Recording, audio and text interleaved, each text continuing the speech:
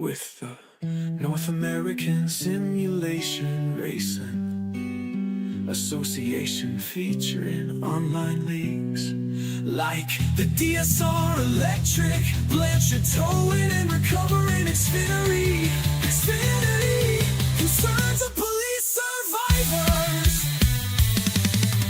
Jacob and Wesley bringing you all the commentating. Is there beef? Is there beef? This racing is so exciting. They rock the NASRA network. That Beagle's cracking them up in the background. It is racing at Atlanta. It is racing at Talladega. Never turn right. Ooh, go baby, go. Don't you curse tonight. As a Brady, the boss man is lessening. Oh dear, let's go racing. Cody not with all the graphics. Jeff Merck pulling all the facial reactions. Jordan is spoken like DD Folio AC and a white crane. And we're gonna have fun right now in this moment. Let's race, let's race. Let's green light and go. Let's enjoy the race. Like and subscribe. So to see the unicorn that Murph and magically make. Don't you believe in unicorns? Do we want Barney? Barney, it's time to wave the flag. Green flag, go black, go, go, go. What do you want, door banging? Trucks being turned to find out where Grandma hides the cookie jar from Grandpa.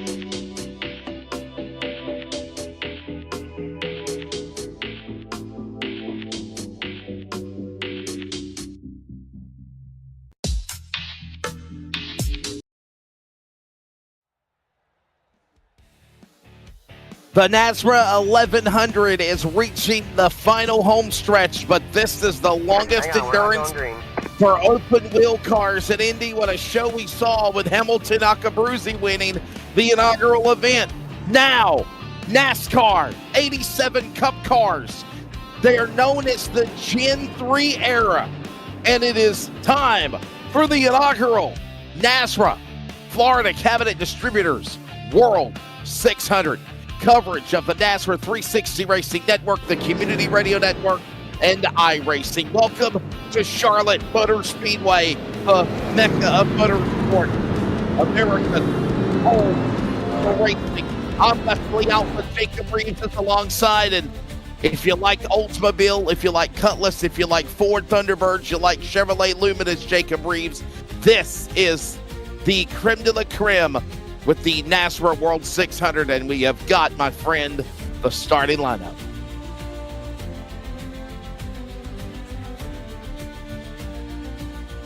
Yeah, I mean, absolutely. Yeah, we got the grid up right here, Wesley, and I can't wait to get it going. There you see right there, Octavio Rondaletto starting on the pole, and Malik Ray, who finished third in the Serpro Indy 500 earlier today. He'll be rolling off the P2. Aaron Smith, Lautaro Lamperti, third and fourth.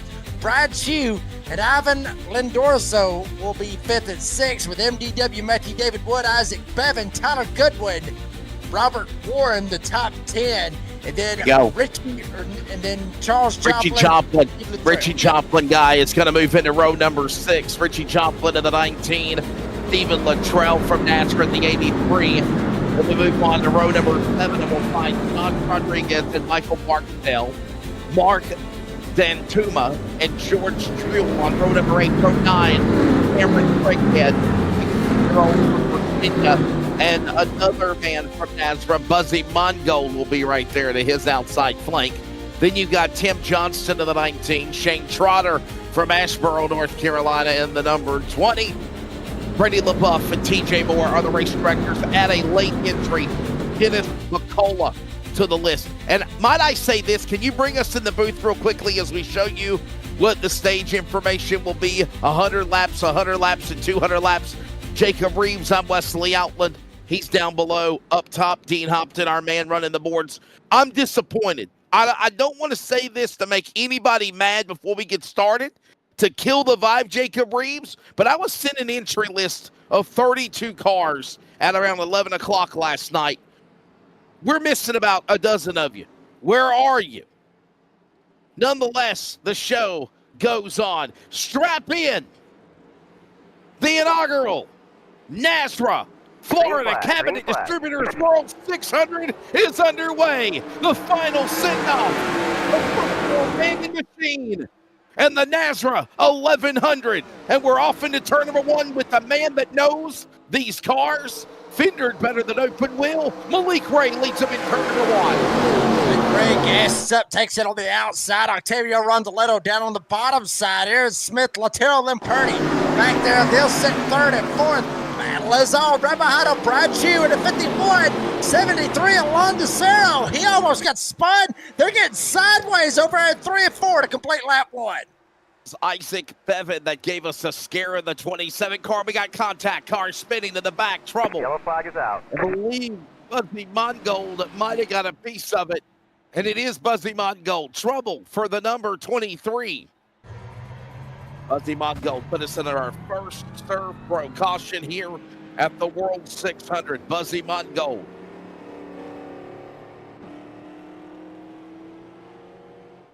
Buzzy Mongold, one of our friends from NASRA, with a problem there. See what happened right here. Replay. Wow. Buzzy Mongold tried to go around the outside, big stack up right there going into the quad oval. One driver, it was kind of the tail end Charlie of all of them, kind of slid up, got into Buzzy, set him around. Didn't hit nothing other than his pride right on the very first lap, but looks like Buzzy Mongold will be able to carry on and continue. The 50s who got into him, that was Tim Johnston. Ended up tagging him in the left rear.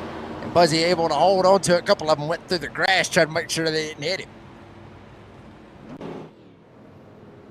Indianapolis, the race that we ran about an hour and 15 minutes ago. It's a completely different animal that is totally different than what you'll see here at Charlotte Motor Speedway. And by the way, Jacob, bring us on camera real quick, Dean, if you don't mind. Look at this, man. Look at this. This is for you, my friend. Look at this. This is for you, buddy. Look. Yeah. Look at that. Share a Coke. And I got a Coca-Cola. I got a Coke for the... He ain't even paying attention. What the hell are you doing, Jacob? That's for you right there. There you go. Wow. Yeah, there you go. Oh, well. I was saving it for this Coke. This Coke has been in the fridge for probably the last 3 days to save it for this momentous occasion for what a lot of people call the Coca-Cola 600, the World 600. And, of course, we want to thank Florida Cabinet Distributors. By the way, I want to say thank you to them as well. They were the sponsor of Victory Lane for post-race. Got to give it to my buddy. It's almost 6 o'clock in the morning, Brisbane, Australia time. And I think there was just a little slip there with Dean not showing it. But it is the inaugural NASRA Florida Cabinet Distributors World 600. Jacob, how is this race different than what we did about 90 minutes ago, besides the fact that it's 240 miles an hour and they're open wheel cars and it was so furious? Now you got to kind of pace yourself for this one here at the World 600, right? Yeah, I mean that's the main thing right out of that. I mean, it's 100 miles longer. The track actually is a mile shorter because right, the Indianapolis Motor Speedway, 2.5 miles in the Lowe's or Charlotte, I should say, is a mile and a half. So smaller track, more miles, more laps. But at the same time, I mean, you've really got to pace yourself because, I mean, they say it all the time. It's the biggest test of man and machine. And that's exactly what you're going to get here tonight, with, our version of the World 600. So I think it's all about patience. A while ago, it was about surviving. This is going to be somewhat about surviving, but I think a lot of it's going to be patience because these 87 cars, they're nothing like what we race, for the next gen cars or anything like that. These suckers right here, they are a handful, but they are fun. They are fun as all get out. Really but are. They are a handful. Yeah. They really are. These 80 Cup cars are actually known as the Gen 3 era, span from 1981 to 1991. You're going to hear cars like Oldsmobile and Cutlass and Chevrolet, Lumina, Ford, Thunderbird. The Generation 3 cars saw a reduction in the wheelbase to 110 inches, which was intended to make them more similar to production cars on the line. You want to talk about building a car when you put the stock in stock car, win on Sunday, buy on Monday. This was the era of this car right here, Jacob, as we get ready to go back to live pictures and we get ready for a restart. Yeah, this is going to be interesting. I mean, this was the main thing. I mean, what they try to do now, they try to make the car look like what you could buy it off a showroom floor. Back then, son, they done it to the T, and they done it a hell of a lot better. Crossing the T's, dotted the I's, and it's a trip down memory lane, no doubt, as the green flag flies once again here at the World 600 for NASRA. We're back underway. Rondeletto and Smith and Limperti right there holding their line. There you see the weather conditions.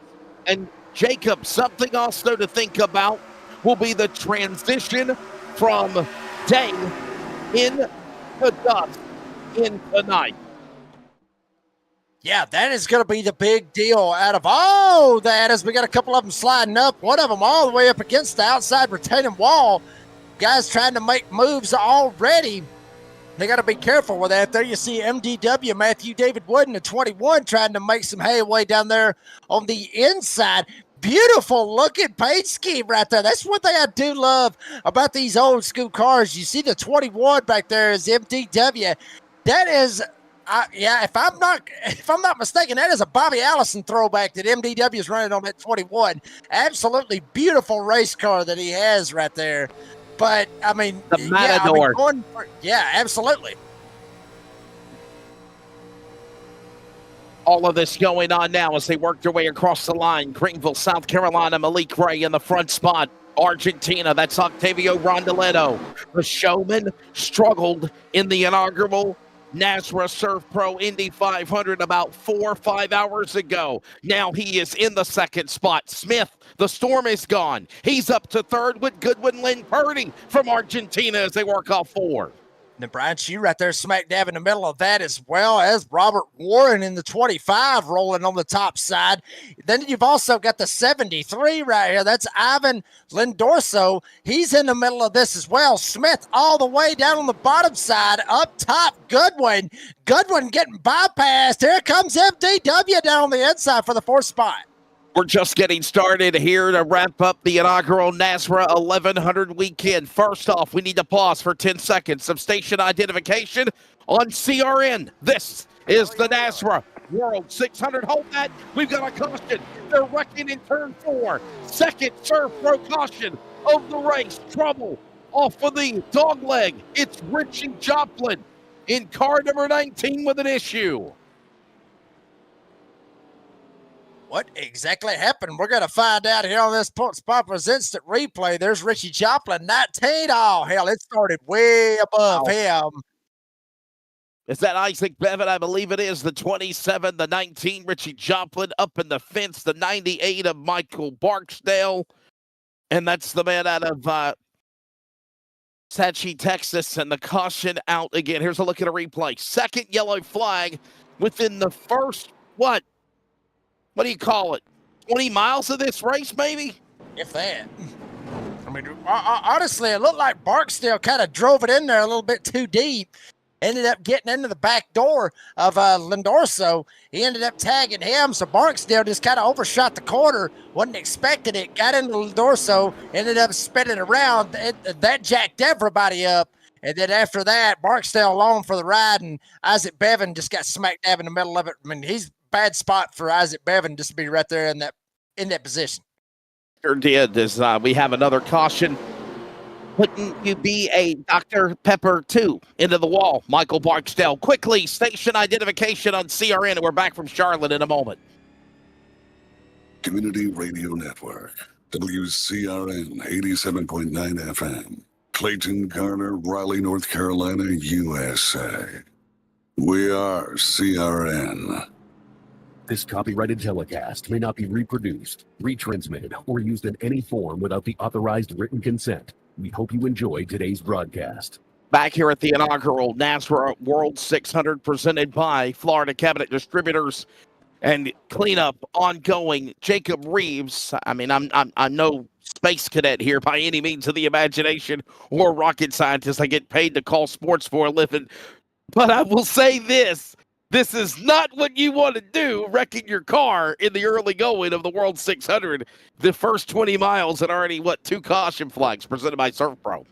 Yeah, I mean, you don't want to run into that instance. But, I mean, if you do tear your car up, then you got a fast repair. You do have a fast repair.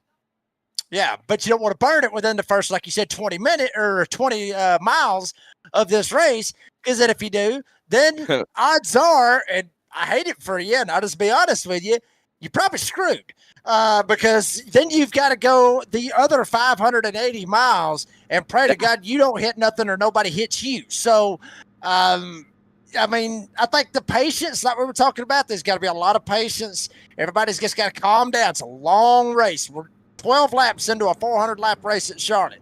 Everybody calm down. Let's get some laps in, and everything will be good. Back to the action on track here at Charlotte. And right now, Malik Ray, Octavio Rondoletto, and Jacob, you just mentioned this as we already have a race recap. 2 Surf Pro cautions in the opening 7 laps of this one now. Getting ready for a restart on lap number 12 when we come back to the Geico restart zone. Or correction, the Echo Park Automotive restart zone is what it is. But I will say this, though. Malik Ray just patiently right now in the top spot. It's time and scoring number 1, car 51 on the racetrack of that Rowdy Energy drink, number 51 Chevrolet Lumina, ready to battle alongside Octavio Rondoletto. But Jacob, as we get ready to come back to green, bottom right, there's your stage information. There will be 3 stages. First stage, 100 laps. Stage 2, halfway to lap 200, presented by the Glass Mechanic. And then the final stage, 200 laps. 3 attempts at overtime if need be. Here comes the pace car onto the pit lane, into the double dog leg. Back here at the World 600. We're back underway. We need a good green flag run to get to lap 67, Jacob, and put a first 100 miles in the books. Yeah, I mean, and I think that's exactly what Malik Ray is trying to do. I already put it out there for the racers chat here in the session. The race is 400 laps, 400. Plenty of time to make passes. So already the veteran up there at the front, Malik Ray, trying to get everybody to just calm down. Let's race. Let's put some laps down. You ain't got to worry. I mean, you can't win the race on the damn first lap. Let's put some laps down. Let's see what happens. And then we'll figure ourselves out, at least after we get through with stage 1.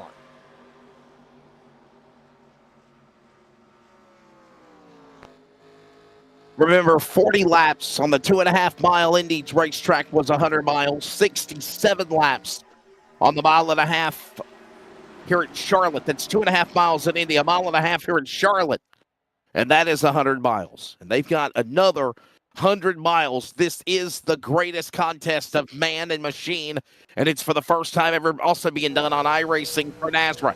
It is Malik Ray in the lead, Rondoletto in second. Jer Smith inside. Look at him, old school. Look at the lights cut on the car for Robert Warren as he tries to get around Rondoletto. That's how he used to do it. Remember Stroker Race? Yeah, I mean, big time. I don't know about that shake and bake, Dean. That was way after. Anyway, that's beside the point. Here we go. Robert Warren, though, is starting to put some moves on now. He's maybe getting a little bit too aggressive. You got to think, Wesley, this track, Charlotte, it is old.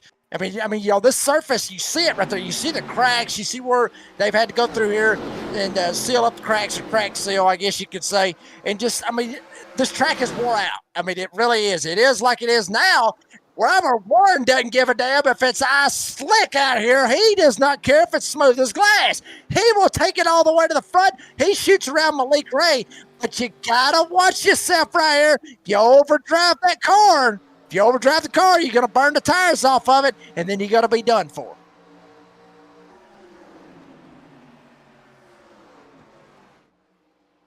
Numbers to keep track of and watch tonight. Lap 67, 100 miles. 200 miles at lap 134. 300 miles, lap 200. Another 400 miles at lap 268. Lap 334 is 500 miles at Jacob Reeves. Lap 400 is 600 miles. I've done the math for you, my friend. I love stats. You know that. I'm happy you did that, because there ain't no way I could have pulled that off. No way. I would have actually. Oh, somebody pulled it off big time back there, and we are still green. They kept it straight. Isaac Bevan, Stephen Luttrell, and others back there got a little stacked up, but we are still green. How the hell did they pull that off? Unbelievable. I have no idea.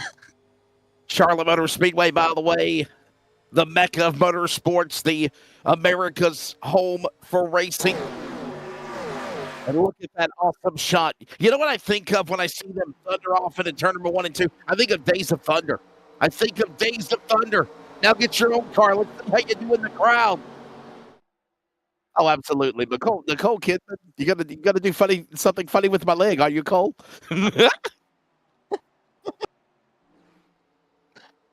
And Goodwin and Chu battling for second now, going after Warren. That's Robert Warren, by the way. And he leads the way in that number 25 machine. We go back into the corner. Hey, we're about 35 miles into this thing here, Jacob. Lap 20. Yeah, I mean, I think everybody. Oh, snap. I spoke too soon. Tim Johnson has crashed. And multiple cars involved. The 50, the 23, Buzzy Mongold. His second time involved in an accident. And Tim Johnston in the 50 about got plowed into by the safety car. Wow. And just when we thought we was getting a good green flag run in, it went south. But you'll see it right here, Tim Johnston. Right up into the wall a little bit, comes down, get Buzzy. Buzzy ends up hitting the wall very hard. Check that out. Hell, both of them did. Both of them completely left the asphalt. But that quad oval will get you, especially in these 87s. We talked about it. It's kind of hard to turn in these things. These suckers didn't have no power steering in these 87 cars. So, that's right. You know, they gotta get it figured out when they turn through this quad oval, that they got to turn a little bit sharper than what they would if they were driving a next-gen car. We are missing the Pontiac Grand Prix. That's the only car that they did not put on the iRacing server of the notable models of back in the 80s of the Gen 3 car that are running here in the NASRA Florida Cabinet Distributors World 600, the Chevrolet Monte Carlo. I think I said the Chevrolet Lumina. My apologies. It is the Chevrolet Monte Carlo. It is the Ford Thunderbird, the Oldsmobile Cutlass, and the Buick as well. We're stepping away.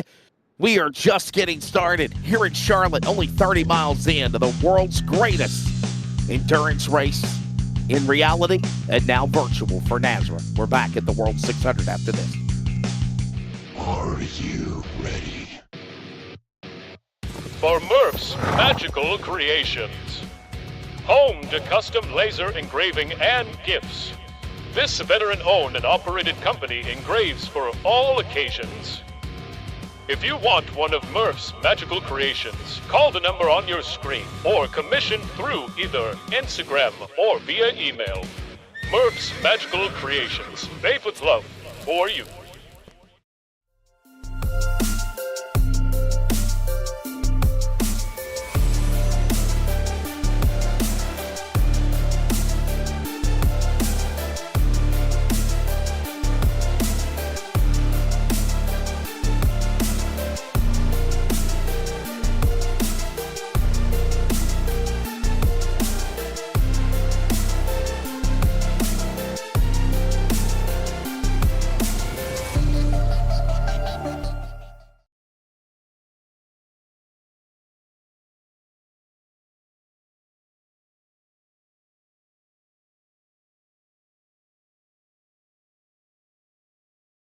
Like a John Holmes kind of thing.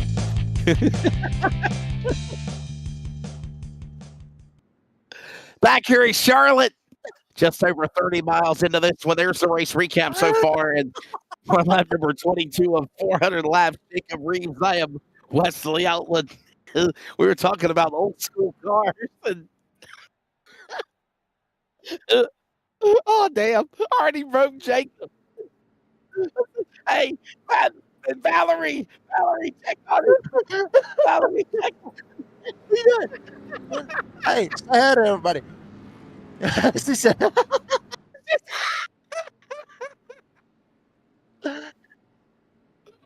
are you doing? Going to Taco Bell? Can you get me something? God, you. Hey, Don't we're on worry the about air it. here, okay? What the hell? Here we are. Love you too, honey. Hey, Valerie. Wesley said, hey. Hola, señorita. Okay, anyhow, back to reality here as we get ready to go for the restart.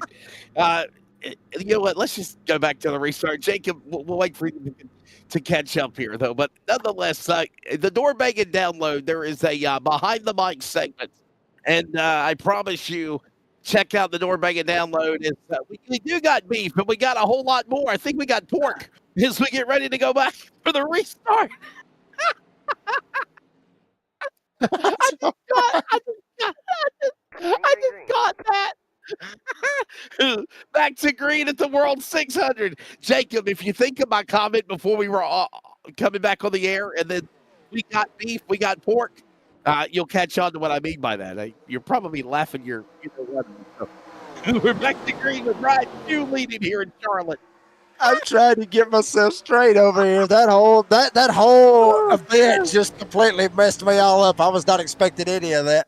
But anyway, I'll tell you this, what Malik Ray probably didn't expect is to actually have some competition around him right here. Tyler Goodwin, Robert Warren, Brian Chew have entered the conversation up here. There's Cameron Craighead. He started 17th in this race. Remember, he was one of them that started at the back in the Serve Pro Indy 500, started at the back and drove his way to the front. Now Cameron Craighead is entered the conversation, got himself up here inside the top 5.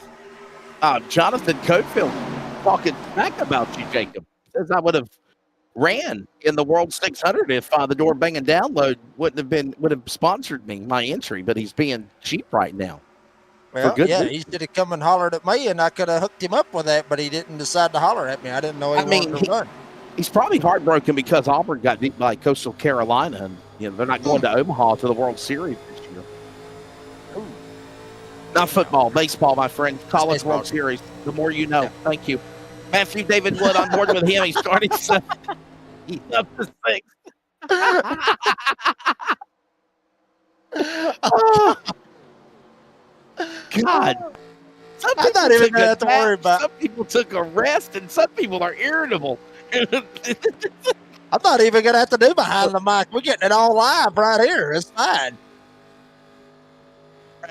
Much love to our buddy in Brisbane, Australia. Poor Dean Hopton. Look at this, Mr. Restrictor. Yeah, man. And then there's the guy we know well, Brian Chew, Mr. Restrictor Plate from, of course, Blue Line Racing out of Fort Myers, Florida. Sponsored, ironically, by Florida Cabinet Distributors, and his car is gone. There's on board now the man in second. That's Craighead. And now Tyler Goodwin in the Kellogg's number 5 G-Mac colors, a throwback to Texas Terry Labonte. And now the 12 on time and scoring. He's in car 5, makes a move on the Tim Richmond throwback. That's Robert Warren's car. Yeah, I mean, in Wesley, everybody kind of seeming like they want to actually get out here and race and, duke it out, which is something we really wanted to see, especially with these 87s, as we're possibly looking a little 3 wide right here with Joshua Rodriguez, but it dissipated. Malik Ray bounced out of it. Remember, Malik Ray started on the outside of the front row. He got up there and he led a little bit, and then all of a sudden, it's just like he dropped off a cliff. I think Malik, obviously, he is a Pro Series driver. I think he's going to let these old boys get up there and burn their stuff up, and then he's going to be like, okay, I'll catch you on the back end if we get a long green flag running, which it looks like we may end up getting. We mentioned Indianapolis earlier. You have, the 2.5 mile racetrack, and you've got the short shoots and the long straightaways. Charlotte Motor Speedway, a completely different animal in the World 600 as you watch Shane Trotter from Ashboro making a move on the outside lane of the 20. He closes in on Warren in the 25 on the outside. All this goes on, mile and a half here at Charlotte, 2.4 kilometers. It's a quad oval track. You'll hear us say quad oval or double dog leg. 24 degrees of banking. That's where they're at right now, working off of turn number 3 and 4. And then those front straightaways greet them at 5 degrees of banking on the straightaways. And how about this one? You can feel it, Jacob Reeves. You've raced here before in Atlanta, Charlotte, Texas. They're all similar to the quad oval, the double dog leg. And obviously, from 24 degrees of banking to 5 degrees, you can feel it on the, when you go from so banked to flat on the apron surface that quickly. Yeah, I mean, and it can really throw you for a loop, especially right here in these 87s. If you hit it the wrong spot coming off of the corner, you'll be able to feel it real good in the wheel, and then probably end up feeling it in your head afterwards after you end up having a headache after you hit the wall. These guys got to be very careful. Be ginger on that throttle. A lot of you will probably know what I'm talking about when I keep on talking about an egg up under a pedal. These guys is going to have a big, huge egg up under the pedal because if they crack that egg, then they will end up burning their tires up, and then eventually they're going to start getting tight, sliding up and hitting the wall. So these guys really got to be saving their tires here tonight. You get 12 sets in the pits, but at the same time, you don't want to burn through those tires and end up getting bypassed like Isaac Bevan looks like he's actually getting right here. The World 600 now approaching around the 50-mile mark. There's still a long way to go, over 450 miles remaining. As we see Brian Chu, Mr. Restrictor Plate in the Buick, leading the Florida. Cameron Craighead from Virginia, he's in second. Josh Rodriguez in a Chevrolet third. And there is the Pontiac in the field, the Pontiac Grand Prix of Isaac Bevan, the Chevrolet of Malik Ray, your top 5, Jacob, as they go to turn 1. And think about Isaac Bevan. You think about that last wreck that Isaac Bevan was in. He had to burn a fast repair. His car got tore up, so he's already had to burn that fast repair. Now, he has been able to jump down when he went down and got 4 fresh tires, filled it up full of fuel. He burned that fast repair, so now he's already at a disadvantage compared to drivers like Malik Ray, Brian Chu, Cameron Craighead, Joshua Rodriguez, all these guys. MDW now going around him, Matthew David Wood. He's at a disadvantage, so he's got to be careful. He's got to take care of that car for at least another 370 laps. If he does not, he will be out of this thing in a hurry. Get your chips and dips and your snacks and even your adult beverages and your Coca-Cola at that. If you haven't already done so, a little refreshment after the Indy 500 for NASRA. Now the World 600 for NASRA. And look at them go 3 wide up the hill. Hold on, the 5. What a save there. Rondeletto and Smith. That could have been disastrous, Jacob, as they hit the back straightaway again. Yeah, that could have been bad right there for Isaac Bevan. Tyler Goodwin back there as well with Aaron Smith right there. Could have got caught up in that as well. Now here comes Goodwin. You can see riding on board with him, coming up, giving a little bump draft. Don't hit me on the back bumper. Goodwin don't care about that. He wants this outside lane to start getting going. Up front, we have a lead change as Cameron Craighead was able to bypass Brian Chu, who was leading the race. So now Craighead from 17th to 1st leads here at Charlotte with Brian Chu back in second. Joshua Rodriguez starting to close the gap. And everybody now in the field, at the most part, Brian Chu was checked out. Now everybody's starting to close back up.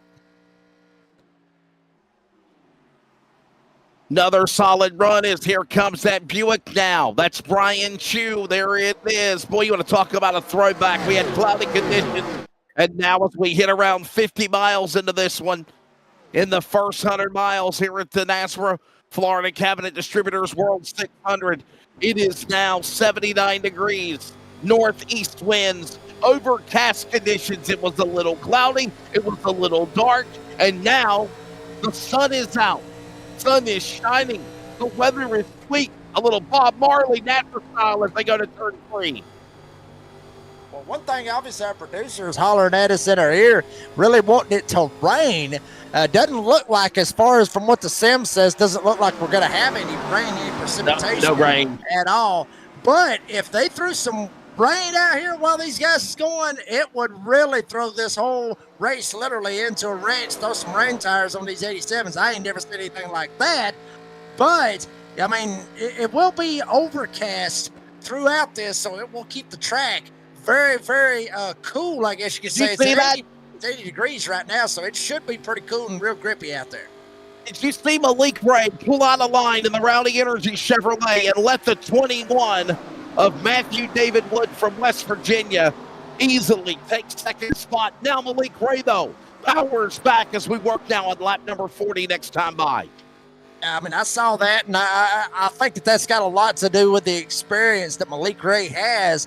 Maybe thinking, like I said earlier, let these guys go up there, burn their tires up, and I'll catch them on the tail end. There's Octavio Rondoletto down here on the inside lane. He's got Aaron Smith lined up right behind him. Everybody trying to work their way back up through the field and try to make something happen. But I'll tell you, I mean, like I said, it's a lot of patience. You got to save your tires. Don't do anything crazy this early on. Get you some spots if you want to, as they're trying to work their way around the 3 of Joshua Rodriguez.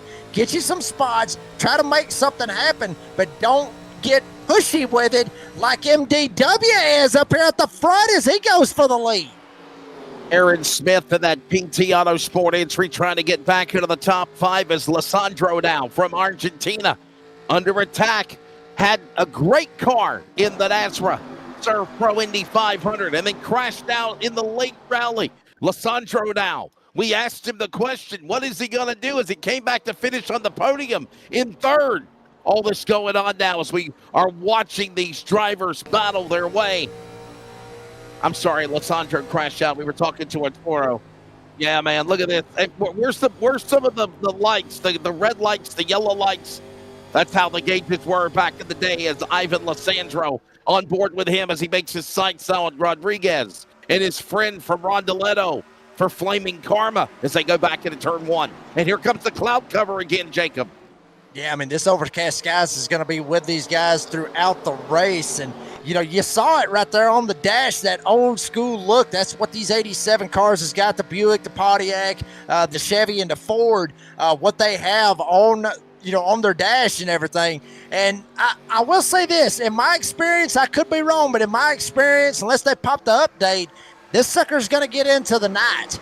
Those dashes didn't light up back then in the 80s. They didn't light up or nothing like that. So that's going to be interesting for some of these guys to look at their tachometers and everything, especially when it gets later into the race and we get to the nighttime. It's going to be interesting for those guys to be able to see what they got going on their dashes later on. I think you're exactly right on that as we continue to watch all that transpire here. Another lap in this one. So glad you're joining us again, Jacob Reeves. I'm Wesley Outland. We're going to go side by side to thank some of our partners here in the NASRA World Series.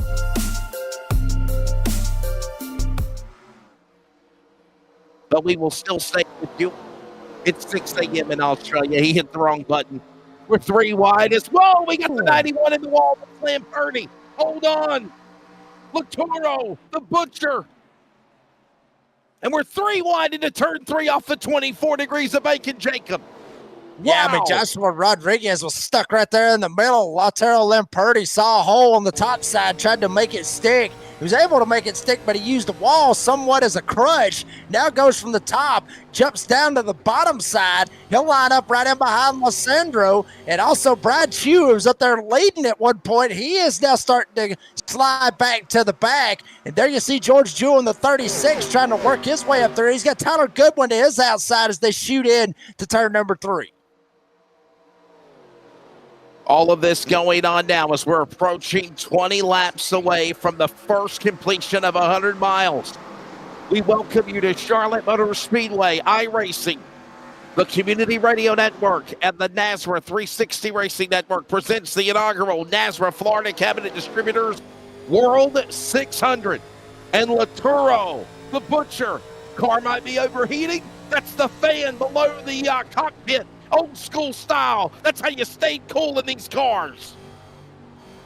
That is crazy to see that right there, obviously. And there you see the dash. Remember, folks, that dash, like I said a while ago, it will not light up. So it'll be what these guys are going to have to really be watching for. They have to watch all their gets and gadgets one way or another, however they can, to make sure their car later on doesn't overheat. If they end up getting some damage on the front end, they don't want the car to overheat, blow an engine, and be pretty much in bad shape. So they don't want to cost themselves. But they're going to have to use all their other gets and gadgets to figure out what's going on. Check it out, though. Most of these guys up here in this single file line that you see before you, all 12 of them lined up within 3 seconds of one another.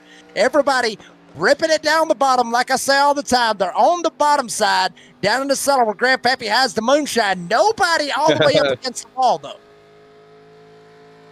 Up there in the top shelf where Grandma hides the cookies from Grandpa and the dentures, too, and maybe adult beverages for that matter. Fun is this? We're excited to bring it to you. It's right now, and it's Matthew David Wood. He struggled after having a pretty impressive opening 50 miles, Jacob, in the NASRA Surf Pro Indy 500 for the open wheel cars. But right now, this guy, usually we see dominate in the C.O.P.S series on Friday night. He is now leading in these 87 Gen 3 Cup cars as they work the back straightaway to put lap 50 on the board with 400 miles or 400 laps total, 350 remaining. Still a long way to go here. Absolutely. It is a long way to go. And, you know, you mentioned MDW up here leading this thing, Matthew David Wood, and he's got one of the best in the business lined up right behind him with Malik Ray. And literally, you know, I will say this, I think Wood may be on cloud 9 right now. I mean, he's leading here in the World 600. He's got one of the best right behind him. I mean, there ain't much you could ask for. I mean, you know, I talk about it all the time every Friday night. This kid right here, Matthew David Wood, you know, we praise him. We praise him all the time. Me and the Chef Morgan Cook on Friday nights here on the NASRA 360 Racing Network. We praise this kid. Sure. And it's not just because we're, you know, blowing smoke up on him or nothing like that. He has talent. He is fast. He is good. And right now, if he's sitting in front of Malik Ray at a World 600, he's doing a fantastic job right now. I mean, he's showcasing his talent. He really is Malik Ray right now in that second spot in that Rowdy Energy Chevrolet Monte Carlo, number 1 on time and scoring. Working off of turn number 4. There's Ivan Lissandro from Argentina. Getting a crossover. That's Cameron Craighead. What a job this young man. 16 years old for Cavalier Racing in the Race Labs number 48 machine from Potrout, Virginia. I mean, absolutely. I mean, Craighead's been doing a fantastic job. He's had a pretty good, head on his shoulders, honestly, all day long. And he's doing a fantastic job. You see him right there in the 48, currently sitting in the 6th spot, right in behind Lissandro, and also right behind Aaron Smith. But up front, 3-horse race. Wood on the outside. Malik Ray down on the inside. May get Octavio Rondaletto to follow him. Wood all the way up on the top shelf. Here comes Ray on the inside lane. Rondaletto can't figure out which lane he wants to go with. If this was IndyCar, Wesley, he would already tried to stick it 3 wide. He would already got the draft and shoved it on the inside. No question, as we saw one phenomenal open wheel NASRA debut earlier this afternoon. I encourage you, after we officially wrap up tonight here in Charlotte, go back, check out the archives. Matter of fact, Christopher McCullough says, loving the broadcast, boys. I got stuck in the middle of the Indy 500, so I had to back out. He was entranced in watching the open wheel race, and he forgot that the World 600 started. Don't forget to subscribe and like. And by the way, keep up with coverage of the NASRA DSR Electric Truck Series playoffs tomorrow night in Atlanta. Then we're going, of course, to the NASRA C.O.P.S Truck Series. Got new leagues coming up on Tuesday, Xfinity, Wednesday, Season 2 NASRA Cup Series. And then, of course, an ARCA Development Series on Thursday. All details at North American Sim Racing Association. By the way, Kansas, Michigan, it was in the rearview mirror last week. Atlanta is tomorrow night. And what a fun one now as we got a battle, a classic between NASRA's Matthew David Wood and eNASCAR superstar Malik Ray in the 51 on the high side, entering the quad oval out forward. Yeah, and Ray's able to get a pretty good run right there off of turn 4. Will he be able to get around MDW? We'll see how this works. But it looks like Wood is not backing down. He wants to keep this lead. He wants to try to hold this lead. Ray gets a run on the outside. Octavio Rondoletto does not want to go with MDW. Comes up, bump draft to Malik Ray. Malik Ray will shoot out ahead. He'll go to the lead. Wood and Rondoletto, they battle for second. Aaron Smith and Ivan Lissandro right there behind them as well, battling it out with Lautaro Lamperti up there as well. Couple of drivers from Argentina battling a couple of men from South Carolina and the West Virginia almost heaven man of Wood. And Octavio Rondoletto up on the high side. Malik Ray, look out! Oh, crossover time at your local dirt track. And he goes for the slider into turn number 3 and takes the lead. Number 8. Octavio Rondoletto, the showman to P1. Wow, Octavio shot right around him, got the run, pulled it around him, and he will take the lead, but it's not over yet. Malik Ray jumps in behind him. Wood right there as well. Aaron Smith back there starting to latch onto this as well. And Lundurso, I got it mixed up a while ago. I'm saying Lissandro, but Lundurso up here as well mixing it up. But Rondoletto put a power move on Malik Ray. Might open up the eyes of the pro driver sitting in the second spot. It might. We'll watch it. There's the weather conditions. By the way, we are closing in on the final 20 miles or so to the first 100 miles of this one. The race had a couple of cautions, 3 Surf Pro yellows to open up the, opening 50, 60 miles. But now things have kind of come down here a little bit. The Buick of Octavio Rondoletto leads as we go side by side. The thanks to more sponsors will stay with you, though. Here in the NASRA World 600, it's Rondoletto, Malik Ray, MDW, your top 6 cars in the conga line, nose to tail, as they pull away from everyone else, single file to turn number 1. And one thing I have been watching out of this West Outlet, if you look at some of these guys' times and what they run in qualified, Octavio started on the pole. Malik Ray started on the outside of the front row. They ran 31 O's in qualifying. Malik Ray ran a 31-1 in qualifying. That last lap, and coming around this time, I'm sure it'll be pretty close to it, but Malik Ray is 2.5 seconds slower than what he ran in qualifying. That time right there, he had a 33.601. That's Malik Ray I'm talking about. Octavio Rondoletto had a 33.5. So 2.5 seconds slower than what they've been running in qualifying. That just goes to show how this car is, how the tires is on this old racing surface of Charlotte Motor Speedway. And that's something that a lot of old school fans and fans like myself, everybody loves about the tire wear game. You're going to see it here tonight. The NASRA Florida Cabinet Distributors World 600 is presented by Florida Cabinet Distributors. Craftsmanship that lasts a lifetime. Jacob Reeves, Wesley Outland, Dean Hopton with you as well.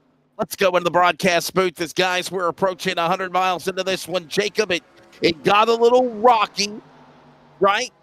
It got a little rocky at first, but things have finally settled down here, and we're 100 miles into this one with 500 miles to go. I think it's around, oh, I spoke too soon. We got a caution. Yellow flag without trouble. The 48, that's the driver of Cameron Craighead from Virginia, and the caution out for the 4th time. We were just approaching the conclusion of 100 miles at lap 67, and there goes Cameron Craighead hard into the outside safer barrier.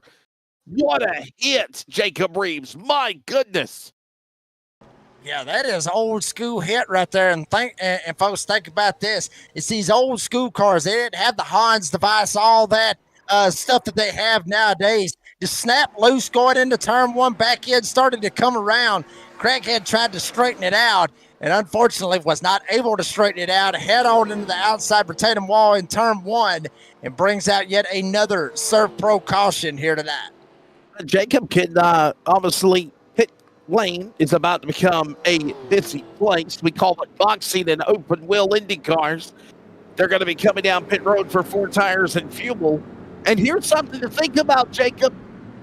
Back in the day, pit stops were a little longer than what you see in the Cup cars as well of today. You're not going to see no 12-second pit stops. It's not happening.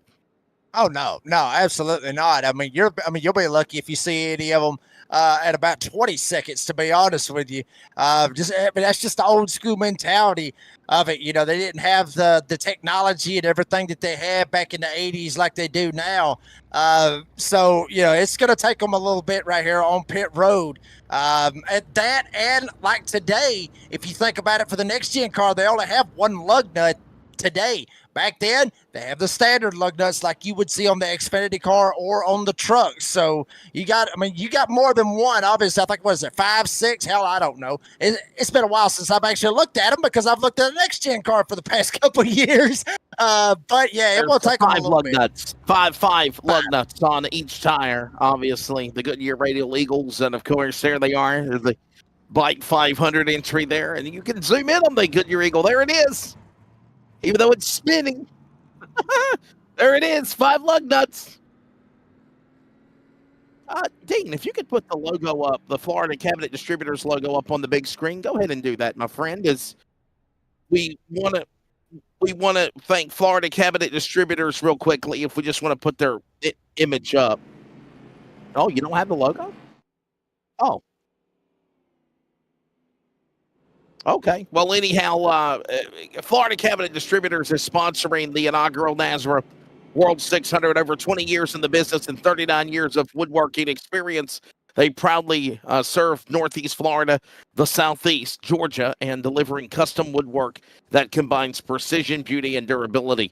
Whether you're dreaming of a custom kitchen, bathroom, vanity, walk-in closet, entertainment center, outdoor kitchen, or even a full library, they can build it especially the way you envision. No project is too big or small. If it's made out of wood, they can make it.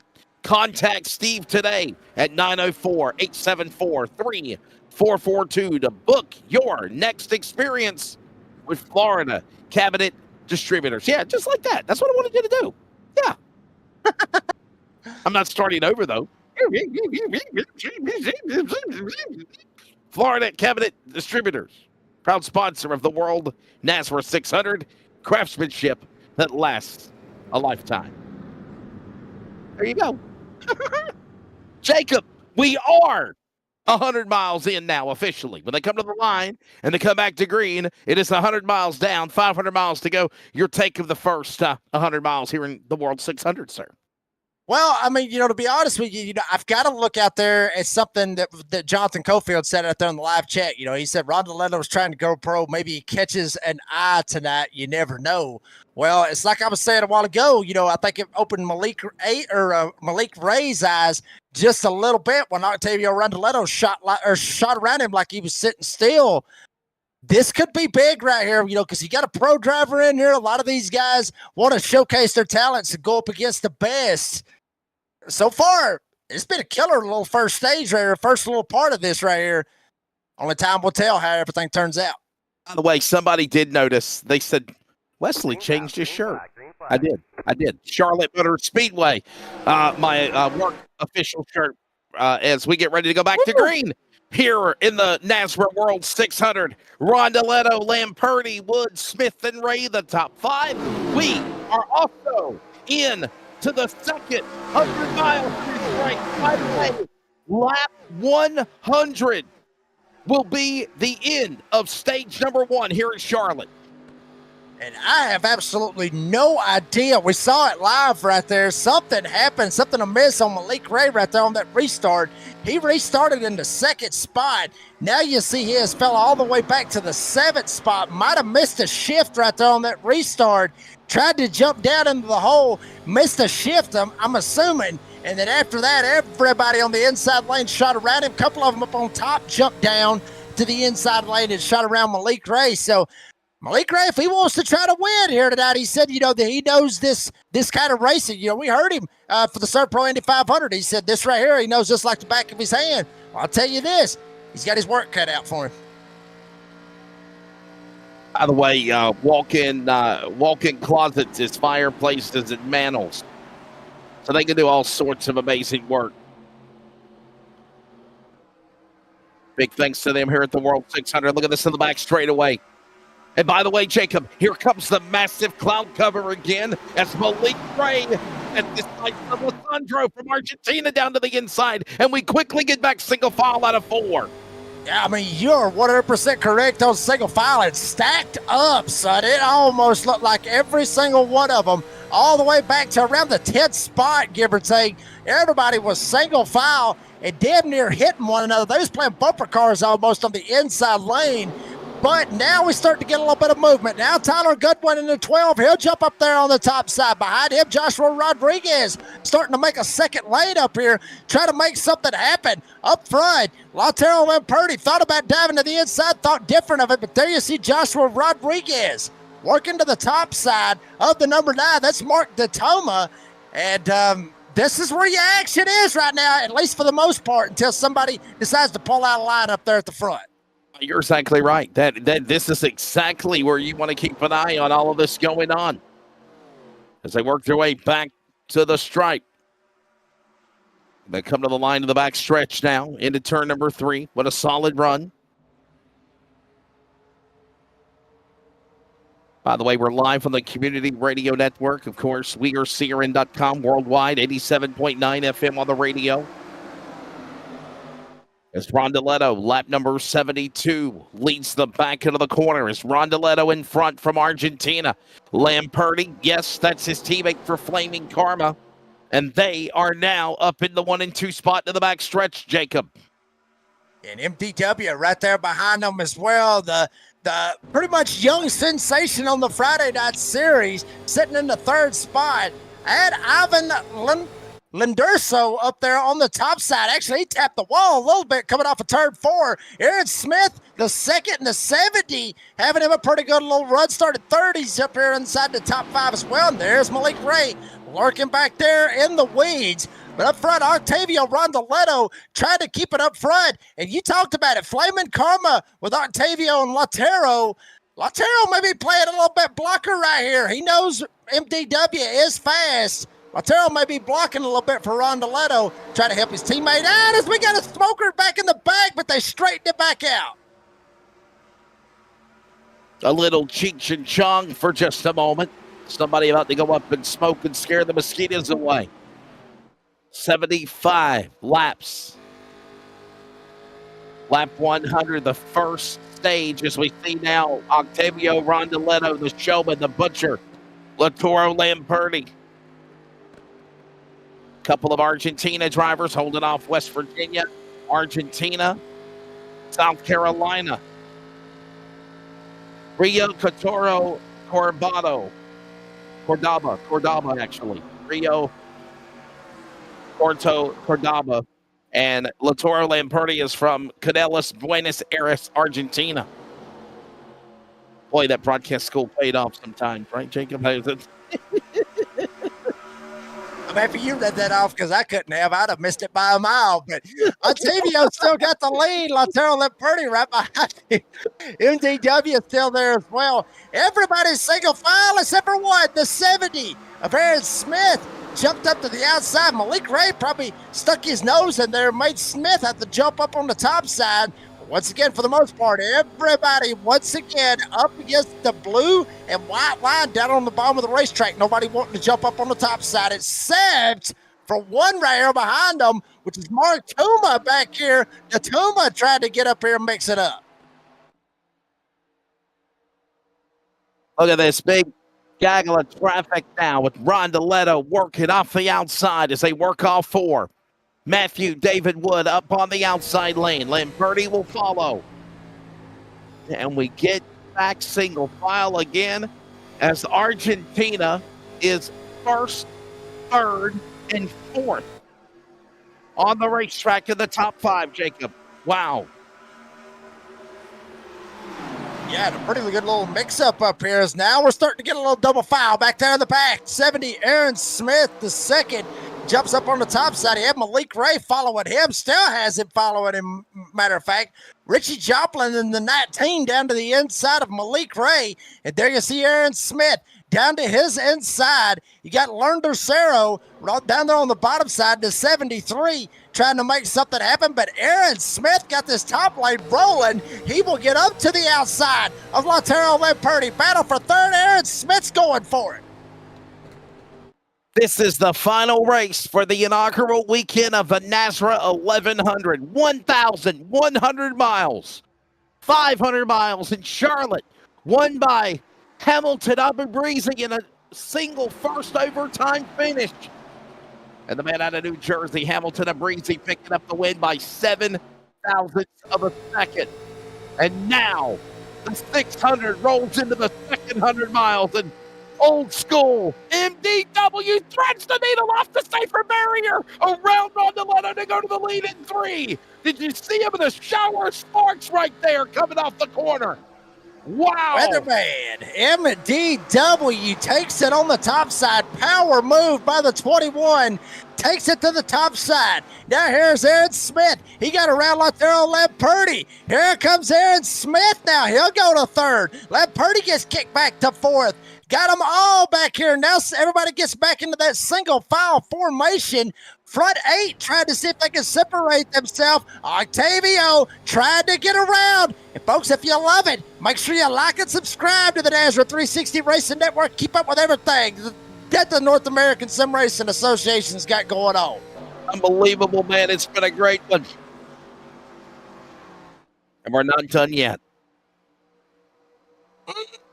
What? Did you see that? No. Did you see MDW snap loose right there on the bottom side? He almost lost it. Octavio Rondoletto tried to fire down on the inside. Wood had the inside lane, and Octavio might have took the air off his spoiler. They got a door bang going across to the quad oval. And MDW off against the wall. Here comes the power move back on the outside. Octavio Rondoletto protects the bottom. We call that catfish in the old days as they work their way off of turn number 2. How about that right there, boy? These guys up here, they want to get it done. 2 NASRA regulars, if you will, with Octavio Rondoletto running in the Blanchard's Towing Xfinity Series last season, and then obviously MDW on the Friday night Concerns Up Police Survivors Truck Series. So NASRA being represented big time up here with the front 2 spots. Latero Lamperti up here with them as well. George Jewell, honestly, a lot of guys with the NASRA brand is also with another brand of Goat Locker Racing as well. So a lot of different brands being represented up here, at least in the top 10. And the showman has got to reset, refocus, and go after the real thing backdoor spoiler. And look at the light. Look at the light. You know what that means, Jacob? You know what that light means? Shift. That's what that means. It means shift your gear, but he can't shift the gears because they got 4 gears. They ain't got 5 or nothing like that, like a next-gen car. I love you. That was awesome. Oh. Watch now, Smith in the 70. That's the yellow car. Down to the bottom comes the 91. That's Latero Lamperti, the butcher, the showman of Rondoletto from Argentina, Flaming Karma. Now here comes yeah. Is that our buddy right there? Ivan Laderos? It's him. Yes, it is. How about Argentina being represented in this race right now with MDW under attack from Rondoletto on the inside out of 4, Jacob? Wow. To it, Wood. Hold on to it. He's sliding up the hill. Here comes Rondoletto down to the inside. Wood's already snapped a little bit loose a couple of times, but he was able to fire back on the outside each and every time. Does it not look like it's going to happen this time? Rondoletto dives down to the inside. Wood got loose. Rondoletto will go to the lead. Now Wood, he's back here in a little battle with Lamperti, Rondoletto's teammate. Lamperti may be trying to race against Wood, trying to throw him off. And then you got Lunder Solo, Ivan back here to 73. Again, his name screws me up every time. But Ivan back here, 73. Now he'll slide right into the hole. Let Wood hold down third. Me and you are in this together because I feel the exact same way. I promise you.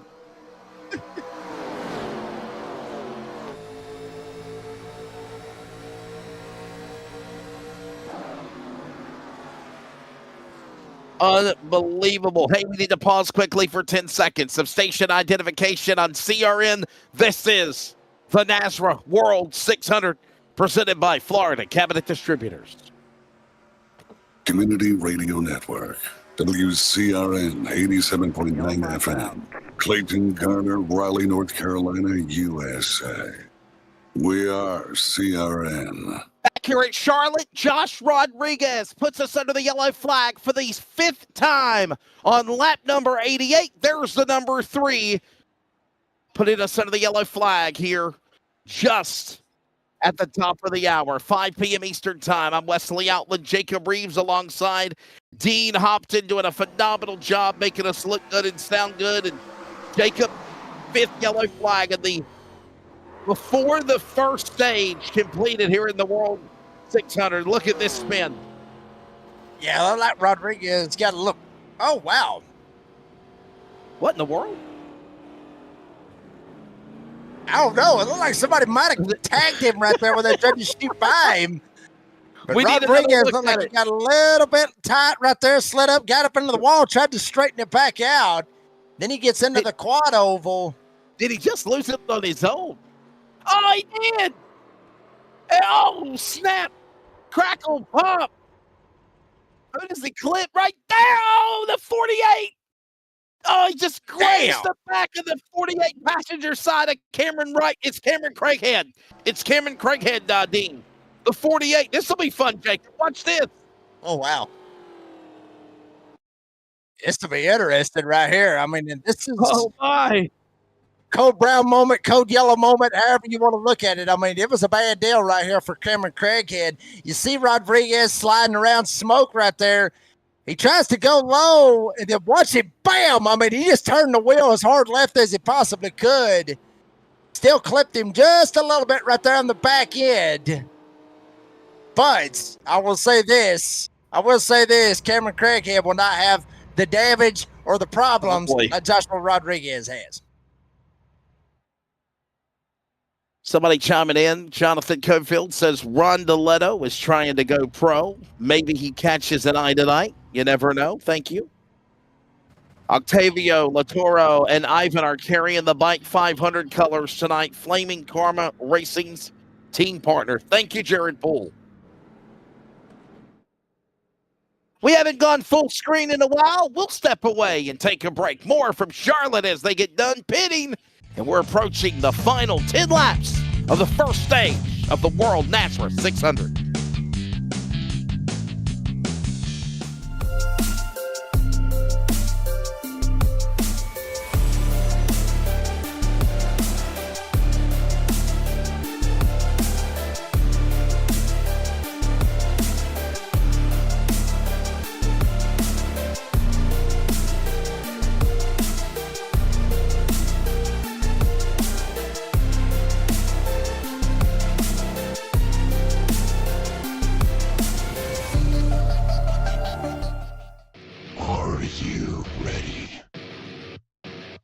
For Murph's Magical Creations. Home to custom laser engraving and gifts. This veteran-owned and operated company engraves for all occasions. If you want one of Murph's Magical Creations, call the number on your screen or commission through either Instagram or via email. Murph's Magical Creations, made with love for you.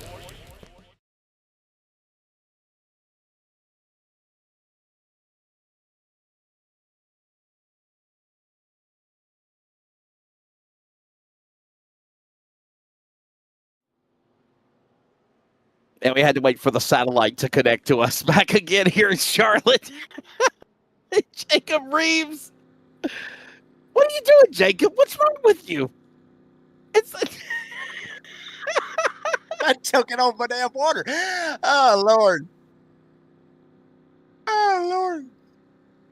I'm telling you, behind the mic, Charlotte. great stuff. It is behind the mic. It is. Man, my goodness. And believe it or not, we're closing in on 100 laps and about 9 circuits away from that happening.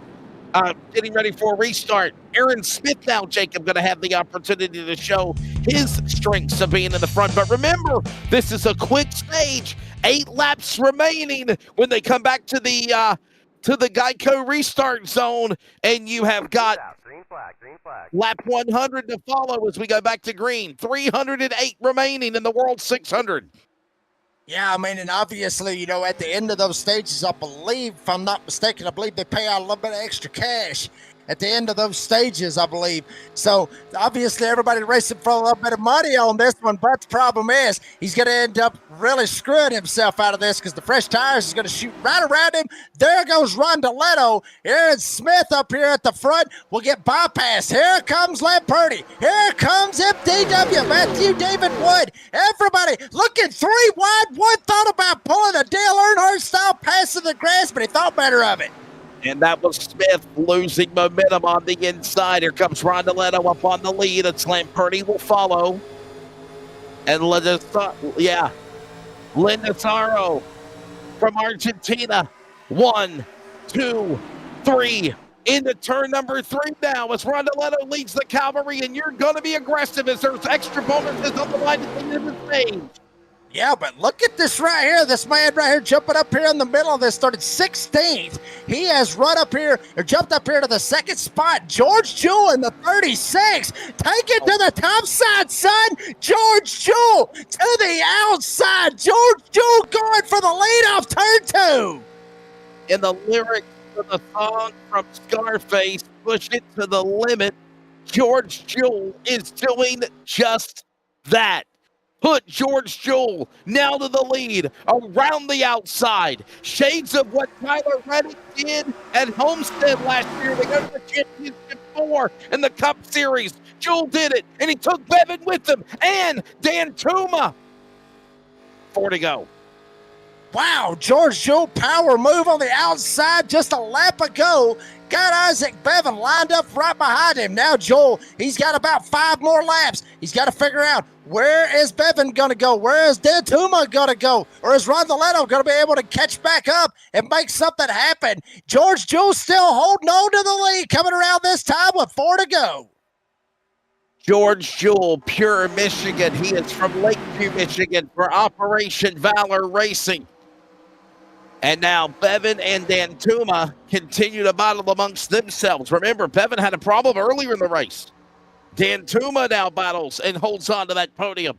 And how long will it last? Here comes Dan Tuma down to the inside. He'll make a move. Pulls up in front of Isaac Bevan. Chevrolet and Oldsmobile and a Pontiac working now as here comes Austin Wood back on the outside with 3 to go here in stage 1.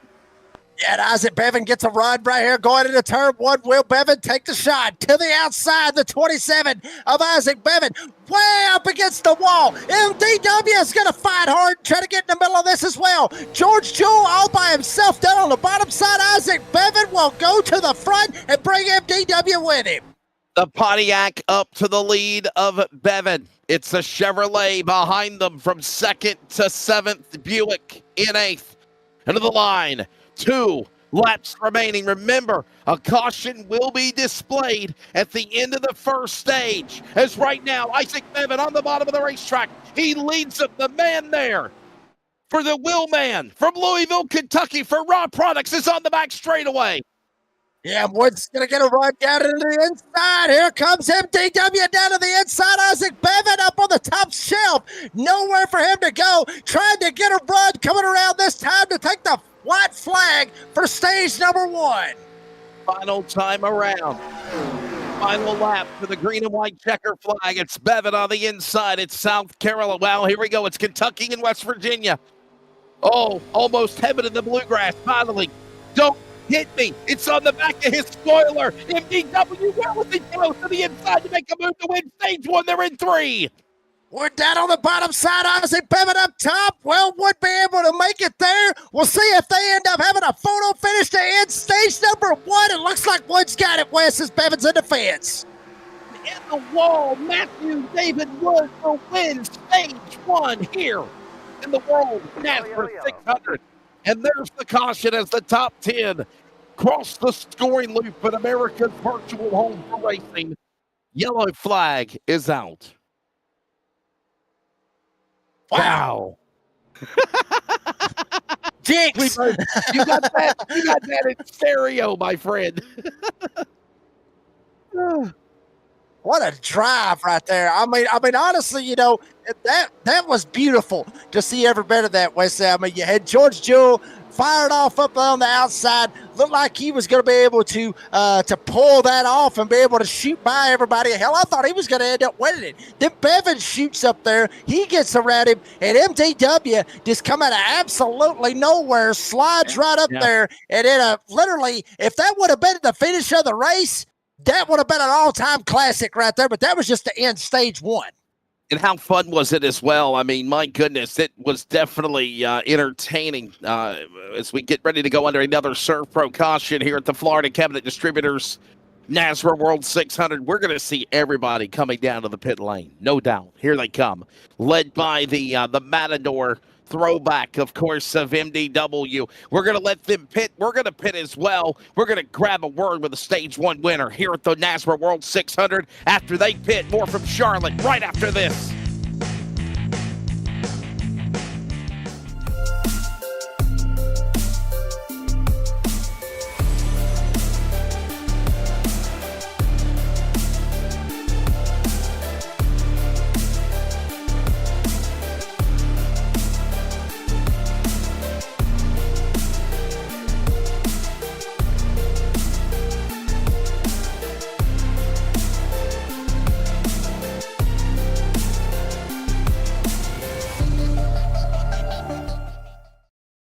Are you ready? For Murph's Magical Creations. Home to custom laser engraving and gifts. This veteran-owned and operated company engraves for all occasions. If you want one of Murph's Magical Creations, call the number on your screen or commission through either Instagram or via email. Murph's Magical Creations, made with love for you.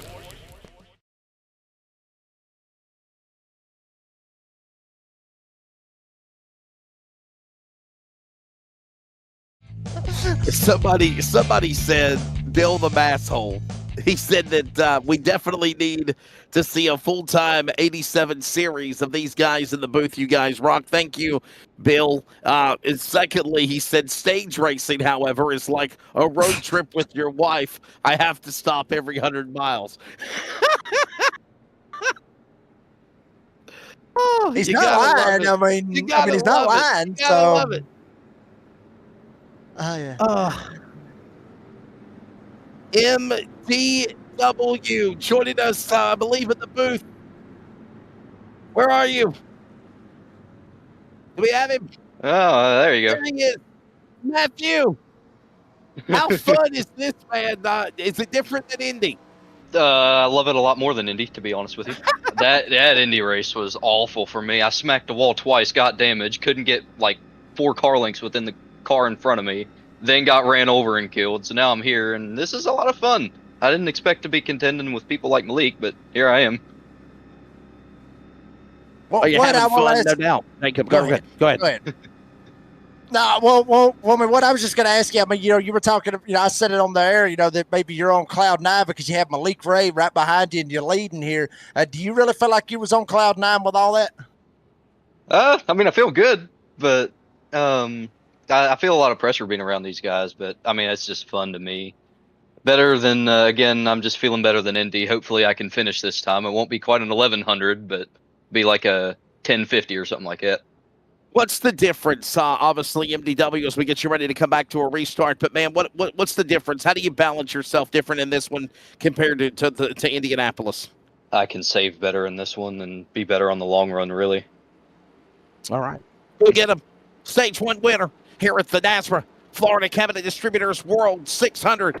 At the end of 100 laps, it is West Virginia's Matthew David Wood. We got another 100 miles to halfway, and we're still 300 laps to go to the finish of the World 600. We're back to green.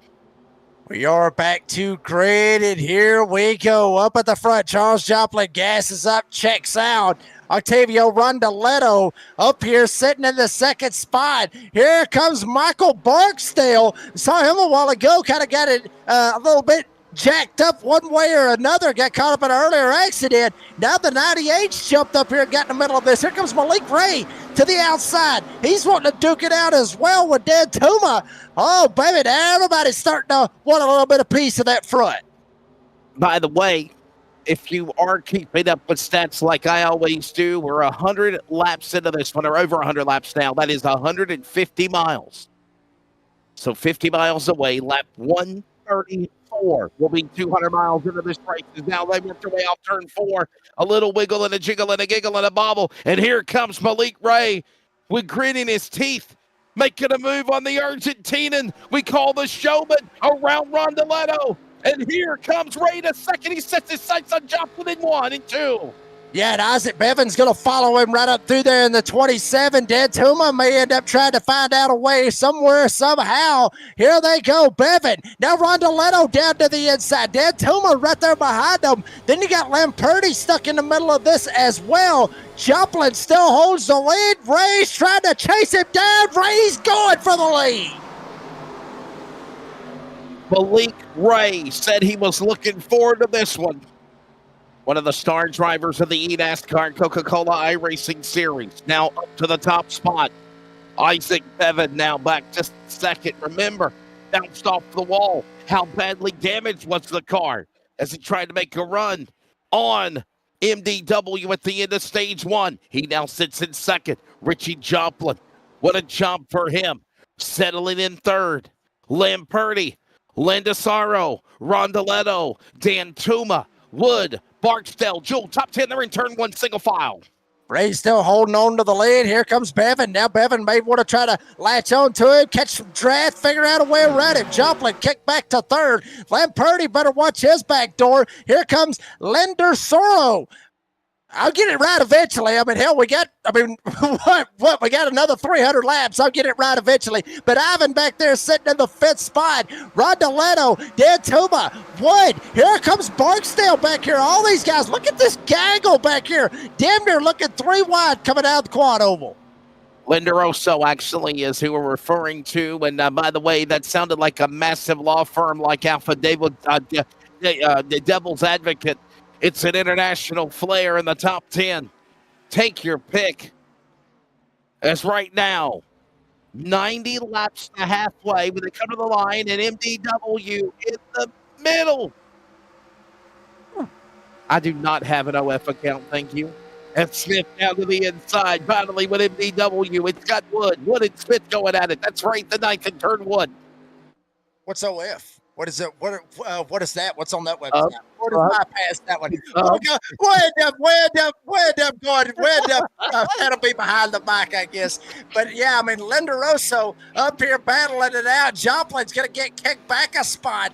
Ray Bevan, they're checking out, getting ready, literally getting away from everybody. But the battle is on. There you see riding on board with Lautaro Lamperti. Looking back, there's Aaron Smith back there, that yellow car on the outside lane. He's got MDW trying to work his way down to his inside. Smith trying to go after Joel. There's Lamperti. Leonard Rosso in the 73 trying to make a little bit of headway and maybe bounce up here in that top 3. He's a yellow card. He's a yellow card. Yeah, it was all yellow. He's a yellow card. Remember that song by Coldplay? It was all yellow. Look at the stars. Look how they shine for you. Oh, boy. 112 of 400. Yeah, it's all yellow. It was all yellow. Old Yeller. Smith from South Carolina. Look at him moving the top 5 as Rondaletto gives a push to his buddy, the Butcher, as they work into turn number 3. Well, I'll tell you what, you want to keep on talking about Yellow from Coldplay, you can get that other song, that Black and Yellow song, if we're going to end up going with Yellow. Oh, And you know everything what else. it is? Black and yellow, black and yellow, black and yellow. Well, I screwed that one up, Dean. I apologize. Anyway, Linda Rosa back here, still on the back door. Lamperti, Rondoletto. Now Rondoletto's starting to get a little bit of a fight. You see back there in the black 8 right here behind everybody. Aaron Smith, George Jewell starting to put a little pressure up front, though. Boy, big battle there. For a second, I thought I saw Bevan actually going after Ray, but he wasn't. Check this out. Linda Rosso all up in the back door of Lamperti. Oh, boy, he's trying to, like I said a while ago, he's trying to take the air off his spoiler and get him loose and slide him up, but Lamperti ain't playing with him. I'm understanding the 19 of Richie Joplin, Charles Joplin, and the team for Flamin' Karma. Black flag for changing lanes. For the penalty of the 19. They were on that green card. Thank you for giving us that update. And that was Joshua Suss. Thank you, buddy. Hey, can we have a little purple rain? Hey, Prince celebrated. If he would have been living, he celebrated a birthday the other day. So yeah, a little purple rain, man. I don't listen to I think some of these people are going to say I didn't mean to cause you drama or cause you any pain. Yeah, I don't listen to Prince. I don't listen to Prince. But I've heard the song and I love the song, but that's about the only song. That's about the only song I listen for Prince. I don't know. I can't. You know me. I'm Travis Tritt and Alan Jackson and all that good stuff. Hey, yeah. I've never heard of that neither. Party Man. Remember Party Man where he's yeah. Wow. Dean, we're unveiling how old we are is what it is. And Bill the Masshole as well. Thank you, buddy. Thank you, Bill. Thank you. Hey, by the way, Bill, you asked a question in the NASRA Indy 500. Could we meet up in August? Unfortunately, that weekend, I think you said you're in Hickory. I will be up in Virginia and Pennsylvania that weekend, my friend. So I'm not going to be available on that August 2nd. But hopefully one day our paths will cross. As these cars roar their way down that straightaway. Ray now being the man that leads the way past the video board as they go into turn number 3. Yeah, Isaac Bevan's still trying to figure out a way to latch on and maybe get some ground and try to make up on that one. By the way, Bill, by that time in August, I probably won't be able to make it neither because odds are, obviously I will have a little one and my wife ain't going to let me drive all the way up there for that. Yeah, absolutely. No, she'll kick my tail. I ain't going, I can't do it. Can't do it. Give it a couple years, let him grow up, and then we'll figure something out. But yeah, I mean, Bevan's still trying to latch up here, get something going. And if you think about it, the man that you'll see right in between Malik Ray and Isaac Bevan is the 19, Charles Joplin. He's the one that got busted for that black flag. And now he's kind of stuck one lap down, so he's trying to get that lucky dog. But Lamperti that you see on your screen, Londacero up here with them as well. George Jewell, Rondoletto, all these guys right here doing a fantastic job. They're just logging laps, baby. I think they're just trying to make it all the way to the end of stage number 2. On my side, and thank our sponsors as we're just about 15 laps remaining as we're in stage number 2. Presented by the Glass Mechanicus, Rondoletto is in the wall. He just ate the wall a moment ago. The number 8 Buick of Octavio Rondoletto. Watch and see how badly damaged is the car. This isn't Darlington, though, Dean. You can't slam it up against the safer barrier and expect to survive from the Fight 500 Flaming Karma entry. But Jacob, oh, look at this. Oh, baby. That's a love tap teammate right there. That's a love tap teammate. Love tap. Wesley, if you think about it, though, these 87 cars that they're driving right here, they're a lot more stronger than what we would have today out of as far as the next gen cars or even the Xfinity cars or the truck cars that we race, regularly. These cars right here are a whole lot more tougher. you can get up into the wall a little bit, and it's not going to affect you that bad. I mean, it's going to affect you a little bit, but at the same time, these cars, they're built very tough. They're built back, obviously with the 87s, metal, not fiberglass, but metal. I mean, Right. These damn things were built, to last. And, so you get up into the wall in these things, you can kind of hold on and everything, but if you hit it enough times, eventually something's going to break. I mean, that's just how it is with anything. The topic, race on Sunday, built on Monday, sold on Monday. And this was when stock was in stock car. This was great American race cars, if you will, from the manufacturers, from race, and look at the 73 sideways as it's, boy, Lander SO 3 wide, and Smith is the monkey in the middle. Look at this, baby, like a hot dog flying out of the bun. And it ain't burning either. Working into turn 3. Bevan now wants to stick his nose in the dogfight as he goes behind the back of MDW. And, boy, there goes Smith back up behind the back of Lindastaro as they work back and forth. Yeah, I mean, Linda Rosso is trying to make something happen right there at that 73 and try to keep himself up here inside the top 5 the best way that he possibly can. MTW is still starting to play around with that, try to close back up. But one thing about this, though, you see there right there, there's Lautaro Lamperti. You see it right there on your screen. You see everybody right there behind him. Where the hell is Malik Ray? 2 seconds ahead. Malik Ray has found something. He is gone. Malik Ray is completely out of the picture and over 2 seconds above. There's Malik Ray. You see him working his way through turn 1. You barely can catch the rest of the field, and they're back there racing for the second spot. Malik Ray's just checked out. Hell, he's gone.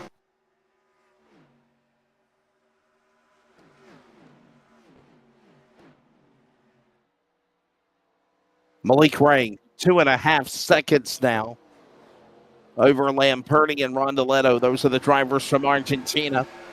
MDW, that's 1 to 4th. And, of course, Smith. That's Aaron Smith, the second of the top 5, along with Lindastaro, Joel, Bevan, Rodriguez, and Goodwin. Your top 10. 275 laps remain as 125 was on the board. Closing in on 200 miles. Remember, lap 200 presented by the Glass Mechanic stage. We'll take a thoughts out of the halfway mark of this one. Jacob, you're on board with that driver watching it wheel and deal in the corner. That was Rodriguez as they work back into turn number 1. Yeah, I mean, and these guys right here, I mean, obviously, this is, if we can, Dave, kind of get an onboard shot of one of these drivers. We'll go ahead and go with Rodriguez right out, like in the cockpit. Is this something I want to be able to see? We're right on board with Tyler Goodwin. Check this out. We'll kind of give you a lap that these guys is basically having to deal with. This is Tyler Goodwin sitting back there in the 10th spot.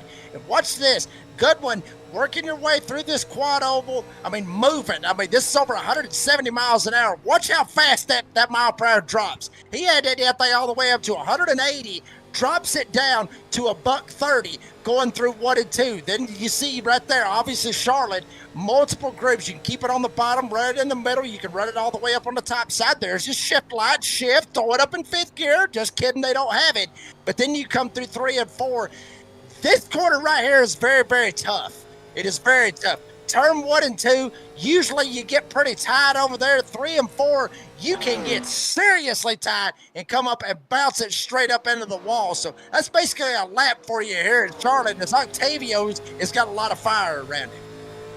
Closing in on 70 remaining in stage number 2. There's Matthew David Wood, by the way, stage 1 winner. He is back in 4th behind Rondolando and Lamperti. And Malik Ray, nowhere in sight. 2.5 seconds here in the inaugural NASRA Florida Cabinet Distributors World 600. We're going to go side by side and thank some partners, but we're staying right here with you as, my goodness, Lamperti's in trouble as Rondoletto got around him. And MDW Wood had to check up to avoid as they go to 3. Lamperti, hell of a save by the 91 of Latero Lamperti. Could have really been worse than what it really was right there. Lamperti, fantastic save, but he ends up losing numerous spots. He was third. Now he's going to be 6th as Aaron Smith gets around him. Linduraso ends up getting by him. George Jewell in the 36 gets by him as well. Now Lamperti jumping up on the top side, trying to make up all that lost ground that he just lost. I just want to say that I never kissed Bill the Masshole on the lips. Jacob, you didn't either, right? I see nothing. I know nothing. No, it's all good. Bill, I promise you, man. I want to meet. I want to meet the avid race fans, buddy, and I promise you in time. Our paths will cross, my friend. But thank you for being a fan of who we are, what we do, and, of course, the NASRA 360 Racing Network. We're working now lap number 132 of 400. And there is the 73 of Lindasaro from Argentina. Now, he's got Lamperti behind him, and Jacob, he's glad he's got a wingman there for Bike 500 because a moment ago, that could have been some big trouble for the Butcher. Yeah, I mean, it really could have. And not only trouble for the Butcher, it could have been trouble for everybody lined up behind him. Like I said, there was a lot of them that was behind him with Aaron Smith, obviously, Lindasaro back there with him, obviously with MDW, George Jewell, Tyler Goodwin, all these guys was lined up behind him. And that Bike 500 teammate that he had right there, that saved him. And everybody else having the presence and the awareness in mind to see what's going on and seeing Latero Lamperti get loose in front of him. I mean, like I said, it could have been bad for Latero, but it could have been bad for everybody else behind him. We're going to go inside the broadcast booth. Don't forget to subscribe and like. And by the way, we're 200 miles down, 400 miles to go as we bring you back inside the broadcast booth. Jacob, I got to ask you this question, my friend. You know, if you're doing the math, we're 700 miles in for the day. Whether we're driving or racing or in the broadcast booth. But as we mentioned, this is the endurance race of open, fender cars. This is nothing like the open wheel fantasy that we saw with the inaugural NASRA Indy 500. This is a true testament of who can save their equipment, who can be patient. I know it's not real cars out here, but for these guys, you've got to be conditioned. You've got to make sure that you don't get no aches or cramps or have fatigue. Or get tired or have your feet fall asleep or get numb. You got to be in the mindset to get through the push of this one. And there's still 400 miles left to go, my friend. Yeah, I mean, think about it. I mean, think if you had to go take a pee. That'd be bad too. There's a lot, that factors in to being able to make it work here for 600 miles. Not alone, but like you mentioned, you take the other guys like MDW, others that ran in the 500 earlier on today, that the fatigue, all that good stuff and everything else, it really does matter. As there you see with Rondoletto has got some straight up guys behind him right here with Lamperti, Aaron Smith, MDW, all these guys back here really chomping at the bit on Rondoletto right here at this point. But you got to think about something, it kind of gets me a little bit, and I got to think of it like this, Wes Outland. Malik Ray's got 3-second lead up there. Rondoletto, Lamperti, all these guys, they're lined up on the inside lane. Everybody's kind of in a draft. Is Malik Ray just that damn fast over everybody else? Or these guys know something that we don't know, and they think Malik Ray's going to burn his tires up? That's a very good question. As we did see a moment ago, the 70 of Aaron Smith hit the wall. That made everybody of the Argentina connection check up and get patiently as we go back now to this battle. As here comes Latero Lamperti. He sets its sights on Octavio Rondoletto. It's the Butcher and the Showman going at it for the bridesmaid spot, while South Carolina's Malik Ray is way, way, way up ahead in turn number 1. Yeah, damn near 3 seconds right there from Malik Ray, Rondoletto, Lev Purdy, Wood sitting comfortably back here in the second, third, and fourth spots. Aaron Smith lined up right behind them. A couple of others trying to latch on to this as well. It's pretty much 2 packs that I see right there. You saw Aaron Smith, you saw Linda Sorrow right back there with George Jewell, Tyler Goodwin, all these guys pretty much in their little pack. Then you got the Tyler Goodwin area with everybody else way down the line. And then you got the other pack, which is Malik Ray all by himself. So, there's multiple packs. Everybody kind of scattered all the way around the virtual Charlotte Motor Speedway. And in some time now, just before halfway, we will see the lights illuminate around America's home for virtual racing in Charlotte Motor Speedway. And then we move into the transition from day to dusk to night. And you can see it getting darker and darker as you watch Lenturo shift his way back off into the corner again into turn number 1 on lap number 141. There's the weather conditions as we continue to watch overcast conditions. 79 on the track temp, 71 on the sim temp outside as they work turn 3. And Wesley, I think that a lot of that right there has got to, mean a lot for these drivers. Knowing that, these cool temperatures, this overcast sky, keeping the track cool, keeping the air cool, it's going to make these cars go a lot faster. It's going to make the track grip up. I mean, we talked about it, with some of these guys, like even Malik Ray up here running 33.7s. And like I said, in qualifying, they was running 31.1s, still 2.5 seconds slower, but it's not that it's the track that's making it slower. Well, it kind of is because the track speed all the hell. Very true. Yeah. That's beside the point, though. That's beside the point. The point is tire wear is going to happen on these 87s, and there is grip out there on this racetrack, and these drivers using every bit of it that they can.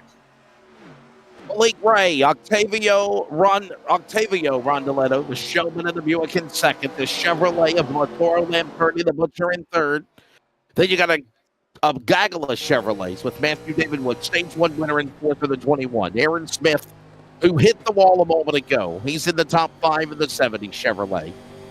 Then it's Ivan Linderoso from Argentina. Ivan the Great, Ivan the Terrible. Ivan is in the 73. He's in 6th. George Jewell in 7th. Tyler Goodwin 8th. Josh Rodriguez 9th. They're all in Chevrolets, by the way.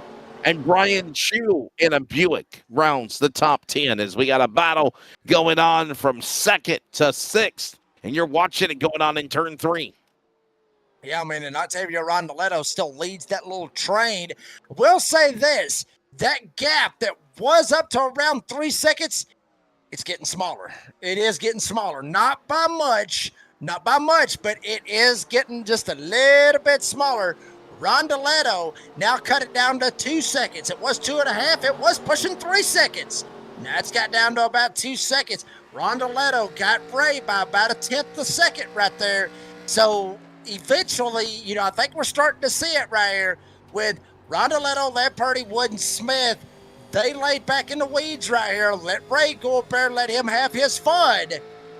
These 4 right here, I think they're starting to really bend.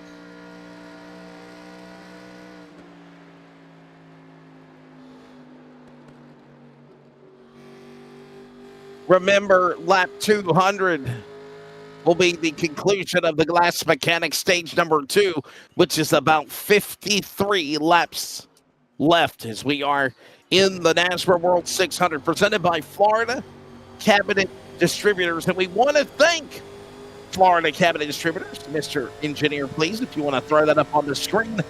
Florida Cabinet Distributors, craftsmanship that lasts a lifetime. With over 20 years in the business and 39 years of woodmaking experience, they proudly serve Northeast Florida to Southeast Georgia, delivering custom woodwork that combines precision, beauty, and durability. Whether you're dreaming of a custom kitchen, bathroom, vanity, walk-in closet, hey, by the way, if you want fireplaces and mantles, entertainment centers, outdoor kitchens, or even a full library, they can build it exactly the way that you envision it. No project is too big or small. If it's made of wood, they can make it with Florida Cabinet Distributors. Call Steve or text today at 904-874-3442. 3442 to book today. Florida Cabinet Distributors. It is Malik Ray. There he is. And they're second on 6. Behind him on the backstretch going to turn 3, Jacob. And now it's under 2 seconds now with Malik Ray. Got about a 1.5 lead. You see it over there on the scoring pylon on the left side. You see that number starting to dwindle down. Ray, that last time by, his lap time, 33.7. Octavio's 33.6. So he is getting him by a 1/10 a second lap. A couple laps ago, it was 2/10 of a second a lap. So Rondeletto, Lamperti, Wood, and Smith really helping one another. And if we can, Dane, go back and kind of look at Lamperti if we can. You saw it right there just for a split second. Watch what happens with Lamperti going off of turn number 2 and going into turn number 3. They are old school bump drafting, going down the back chute. They're literally doing it right here on the damn front stretch. I wouldn't do it on the front stretch because that quad oval can really throw you off. But these guys, they're bump drafting going down the back stretch, and it is paying off for them. They are starting to run down Malik Ray. By the way, if you're doing the math, 150 laps is closing in on being completed. That is 225 miles of 600. Seems like a long way to go, my friend Jacob.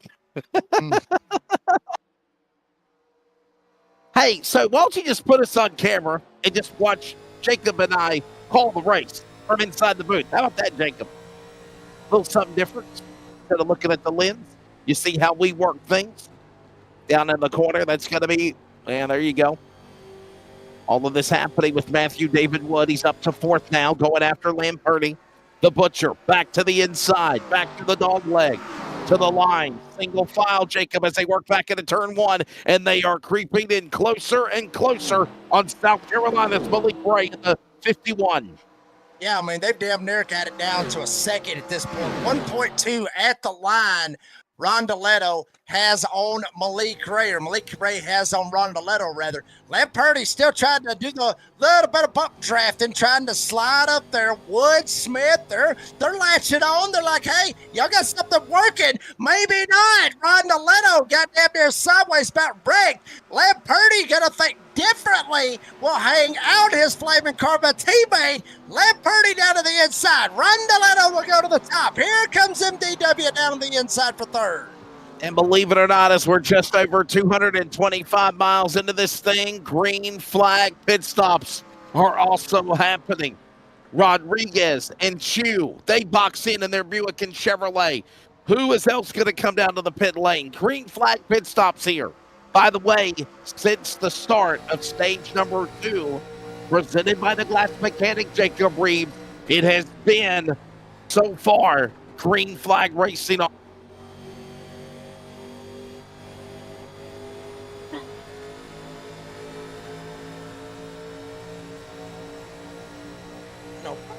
Well, I mean, yeah, I mean, it really has been green flag the whole way right here at West Outland, which is something a lot of fans love. They love to see good, hard, clean, or a green flag racing, which is exactly what you're getting. And believe it or not, when Rondeletto get kicked out of line right there, I know we're in the middle of some green flag pit stops, everybody going down pit road and everything, but the gap is still shrinking. Even though Rondeletto got kicked up top, now Lamperti, Wood, they're checking out. They're leaving Rondeletto. Got Smith lined up behind him.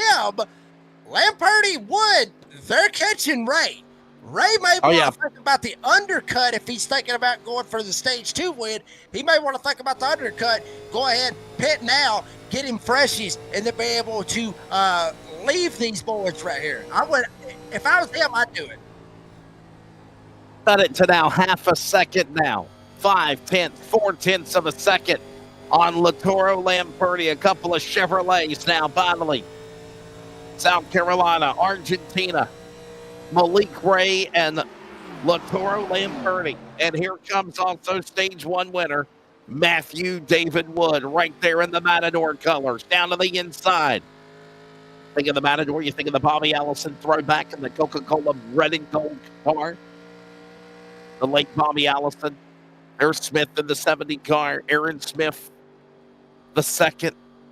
Remember, he had a pretty good run going for him in the top 10 of the NASRA Indy 500, Jacob, presented by Serve Pro. And then lightning, weather-related issues made him have to park.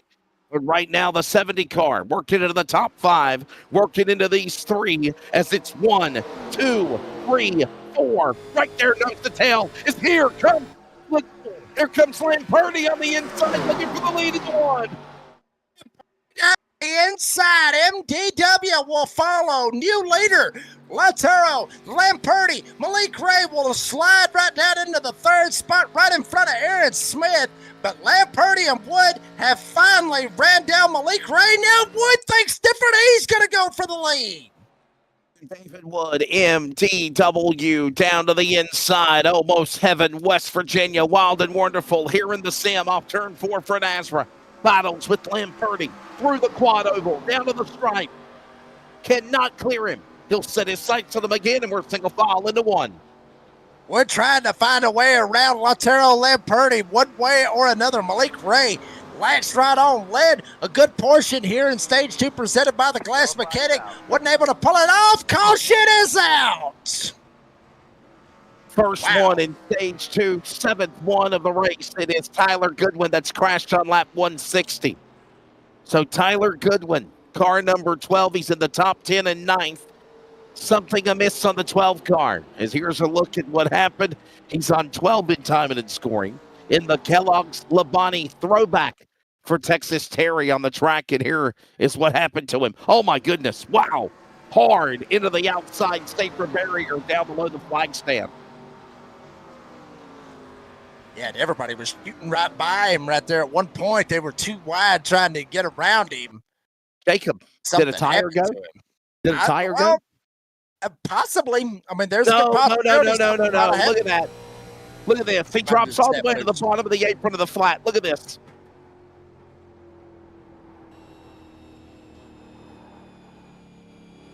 Oh, listen to the sound effects. Oh, he's going to pit. Oh, he hit the inside pit entrance, and that made him wallop the wall in the Geico restart zone. Yeah, he was. Honestly, I think he was going to pit right there because we were talking about this green flag pit stops.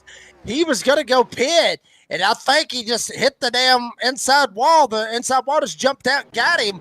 He ends up hitting it, and then ends up tearing his car all to pieces. So I think that was not planned for him, but everybody else coming down getting them 4 freshies. By the way, that was around a 58-lap green flag run before the caution came out for the 7th time. They're boxing. They're coming down pit lane for 4 tires and fuel. We're stepping away as well. We're back with more from Charlotte right after this as the Florida Cabinet Distributors NASRA World 600 is nearing the halfway mark in Charlotte.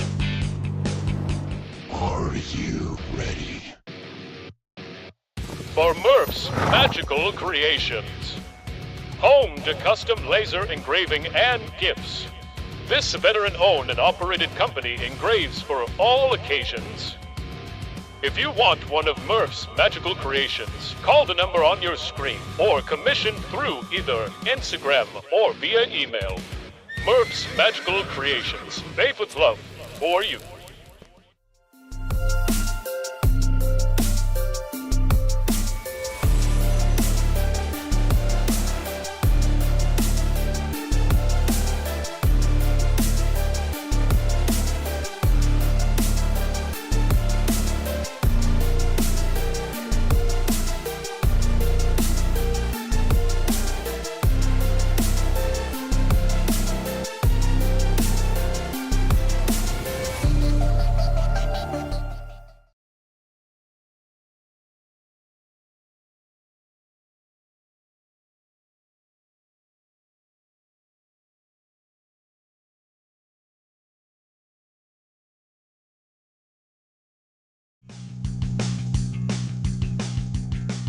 Folks, we're back here at Charlotte for the World 600. Never mind. Go ahead, Wes. You were I trying know to he set my ass up. I know what you were trying to did. do. You were trying to. He was. How dare you? Oh, it's all good. I Go come back. ahead, Jacob. Go ahead, No, my no, friend. no. By all means, go ahead. Look, all I know, look. All I know is I came back from taking a leak, and Dean was like, "Hey, look, can you hold it down until Wesley gets back?" I didn't even know. I don't know. I know nothing. Welcome Blame Dean. back to the NASRA Florida Cabinet Distributors World 600. It has been a fun day. We've been on the air working with each other since about 10 o'clock this morning, on the air at 11 a.m. and then back again with this one. Yeah, 9 o'clock this morning, actually. And Jacob Reeves, Wesley Outland with you, and our buddy in Brisbane, Australia, Dean Hopton. This guy's been wide open since before 1 a.m. It's Monday morning over there in Australia. Back to green with Lamperti and Rondoletto. Team Argentina bringing it back to green. It's Glass Mechanic. Stage 2 gets back underway.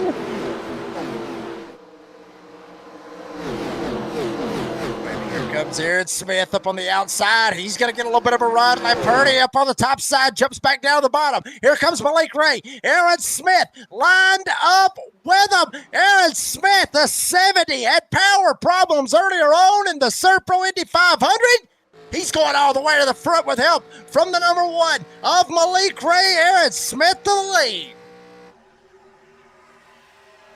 Closing in on 35 remaining in Glass Mechanic Stage 2. 235 laps remaining here in the World 600. There is still a long way to go to this one. We haven't even got to halfway yet. Boy, the endurance of virtual man and machine. Got to keep yourself in tow for that. As right now, Smith leading the way. Malik Ray, you're on board with the rear deck lid of his car in second. Lamperti back behind him to third.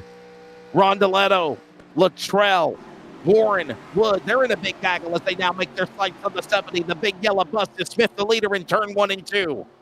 Yeah, the big old magic school bus up there at the front. Aaron Smith was able to pull some magic and take it all the way to the front. May have some more magic. He's trying to leave everybody. Malik Ray still in second.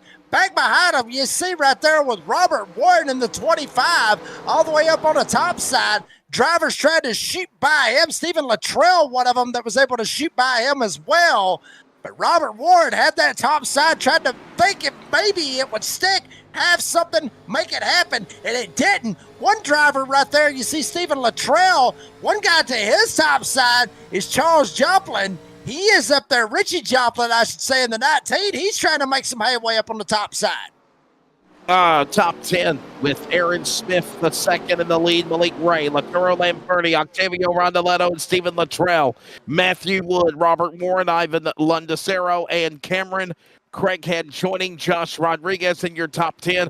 Don't forget to subscribe and like on the NASRA 360 Racing Network. And if you're listening on the radio, we'll pause very quickly on CRN for 10 seconds of station identification. This is the NASRA World 600 from Charlotte. Community Radio Network, WCRN 87.9 FM, Clayton, Garner, Raleigh, North Carolina, USA. We are CRN. On your radio dial, on your streaming platform, welcome back to the World NASRA 600 presented by Florida Cabinet Distributors as we approach 6 p.m. Eastern Time. Jacob Reeves, Wesley Outland, Dean Hopton on Brisbane, Australia.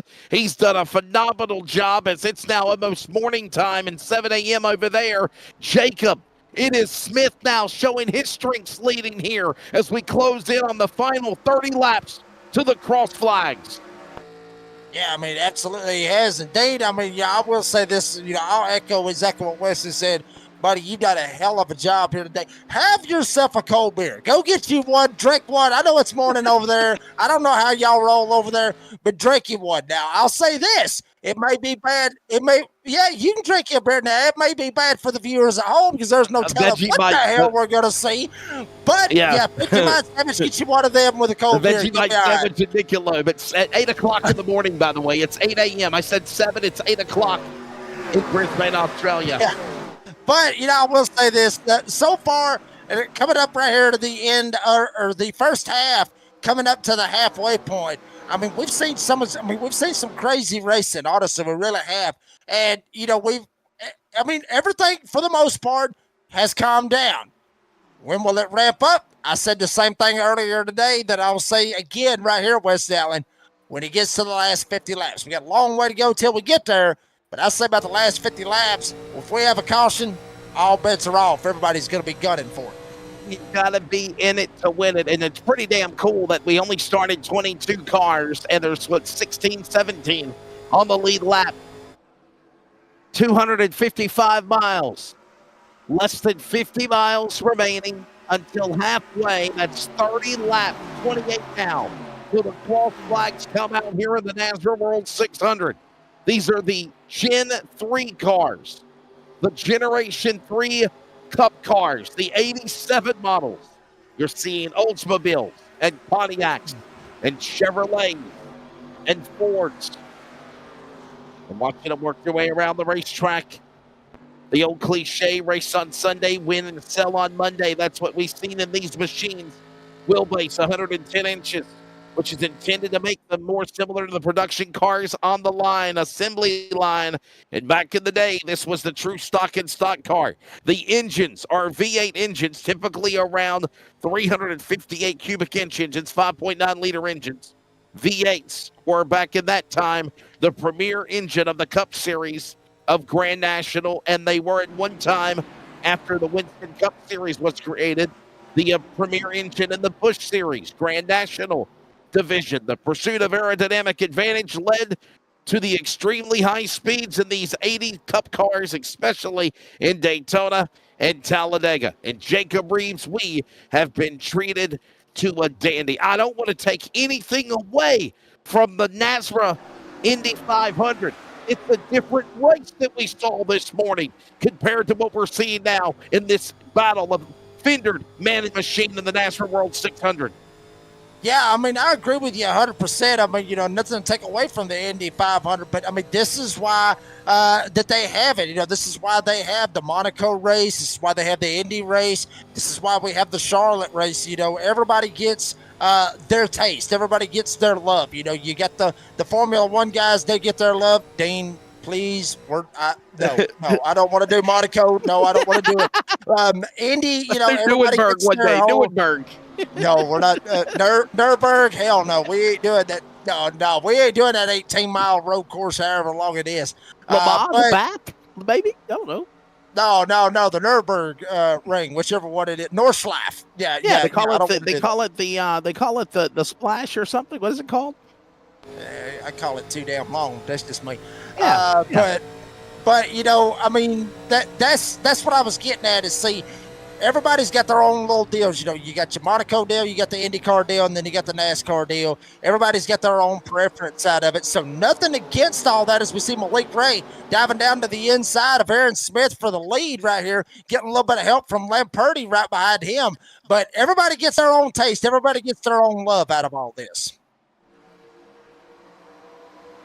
Remember, we're also closing into the later part of the day if we want to show sim time right now.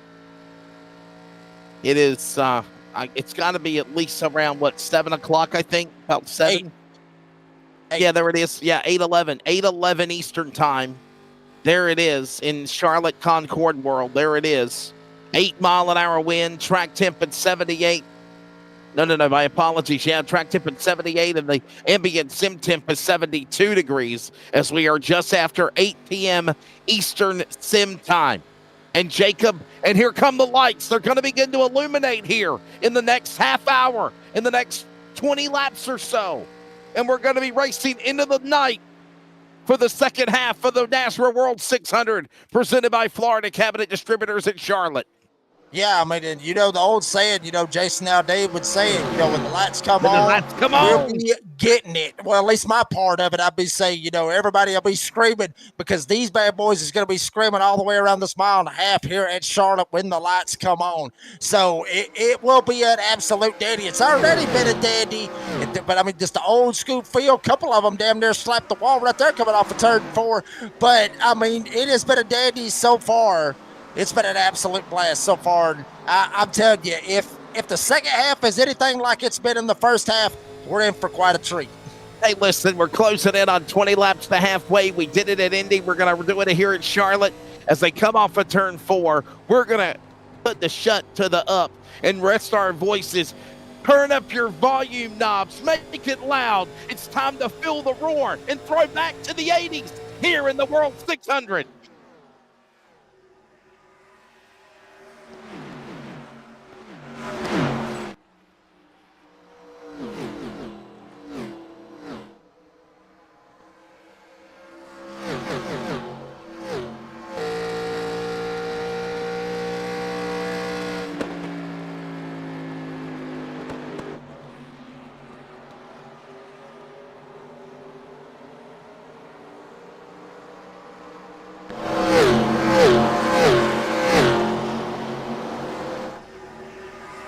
Gotta love that sound. Gotta love it, Jacob. It reminds me so much of being 4 or 5 years old, sitting on the floor, on the carpet at the house with Daddy and Grandpa and the family, and watching NASCAR back in the day, man. Watching the great battles of the Earnhardts and the Waltrips and the Allisons and the Pettys.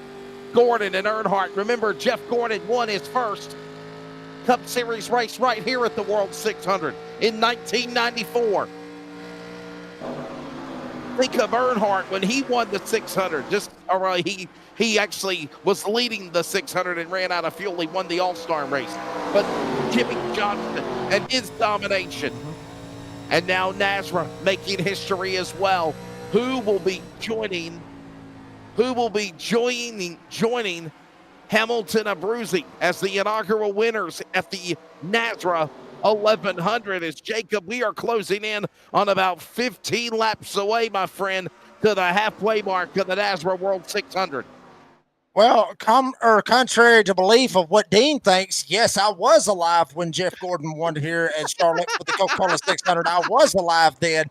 But, yeah, I mean, this track has the historic. I mean, you think about it, with Earnhardt, when he won so many times here at Charlotte, Jimmy Johnson so many times, the pass in the grass, Dale Earnhardt with Bill Elliott, and then they had their little scuffle. Think about Darrell Waltrip, Rusty Wallace, when they had their fight. Ironically enough, it was in these cars. They had the big old fight and everything. The pit crews was going at it and everything. So much history, so much tradition with this track, with these cars. Perfect combination for a World 600. I mean, you couldn't have picked a better car. You couldn't have picked a better track. A lot of historic moments around the history of Charlotte, and of course NASRA now making their own here at the World 600, presented by Florida Cabinet Distributors. 15 laps away in Class Mechanics stage number 2 and halfway. Remind you, Malik Ray, one of the greats of the eNASCAR Coca-Cola iRacing Series, the Road to Pro and more. And Jacob, I find it weird that Kyler Wynn did not step up to the plate and run the NASRA World 600. He ran the Indy 500 race, but he didn't run the World. I'm kind of shocked on that one myself. I was really expecting to see Kyler Wynn show up here tonight for the World 600, but I mean, he is a no-show. I'm not 100%. I think he might have been on the entry list, but he didn't show up to run here in the World 600. So unfortunate to see that. I would have liked to see Kyler Wynn get out here and mix it up with these old boys, because he would have give Lamperti, obviously Malik Ray and Octavio Rondoletto, all these guys a run for the money. It's a shame that Kyler Wynn's not in this. I would have loved to seen it. And I would have loved to seen, some more guys out here on the racetrack. I think you said there was about 33, 35, somewhere in that range that was on the entry list. 32 free entries at 2 o'clock this morning. That's what I was given, and only 20 showed up. But I'll tell you what, even though there's 20 of them, buddy, I'll be honest with you, it's been a hell of a show so far. It really has. And let me also digress here. Actually, it's more than 20. I think we started 23 cars. As right now, it is Charlotte Motor Speedway, Concord, North Carolina, iRacing with the North American Sim Racing Association and the Community Radio Network. Jacob Reeves, Westerly Outlet here with you, and we are closing in on halfway Jacob, when do you get to the mindset of, let's not push it. Let's get ourselves through this one here, because obviously you got another 300 miles to go after this one when you get to cross flags. The good news is you do get a caution here at the end of Glass Mechanics Stage 2, and there's a little bonus at it again when you win the stage. Yeah, I mean, I think right here at this point, maybe some of these guys might want to take some chances right here in these last 10 laps to try to get that extra bonus to try to win Stage 2 presented by the Glass Mechanic. But they don't want to push it too hard, because they still know, like you said, they got another 300 miles that they've got to go. So they want to push it. Like Malik Ray right here, going to push it down to the inside. He thinks the time is now to get around Latoro Lamperti, try to win this stage. But like I said, don't push it too hard, because if you push it too hard, you cost yourself in trying to have a shot to go in that last 300 miles.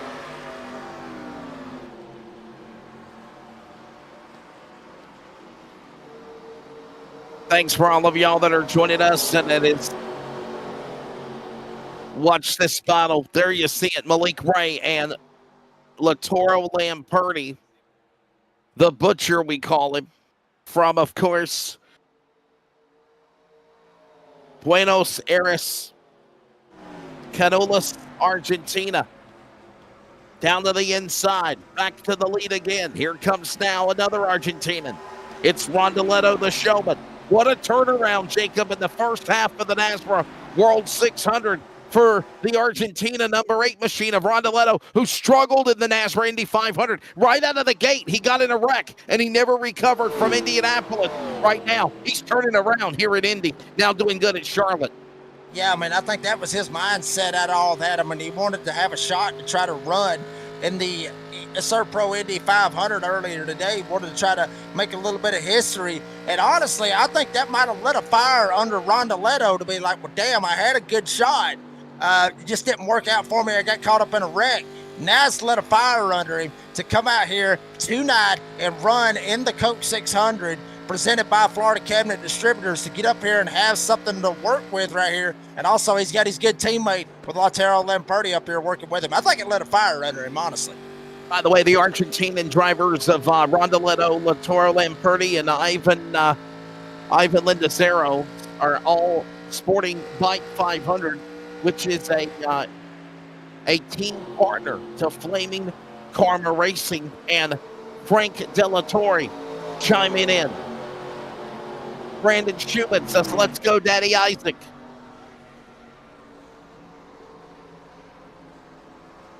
All that's going on now as we are closing in 5-6 laps away to halfway. The cross flags will be summoned above the flag stand from Barney. I wonder how tired he is. 800 miles completed in the NASRA 1100 with 300 miles remaining. Here comes Malik Ray down to the inside. He'll make the push on Rondeletto for second spot. This is going on with Lamperti in the lead, Jacob, as they go into turn 3. Yeah, Lamperti was able to check out right there. Honestly, Ray took a shot, tried to get around Lamperti, but ended up costing him a spot. And Rondeletto was able to shoot right by him and hold on to that second spot. So Malik Ray took a shot, tried to see if it would stick, see if something would happen. But I think, in all honesty, I think Malik Ray may think about this differently and just say, you know what, screw it. I'm just going to ride right here in third, and I'm going to set myself up for this last 200 laps. For Daddy Isaac to get to the front. Get up there, King. They're talking about Isaac Bevan, the only man in a Pontiac, by the way, in 13th position in the chat boxes. Right now, we show the leaders working again off of turn number 4 through the tri-oval, the quad oval, the double dog leg. 1.5 miles here in Charlotte. 2.4 kilometers, 24 degrees of banking. And closing in on the halfway mark of this one here in the NASRA World 600 presented by Florida Cabinet Distributors. Single file, top 4 cars. Jacob, when do you break out of line and try to go for that bonus money leading here at halfway and winning the stage? Well, it looks like Malik Ray's trying to find something. He's trying to do something one way or another. Looked like he jumped up to the top side. Octavio may think about it, wanting to try to jump down and maybe pass his teammate because, remember, there's a little bonus up for grabs from what we understand for stage 2. So you want to try to make something happen. Either that or Octavio's just very content on riding in the second spot. But I think right here, coming this time, 2 laps to go, make the move. I mean, if you're going to make it, make it. If not, be content riding there. Malik Ray ain't content. He's trying to look down to the inside of Octavio for second. Remember how wild it got for everybody watching MDW. Matthew David Wood from West Virginia win the first stage. Closing in now on lap number 200. In 2 laps remaining, Lamperti. And there will be lap traffic to be a factor now as it is in their midst on the back straightaway. Will that be a pick to determine what happens between these 4 cars? And look at fifth. He's got Wood running them down into turn number 3. This is going to be fun as Malik Ray goes high. 1 to go and halfway in the World 600 off 4. Yeah, coming around this time, last lap here in stage number 2, presented by the Glass Mechanic. Lautaro Lamperti still holding on to the lead. Lap traffic will play a factor. They are right there at him. Literally right there at him. Lamperti jumps up to the top side. Rondoletto down to the inside. They're going around the 48 of Cameron Craig. And Rondoletto slid up and put the block on Malik Ray. And that all happened with Virginia's Cameron Craighead all in that stack up there as Lamperti loves what he sees. He'll pull away from Rondoletto. Now Malik Ray powers on the inside to make the move for second. The Butcher, Lautaro Lamperti, is going to win stage number 2, presented by the Glass Mechanic. 300 miles down, 300 miles to go, 200 down, 200 to go here in the World 600 of NASRA, and the caution is out for the 8th time as well. It got a little bit fiery right there with that lap traffic when everybody caught him. It was going to get interested right there. But Lautaro Lamperti was able to shoot up on the top side, get around the 48 of Cameron Craighead, and be able to make something happen. It really stacked everybody up on second on back. But everybody kept their cool. Nobody done anything crazy. And I think when this race gets, like I said, once it gets to the end of this thing, those moves is going to get even more daring. I really think we are in store for a fantastic second half of this thing. Everybody is coming down pit road, I believe. Make no doubt about it. I think they're all coming down pit road. Oh, yeah. When's the last time they pitted? I mean, it's been a while, right? It has been a while. We'll get the thoughts of Lautaro Lamperti, the Butcher, in just a moment. Obviously, translator Octavio Rondoletto was with him, but they are coming down pit road. They're going to box. We're going to box too. We're halfway in the World 600 of NASRA, presented by Florida Cabinet Distributors. We're taking a break, and we're back with the Stage 2 winner, the Butcher, next. Are you ready? For Murph's Magical Creations. Home to custom laser engraving and gifts. This veteran-owned and operated company engraves for all occasions. If you want one of Murph's Magical Creations, call the number on your screen or commission through either Instagram or via email. Murph's Magical Creations, made with love for you.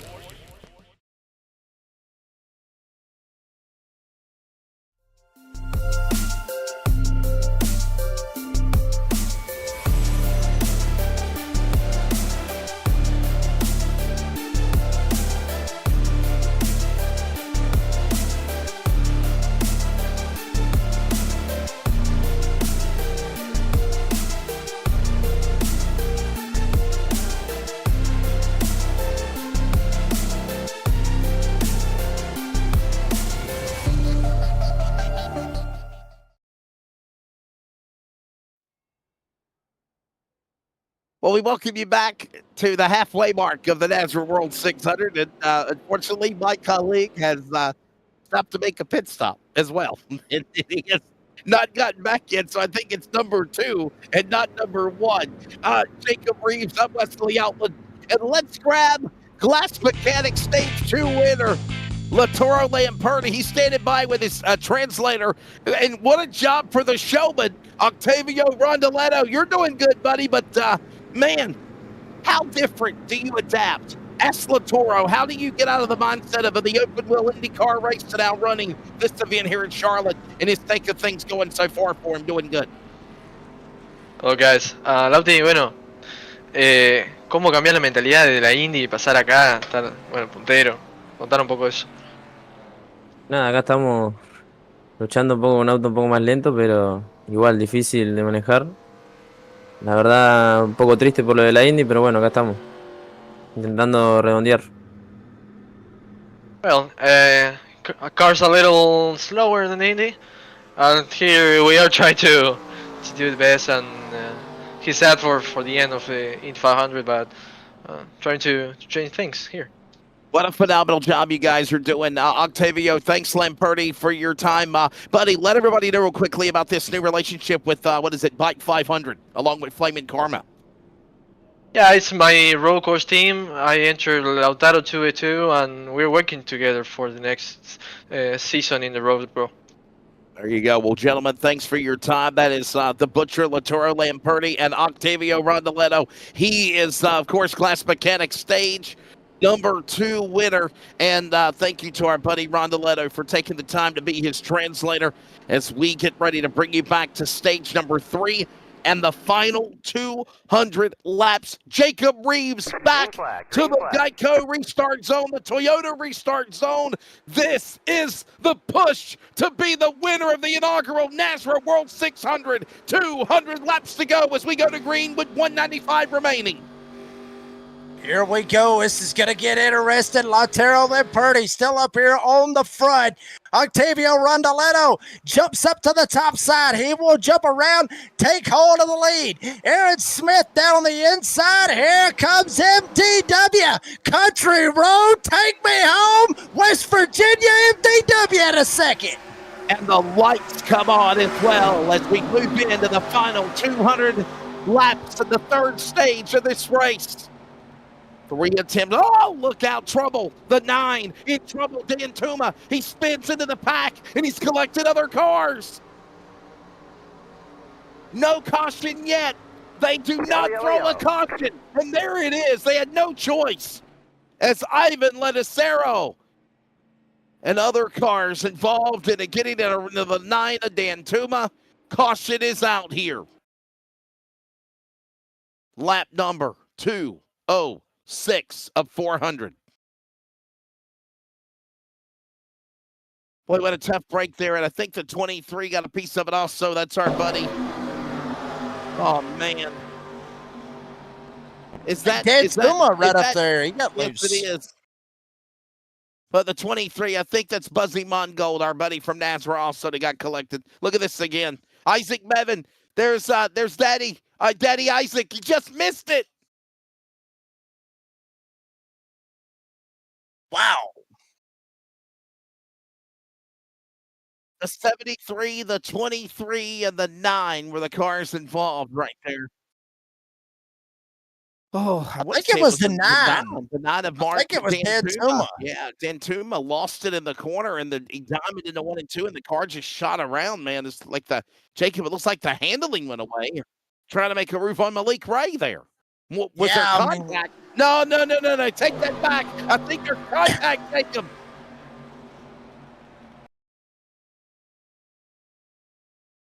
That's what it looked like.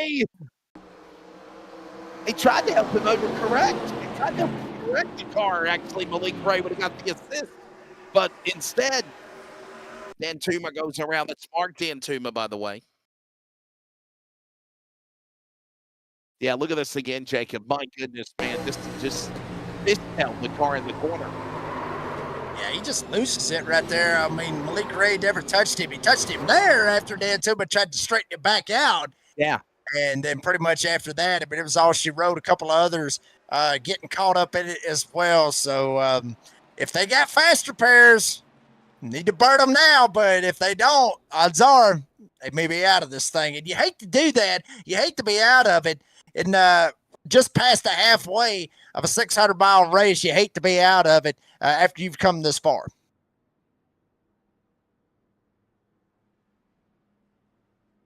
Cars involved, Buzzy Mongold, followed by the 23 of Machine. Again, as we mentioned, Buzzy Mongold, the 23, the 9 of Dan Tuma going around. And in addition to that, Cameron Whitehead might have got a little piece of it. And Isaac Bevan might have got a little piece, but he's able to continue along. A lot of people talking about Daddy Isaac right there, the king, ready to see what he can do. By the way, Isaac Bevan, the only Pontiac Jacob Reeves in the field of this race for the inaugural NASRA World 600 presented by Florida Cabinet Distributors. And hey, man, we're in stage 3. You're taking the first half of the race. You were on a pit stop whenever we were recapping halfway. What's your take of how we are right now, my friend, with 200 down and 200 to go? And I think you came back from a number 2. yeah, I kind of did. Well, I mean, hell, you sit here for 3 hours. I mean, sooner or later, you know, nature will call, and you got to answer that call. But I mean, you know, the first half was fantastic. I mean, it was. I mean, you saw a lot of old school moves. The one thing I really loved about it, I saw it a lot, was the multiple grooves. These guys using a lot of those multiple grooves. You saw Malik Ray try to use the top side to try to make runs. And there's a lot of guys that's been able to make those multiple grooves, but I feel like the bottom side is where you really want to be, unless some of these guys are holding back, unless some of these guys maybe not wanting to show their hand too early, because, you know, even though this is a 1.5 mile racetrack, these guys seem like they want to try to put it in a little bit of a drafting style, kind of like you would see at Atlanta Motor Speedway. Boy, these cars would be awesome to see it at the new Atlanta. But, wow, wouldn't it? But, yeah, that would be crazy as hell. But I mean, I think that's what it is. Well, we're back for green as they're in the Geico Toyota restart zone. Green flag. And Rondoletto brings them on the inside for the restart. Now, don't count out MDW in the Matador. Bobby Allison throwback. He is right there to the outside, opens the door to Lamperti and Smith and Luttrell now into the top 5 as we go back to green in turn number 4. Do you know what Win Products is on the number 5 place car of Luttrell? Wins. Do you know what Wins was, Jacob, back in the day? No, I wouldn't even thought of that. I have no idea. I honestly, it looked like Kraft mac and cheese logo is what it looked like. It looked like a damn Kraft logo, but no, I don't have a clue what Wins is.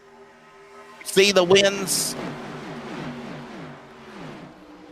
You see the Wins Racing logo, and believe it or not, that was a automotive care products brand back in the 70s and 80s. Wins, and you could only buy it at Kmart back in the day. Rain Man might have said Kmart sucks in Rain Man, but that's where you could get Win products. Is at Stephen Luttrell. Getting an update now from Rondoletto to the inside. This is for the lead, and we're getting darker and darker and darker, and I think they're going to get more wild as the night falls in turn 2. I'll say this. You talking about the 83 Wims car out there. Stephen Luttrell has took that 83 all the way to the front, all the way to the penthouse. He leads them here tonight at Charlotte. Octavio Rondoletto trying to work this outside lane with Malik Ray down on the bottom side. MDW, Brad Chew, all those guys following as well. Most of them riding right on the bottom side. But the only one up on the top side looks to be Rondoletto trying to make something happen. A couple others back there using the top side as well. Stephen Luttrell as one bounces off the wall. There's contact. Robert Gordon about got into Joplin. And we almost had a big crash as a Rondoletto into Malik Ray, and they're sideways below the apron, getting on the binders. And we're still scraping and slithering our way through the grass, and we still stay green. Unbelievable. No caution, Jacob. Are you not entertained? These guys think it's the last lap. We still got 200 laps to go. And Stephen Luttrell loving every bit of it. He is checking out. He is gone. Rondoletto goes to second after the contact with Malik Ray. MTW goes to third. Malik Ray back in fourth. There is King Daddy, King Bevan, King Isaac, however you want to look at it. He's up here as well. But you got to think that aggressive driving with Rondoletto and Malik Ray. We got beef right here, Joe. Possibly beef right here between Rondoletto and Malik Ray. Only time will tell when Malik gets back to it. 215 laps completed. You want to do the math? There's 185 laps remaining. As we mentioned, still a long way to go here in the NASRA World 600. There you see Malik Ray. What a save, by the way, for the man from South Carolina, Greenville, South Carolina. The Wagner's Welding dead zone entry. A runner-up finish in the NASRA Indy 500 presented by Surf Pro. And Jacob, right now, he sits in third, and he's been consistently in the top 5 since the drop of the green. I don't think at any time we've seen Malik Ray drop outside the top 10. Yeah, I mean, they're going to see Malik Ray going to be door to door with Ronda Leto. They're going to throw the door to him. Malik Ray, man, beef. He's going to get tagged. Ray goes around. Caution out. Ray spinning. Gets T-boned right there at the end by Brian Chew. Caution is out. Good one goes up against the fence. Oh, baby, I've got a feeling, Wesley, we might want to play it one more time for the fans. I think there is beef right there between Ray and Ronda Leto. And the lyrics to the great song, Something's Gotta Go Wrong Because I'm Feeling Too Damn Good. Watch this, what happened. It's Malik Ray putting us under caution for the 10th time on the front straightaway in the NASRA World 600. Jacob, you got the replay. Yeah, there you see it, Malik Ray. Remember, Octavio Rondoletto kind of got up in behind Ray right there off of turn number 4 a couple of laps ago, ended up knocking him sideways, stacked everybody up, and I think Ray just more or less used him up right there, let him know that he was not happy about it. And then right there, I believe that was the 51 of Brian Chew, just drove in there and just absolutely annihilated Malik Ray, had nowhere else to go. And that is unfortunate to see that right there. Once again, we look, Malik Ray. Man, you hate to see that right there. But, I mean, tensions are building, Wesley Outland. I mean, we've been racing right here for, the past 2.5 hours. And then you get moved around like that. Eventually, your temper and your emotions will get the best of you. Jacob, part of me wants to think that maybe that was not an intentional right rear hook from Rondoletto. It might have just been the way the cars were scattered amongst the air from the draft and what happened. We'll watch it from another angle again, but I just look at a hard hit for the 5 car, by the way. Wow, man. Actually, it was the 9 that actually T-boned Malik Ray. It kind of looked like Brad Chew, but actually that was it's actually the Mark 9 of Dan Tuma. Yeah, Dan Tuma. Watch it again. Watch Rondoletto here. And here's that right rear shot that I question. I don't think that was intentional, Jacob. I just really don't. Because if Rondoletto was going to really continue to try to put Malik Ray in the fence, he would have got a hold of the right rear, and he wouldn't have let off on the bumper. He would have been turning right. And you can tell where Rondoletto was literally, after that touch, trying to move to the inside, down to the left, and avoid him. And then from there on, calamity happens to the 51 car. But, Malik Ray's got a fast repair. He just took it. Cat's got 9 lives. He just sped them all. He's going to hopefully hold on to this one with 180 to go. Yeah, I mean, I agree with you on that. I mean, I really don't think that, the right rear hook that Rondoletto ended up getting into him, I don't think that was the part that, that's not the part that might have been intentional. Now, the part where Malik Ray drives in the corner, comes up off the corner, and door bangs with him. Now, that might have been intentional. Just sending a message, Rondoletto, you about spun me out about 2 laps ago. I'm going to send it back in here, and I'm going to let you know I wasn't too happy about it. The only bad part about it is we got tore up race cars out of it, and Malik Ray had to burn a fast repair. We have crickets up in the booth as we're 219 laps into this race. Thank you, Michael Yarborough. Thank you for some people chiming in. They appreciate it. Somebody asked us the question. They said, Jacob and Wesley, how in the hell have y'all called over 1,000 miles, close to it, 800 miles, got 300 more to go, and not lost your voice? How have you guys kept it together? How have you? Well, first off, I want to thank Coca-Cola. They're not a sponsor, but they are kind of, right? I want to thank them for the World 600. If I do start to feel drained, there we go. I am stuttering my word there for a minute. I do have this in the, I do. You need that, don't you, Jacob? Not Dean. Don't you, Dean? Grab it. Come on, buddy. Grab it. Like a Wonka bar. It's Wonka. Take it off. You got to take him off. Red Bull, just in case. And Dean Hopton, I got to bring you in, my friend. You're you're burning the midnight oils, brother. I know it's like close to 9 a.m. in Brisbane, Australia, Monday time, and brother, you're a trooper as well. Hell of a job working with you, my friend. Your take of what we've seen so far from going from the NASRA Indy 500, the open wheel cars, which I know you love, and then these 80 Cup cars. They're pretty entertaining as well, aren't they, my friend? Well, we're going green, Wesley. So we are. My answer to that is green, green, green, go, go, go. Back to you. No. In all seriousness, what's your synopsis? Let's go, because I'm getting a little tired on this one, but Stevie's not. He's 11 positions up, so wake me up before you go, my friend, because we are green, green, Don't go, go. Don't leave me hanging like a yo-yo. Don't leave me hanging solo. There you go. Little bow, wow, wow right there, bar buddy. Bananarama. Literal now in the lead, followed by Bevan and Smith. And look at the 25 of Robert Warren. Remember how good the T.G. Rogers Folgers throwback was. Throwback, of course, of Tim Richmond. And Jacob, he was really good earlier in the race, and then he fell back, and now he's right back in the top five again. Yeah, it's amazing what a caution can do, Wesley Outland. I mean, it can literally flip your whole race around. As there you see Joshua Rodriguez take it down to the inside, take that number 3 down to the inside. Robert Warren back there, you see it, slid up into Aaron Smith, almost ended up taking him all the way to the outside retaining wall. That'll open the door for Richie Joplin down here, as well as Joshua Rodriguez down to the inside of the 25 of Robert Warren.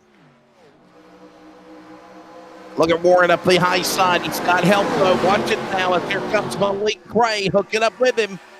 Ray and Wood going after the 25. Clear a path. We're 3 wide.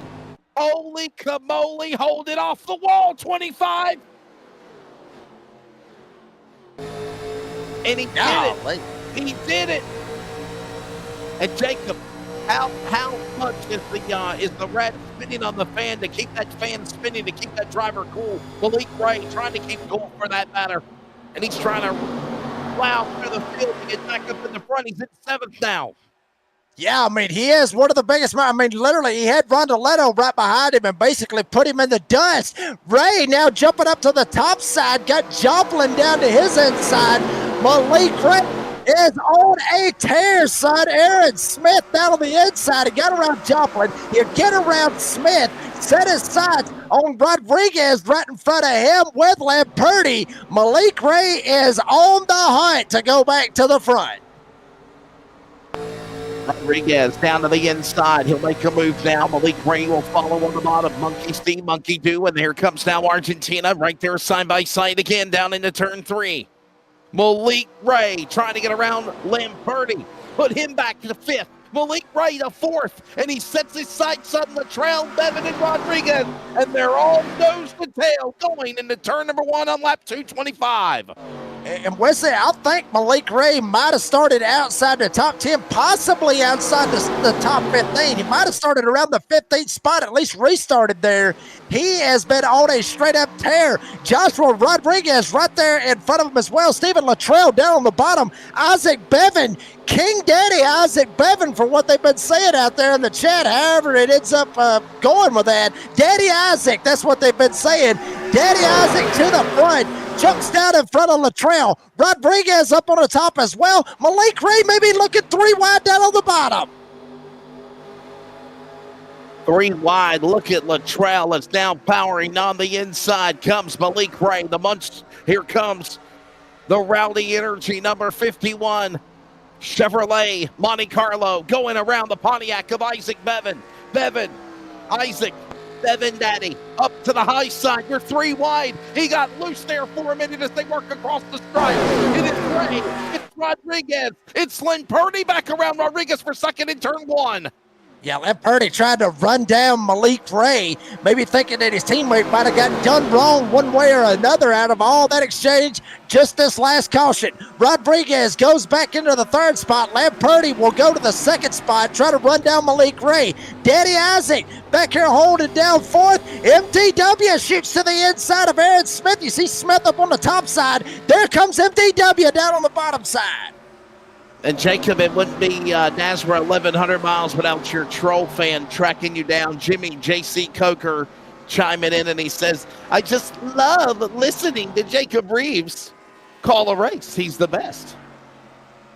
Yeah, there for a while I really thought that was a spam or somehow or another, but, I even said it on air, and he was like, no. I'm real. It's a real person. So thank you very much. I appreciate you, buddy. I mean, I really do. Sometimes I still think it might be a little bit of a troll with some of you NASRA guys trying to mess with me, but I mean, I'll take it. 9-1 Sunny JC. Thank you very much for the support. Thank you so much for the support for the NASRA 360 race and for everybody and what we do. Thank you to everybody. Whether you like us or hate us, hopefully you enjoy the job that we're doing, and hopefully that you're enjoying the service. Dean Hopton and Brady LaBeouf and Cody Dodd, everybody behind NASRA doing what they're doing. I can tell you, by the way, the planning for the next special race is not going to be until I think Halloween. There will be a spectacular race. I want to say it's the Halloween Talladega truck race. I think that's coming back, Jacob. And I know we're doing a holiday race. Hey, that's the idea. And Atlanta Christmas needs to be at Atlanta with the 87 Cup car, full 500 miles on the super speedway. That'd be cool, Jacob. Maybe that's what we need to push for. Yeah, we might need to push for that one for the NASRA officials up there to try to get that one lined up. Yeah, it would be nice.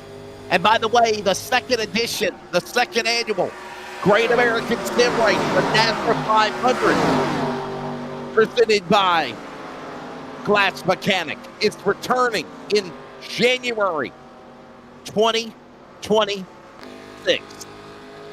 All of these big races coming up. But if that's not all, you can join our regular leagues of NASRA. Tomorrow night, we're racing at Atlanta with the quarterfinals of the NASRA playoffs for the Truck Series, the NASRA DSR Truck Series. Oh, Lord. I love some of this stuff. I swear I didn't just record the whole damn race, to be honest with you, from behind the mic, because some of this right here is absolutely cool. Some of this is awesome.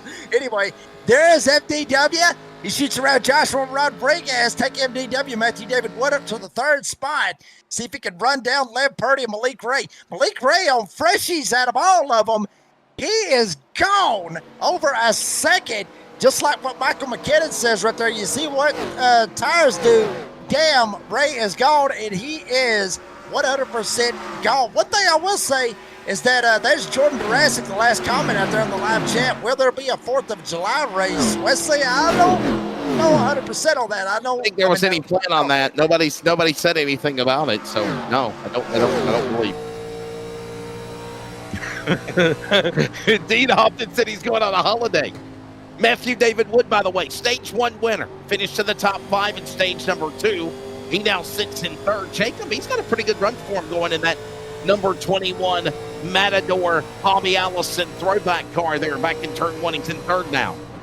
Yeah, I mean, if you think about it, your stage 1 winner after the very first 100 laps of this event, MDW was able to shoot up through there, get the win in stage 1, and did not look back. He got it done and was able to make it work. Granted, he had to go through Isaac Bevan and George Jewell to get it, but he still got it. And he has now put himself back in position to be up here in the closing laps of this race. There's Aaron Smith back here. He's having a little battle back there with, I believe that is George Jewell. Yes, it is in the 36. Mr. George Jewell having a pretty good night. Started 16th. He's all the way up here in the top 5.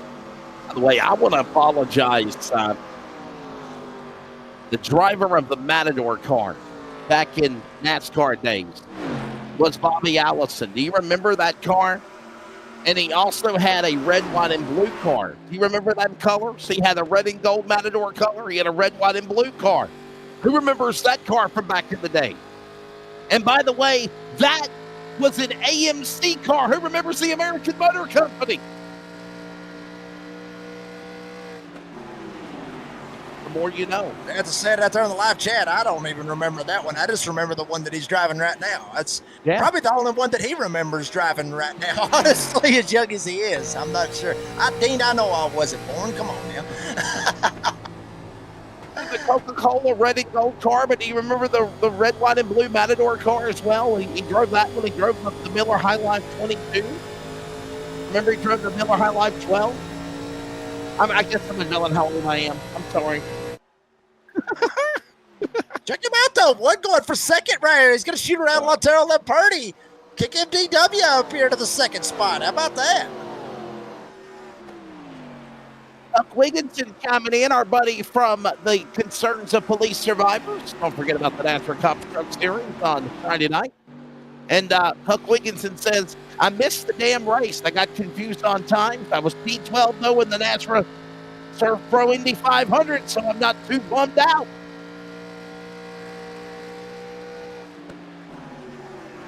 I mean, Huck had a pretty good run right there in the Surf Pro Indy 500. He really did. I mean, you know, if you think about it, yeah, he was P12.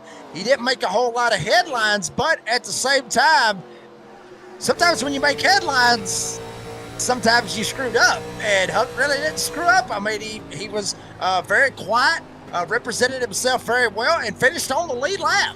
After 500 miles at Indy, in Indy cars going 230 miles an hour all day long. So, in my opinion, I think that's a win. You know, at least it would be in my book. You know, you run 500 miles at Indy in an Indy car, and you make it all the way and you finish on the lead lap. Hell, I think that's a success, in my opinion. Aaron Poole chiming in and he says, Leslie's correct. I recall all of those my grandparents had in AMC Matador. And by the way, if you want to bring us in the booth real quickly, we were approaching 250 laps into this race, heading to around, just lap number 267 will be 400 miles. So just over 200 plus miles remaining. Jacob Reeves, I've announced, obviously, for NASCAR. I've done the Coca-Cola 600.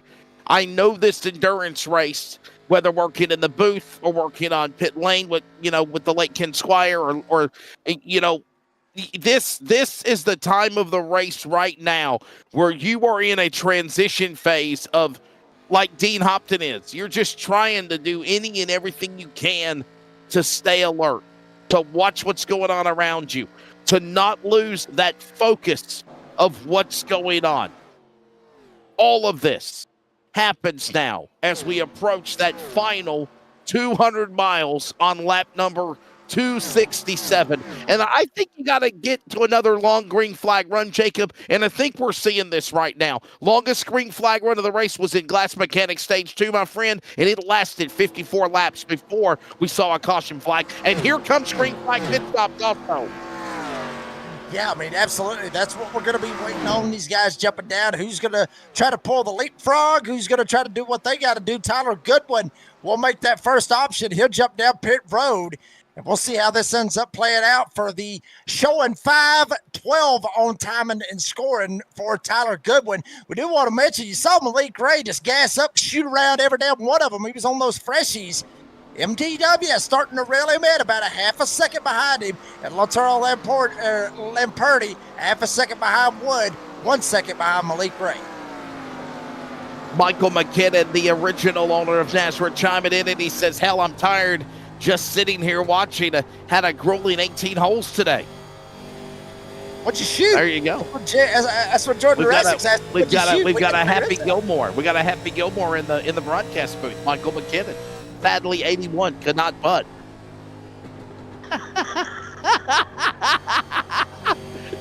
Dean's cracking us up in the background doing the jackass guy. You will not make this putt, you jackass. Yeah. Hey, speaking of which, Wesley, have you seen the trailer for the new Happy Gilmore 2? Have you seen it? It comes out in July. July on Netflix. Yeah, I'm going to have to let my son watch that. My God, Shuna, you want to go get some grub at the Sizzler? No, we're good, buddy. I thought we were friends. No. Oh, God. I just lay by the bay and grab some hay. I'll kick your butt. I just made. Yeah. What do you say? What he say? And look at Rodriguez. What do you say? Going after Rondeletto. What a segue for fifth going on in turn 2 here in Charlotte. You got to love it. Absolutely gotta love it as Rodriguez down on the inside. There's Rondeletto side by side, door to door, heading their way into turn number 3. Rondeletto will get the advantage.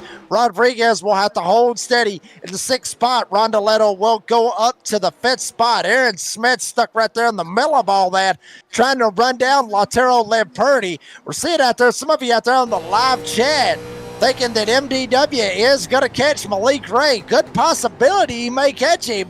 But, if I'm looking at the times, MDW ran a 33.4, Ray ran a 33.4. Wood's got to find something, or Ray's got to start screwing up if MDW is going to end up catching him. Wigington chiming in as well, and he says the vision is the second thing to go.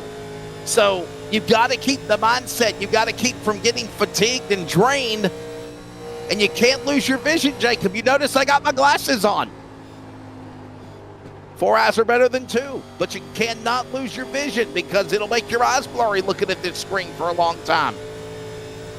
And damn sure will, because my eyes has been getting a little bit blurry myself. I'm sure I don't even know what Dean's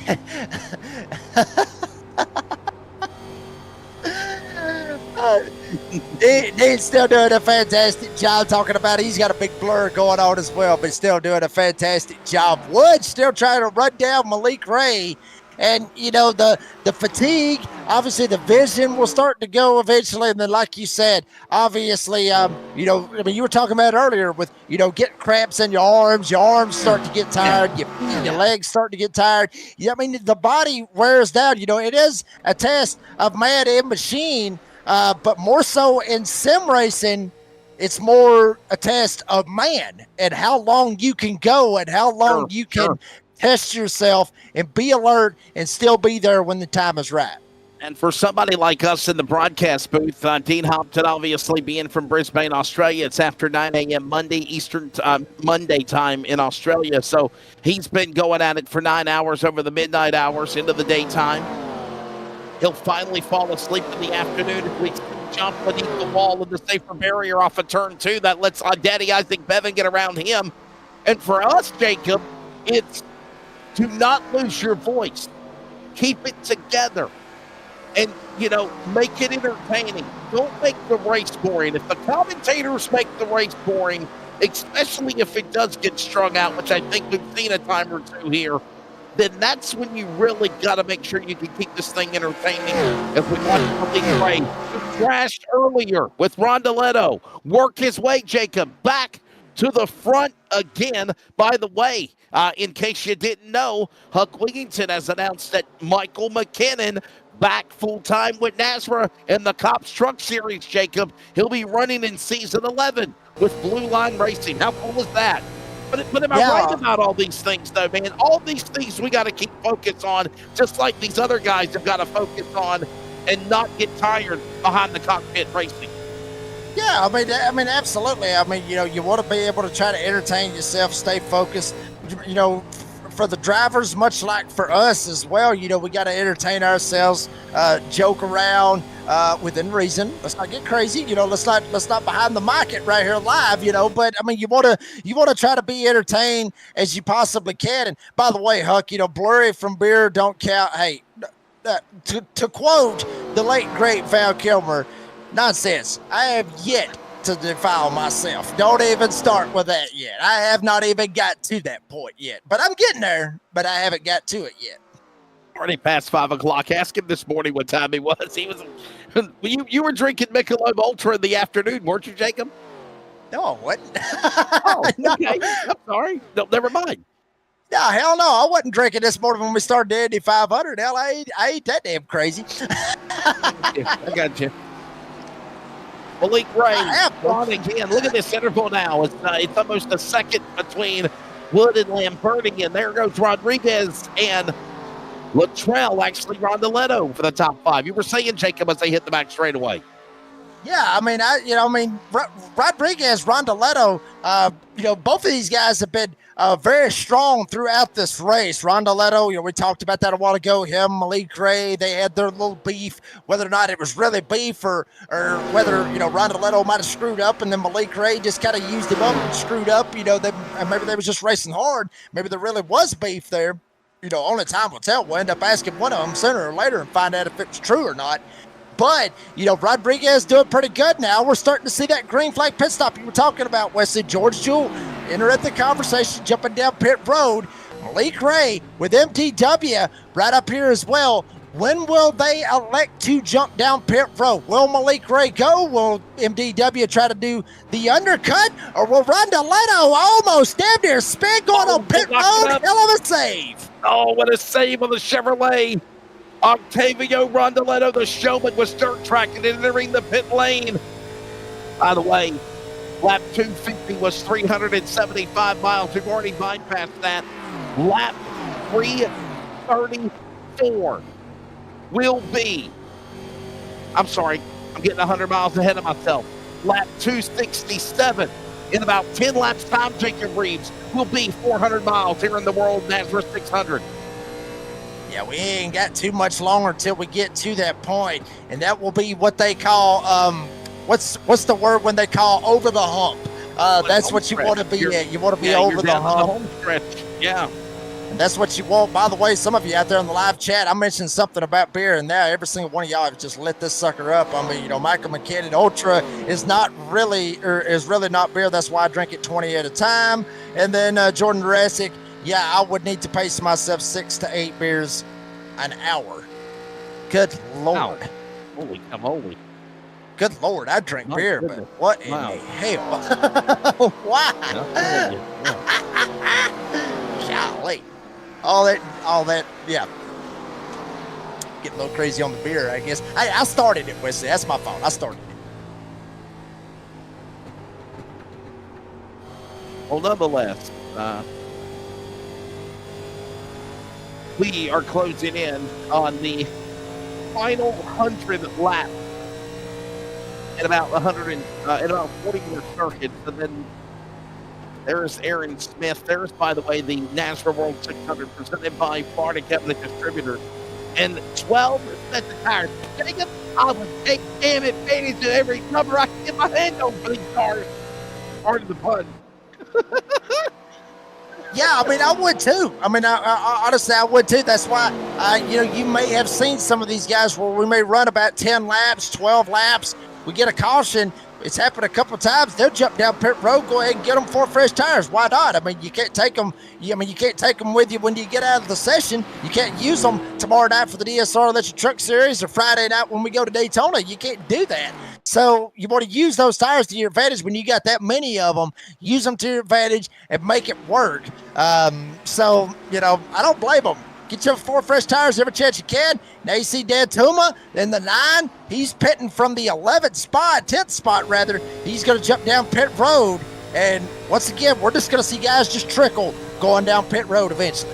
So I want you to like and subscribe if you haven't done so already. And I want to encourage our folks in the chat box to please interact with us and not just talk about beer. Jordan Jurassic says, I like Tosakis. Stay thirsty, my friends. So if you're in the chat, if you hung with us the entire 900 miles so far, closing in on 900 miles, give us the like and let us know who you are, where you're from, or if you don't want to unveil your real name, you want to use your character name, that's fine. Hide behind an alias, but just let us know. Yeah, okay. You jackass. Jackass, let us know where you're tuning in. That's the most important thing. I'd like to know where you're watching from, and if you're listening on the community radio network. Believe it or not, if you're on the radio, we're at the top of the hour. We'll pause again for station identification. Close it in on the final 200 miles in the NASRA World 600 in Charlotte. Community Radio Network, WCRN 87.9 FM. Clayton, Garner, Raleigh, North Carolina, USA. We are CRN. This copyrighted telecast may not be reproduced, retransmitted, or used in any form without the authorized written consent. We hope you enjoyed today's broadcast. Back here at the NASRA World 600, and we are closing in on 300 miles down, another 100 miles about to be complete to make 400 miles in the rear view mirror. Couple of 100 miles remain, Jacob, and it is time to determine who's going to make history. Welcome back, Jacob Reeves. I'm Wesley Outland, Legal Steve Hopson in Brisbane, Australia. Just pushing 10 a.m. Monday morning. Been rocking and rolling since the midnight hour. 1 a.m., 2 a.m. he came on the air. And we've been right here with you again since 10 o'clock Eastern time. And Jacob, Malik Ray, you think of the good luck, the bad luck. What happened to him 7 come 11? You could be mine. I'm quoting the Clint Black song. I know you like your country. But Malik Ray, though, just how damn good is this eNASCAR Coca-Cola iRacing Superstar? Crashed with Rondeletto just at the start of stage number 3. And as we get ready to put 66 laps in this stage, here he comes leading the way, and now he's fell back to third, but I think that's all strategy for the number 51 car. Yeah, I mean, I think it may have a little bit to say on that one. Obviously, I mean, Malik Ray is one of the best in the business. I mean, he is where he is in the sim racing world, and not just because of his name or anything like that. It's because of how damn good he is. He knows what he's doing when he gets in these race cars. But I think at this point, Wood, Smith, Lamperti, I think they might have just saved a little bit more tire, was able to pull something off. Or is Malik Ray letting these guys go by him? That way he will have a better shot of being able to jump into the pits and not have to slam on the brakes and have to worry about some of these guys possibly running him over. We've seen that happen with guys jumping down pit road, especially on mile and a halves, jump down pit road, even called out, and then guys just get too wide and there's nowhere for them to go, and then the leader ends up getting run over and it ends up costing his race. So Malik Ray probably doing this just to make sure that he doesn't get hit or doesn't get run over when he gets ready to make this pit stop. So we're officially now 400 laps completed. Look at this battle between Smith, the yellow car, the school bus on the inside to the outside, MDW and the Bobby Allison Matador. And how cool is this, by the way? Zoom in on the engine hoods on these cars. Look at how cool. Back in the day, you saw the cubic inches on the engines. Look at the number 21 behind the yellow car. That's 358 cubic inches on the 21 of Matthew David Wood. You can see the cubic inches on the car there, Jacob. Yeah, I mean, you really can. I mean, and that's old school feeling right there. I mean, that is honestly, what a lot of race fans grew up watching, and that's why, they keep themselves into racing is because of this old school car, just because of the speed and, the personalities and everything else that made it what it is. So, I mean, if you're going to throw it back to anything, I mean, this is the car that you throw it back to. 9 Ways to Sunday. Now, if you throw it back to my version, it's got to be the Gen 4s. It's got to be back, with the early 2000s, mid 2000s, back when, Dale Jr. and Jeff Gordon and Jimmy Johnson and Tony Stewart and all of them was rocking it. That was the heyday, I guess you could say, for me. That's probably because that's the only one that I actually remember. So, but, for a lot of old school fans, they love these cars. And I love racing them.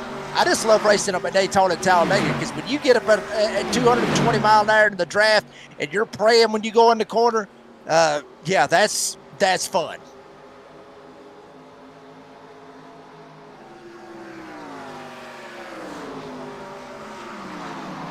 Fun times. So glad you're with us as, again, we continue to set ourselves in of 400 miles. If you're doing the math, we are 900 miles complete. Don't forget to subscribe and like to keep up with the NASRA 1100. We are down to the final 200 laps. 200 miles, I meant to say. 128 laps to go. What? Dean is still in Dean's messing with him in the background. That didn't scream at me in the background now. I see how it is. But, I mean, hey, Wes, it's like you said, keep ourselves entertained as well when we get on these long green flag runs like this. We got to stay entertained one way or another, and we're entertained with you, the fans. Now, we want to entertain with y'all, but we can't. Thank you, Dean. Thank you very much. We wasn't expecting that, but we would tell you what Dean's saying in the background, but then we would be fired, we would be canceled, and then, it'd be all over with. So we can't do it, right, Wes? By the way, this is not Michelob Ultra. I've now popped the top for energy to try to get that final 200-mile push of the race. So, hey, question chiming in. We go back to live action. Lap 275 of 400 laps, 125 remaining. So 1.25 remaining. 7 p.m. Eastern Time, 6 Central. So I got a clarification I got to make. I want to make a clarification. The red and gold car that you see up ahead, it was driven by Bobby Allison, Jacob Reed, but it wasn't called the Matador. I want to apologize. It wasn't the Matador. It was actually a throwback car to a 70 Dodge Charger Daytona. That Bobby Allison did drive, but the Matador car was red, white, and blue. That's an historic race car color right there. You see the 21. That's an historic race car color. But Jacob, I want to emphasize that my apologies on this. That is not the colors of the Matador. The Matador was red, white, and blue. Looks good enough. I'll be honest with you, but it does look good. The old school look is now we're starting to see a couple of drivers jump down pit road. Aaron Smith jumped down pit road. Lautaro Lamperti jumping down pit road as well. When will we see Malik Ray and Matthew David Wood jump down pit road? Joshua Rodriguez about 8 seconds back from this battle.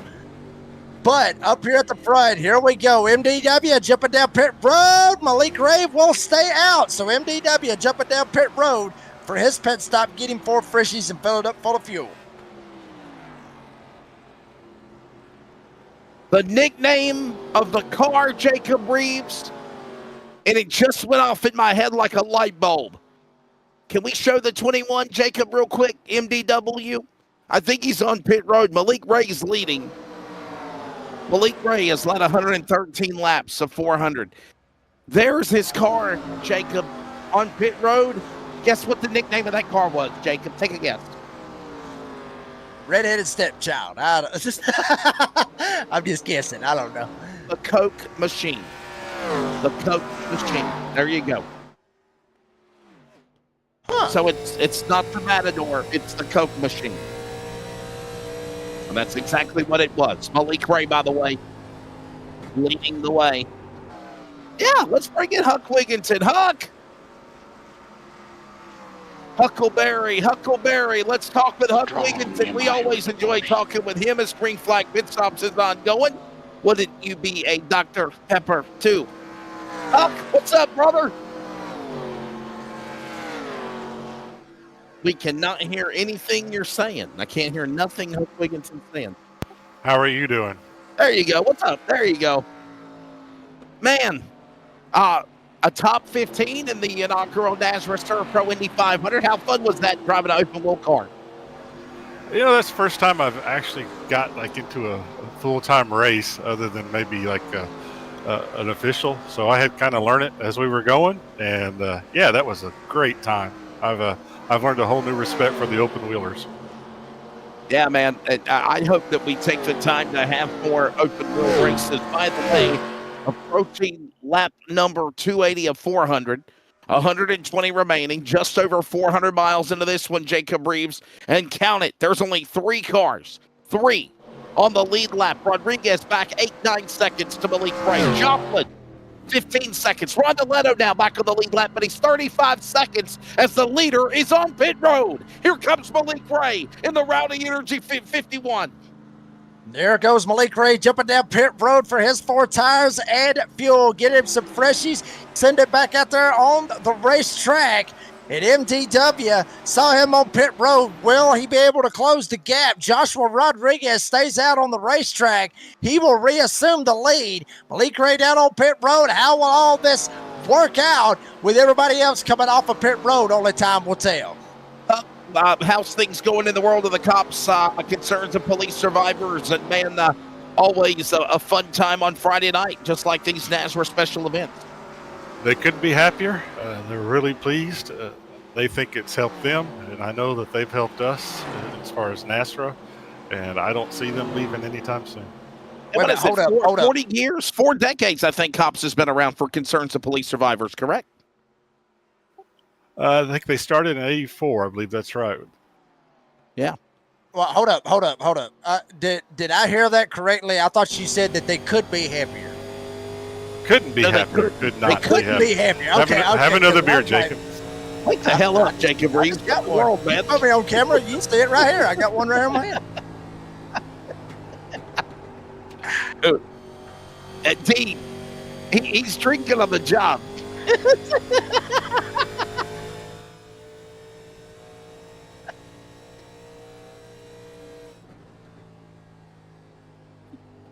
Not all of us get to do that. Hey, Huck, realize that he's got a blue and silver can, but I have a blue and silver can, and mine's different than his. I don't know what's worse, energy or the drinking alcohol on the clock, right? I don't know. Well, maybe I need a little bit of both.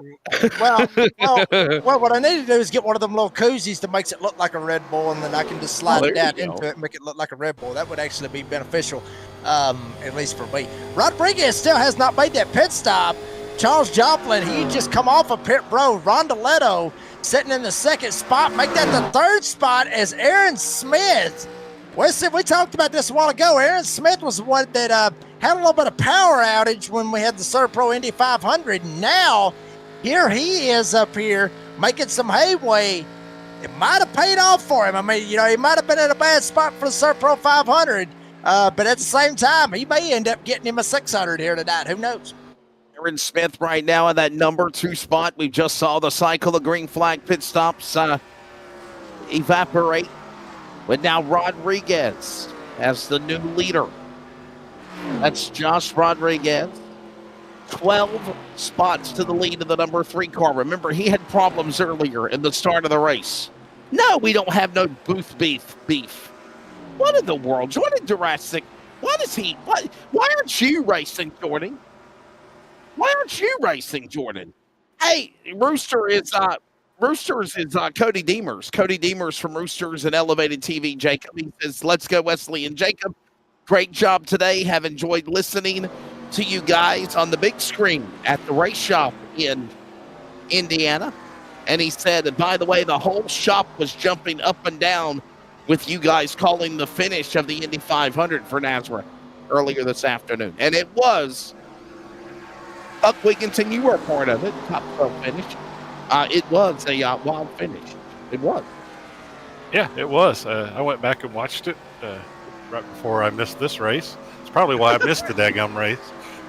Kind of got caught up in it, but I had no idea that that's how they finished. And wow, I knew who was going to win just because I knew the finishing order, but I still enjoyed watching that. That was crazy.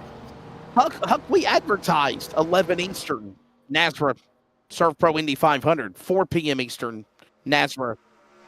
I'm World Central. 600. Yeah, I'm Central Time, and I didn't do the math correctly. I'm a police officer. I'm not a mathematician. Well, buddy, thank you for your service. And Joshua Suss, I think, is a Kansas police officer as well. You've not wrecked a police unit, though, like Joshua has, right? Not maybe. Whoa! Robert Ward in the wall. Smith tries to get around him. That's a lap car. Yeah, did I tell you what happened to me, Huck, a couple of weeks ago, dude? I was driving back. I'm part of the executives, so I knew what was going on because they were talking about it through the whole time. Oh wow! Well, I mean, the bad part y'all, the bad part is that he actually 45 up in is the that he wall. told him, well, Huck, he told him, hey, this is what I'm doing. They wanted to see proof that this is what the hell he was doing and that he wasn't going to rob the damn gas station he was sitting in front of. And here, look at my phone. Look at what I'm doing. This is what I'm doing. I'm not doing anything crazy. You guys, I'll give you my phone number, Wesley, and next time it happens, just have the police call me, and maybe I'll help you. I was holding, not in trouble or anything, by the way, is we got a battle going on between MDW, Malik Ray for the top 5. That's for 4th. I didn't get in trouble or anything, but the guy said, let me see your hand. And I said, I'm holding a microphone. He didn't know what was in my hand. So, but yeah, right. What did he think it was? I don't know. I mean,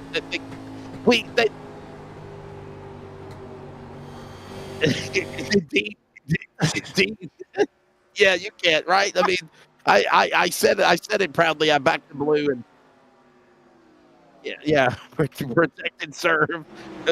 I hope that transmission didn't go out live on the air. Man, they're racing their butts off out here now too. If he drops the GD bomb, I hope that was behind the mic and not live, Jacob. I hope it's not on the air. But no, if we have guns in America, we don't need to have them. But I had a microphone. Hug, but I do back the blue. I back the concerns of police survivors, man. Thanks for what you do. And obviously, we were seeing now the yellow school bus of Smith. That is Aaron Smith II, the Hollywood, South Carolina driver, the Momentum Brewery, PT Auto Sport number 70, leading the way. Man, they've done a real good job in these cars. I practiced a whole bunch just to miss the race, but I practiced a whole bunch of these on this track, and I was really impressed with how well they've handled themselves. Well, Wesley, I will say this right here. I mean, we've already seen everybody jump down pit road. They've already got their 4 freshies, filled it up full of fuel, and they've set it on. How about this right here? A little 3 wide. Oh, boy, Rodriguez sends it down the bottom side. 19 back there. That is Richie Joplin. Got stuck in the middle. Up top, it was Mark Dempuma. He just got the hell out of the way. I don't blame him. Oh, look at this, Malik Ray. Watch this, Malik Ray. Octavio Rondoletto. Remember earlier, Octavio got into Malik Ray, knocked him sideways, and then they had the door banging coming off of turn 4. Watch these boys right here. I mean, Huck, do you feel like that, because you watched it, you saw what happened between Rondoletto and Malik Ray. Do you feel like that maybe there was some beef right there between both of them? Drivers never forget.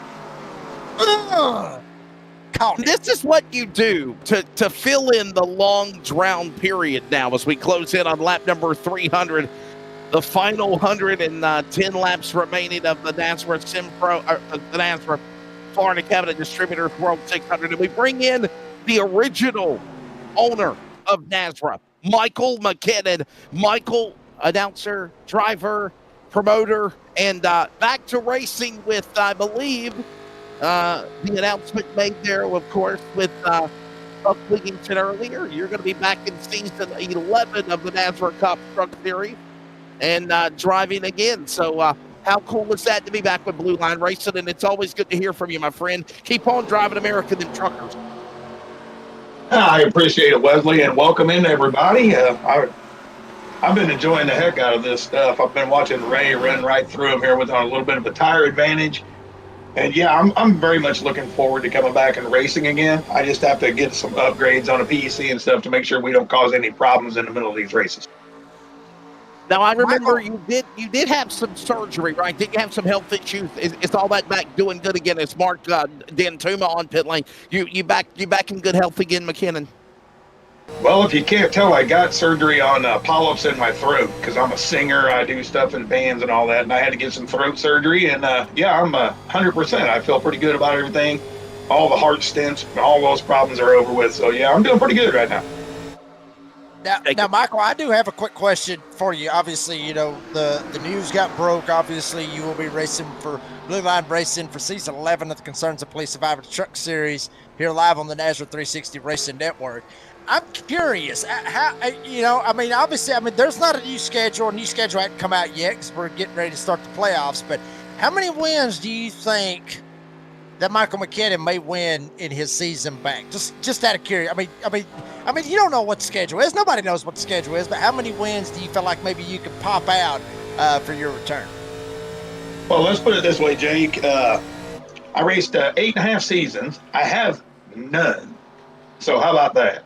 I don't know what I'm going to be able to do. I know I've learned a few things with some new technology that's really helped in my practice sessions lately. So I'm just hoping I can compete and then most generally just have fun.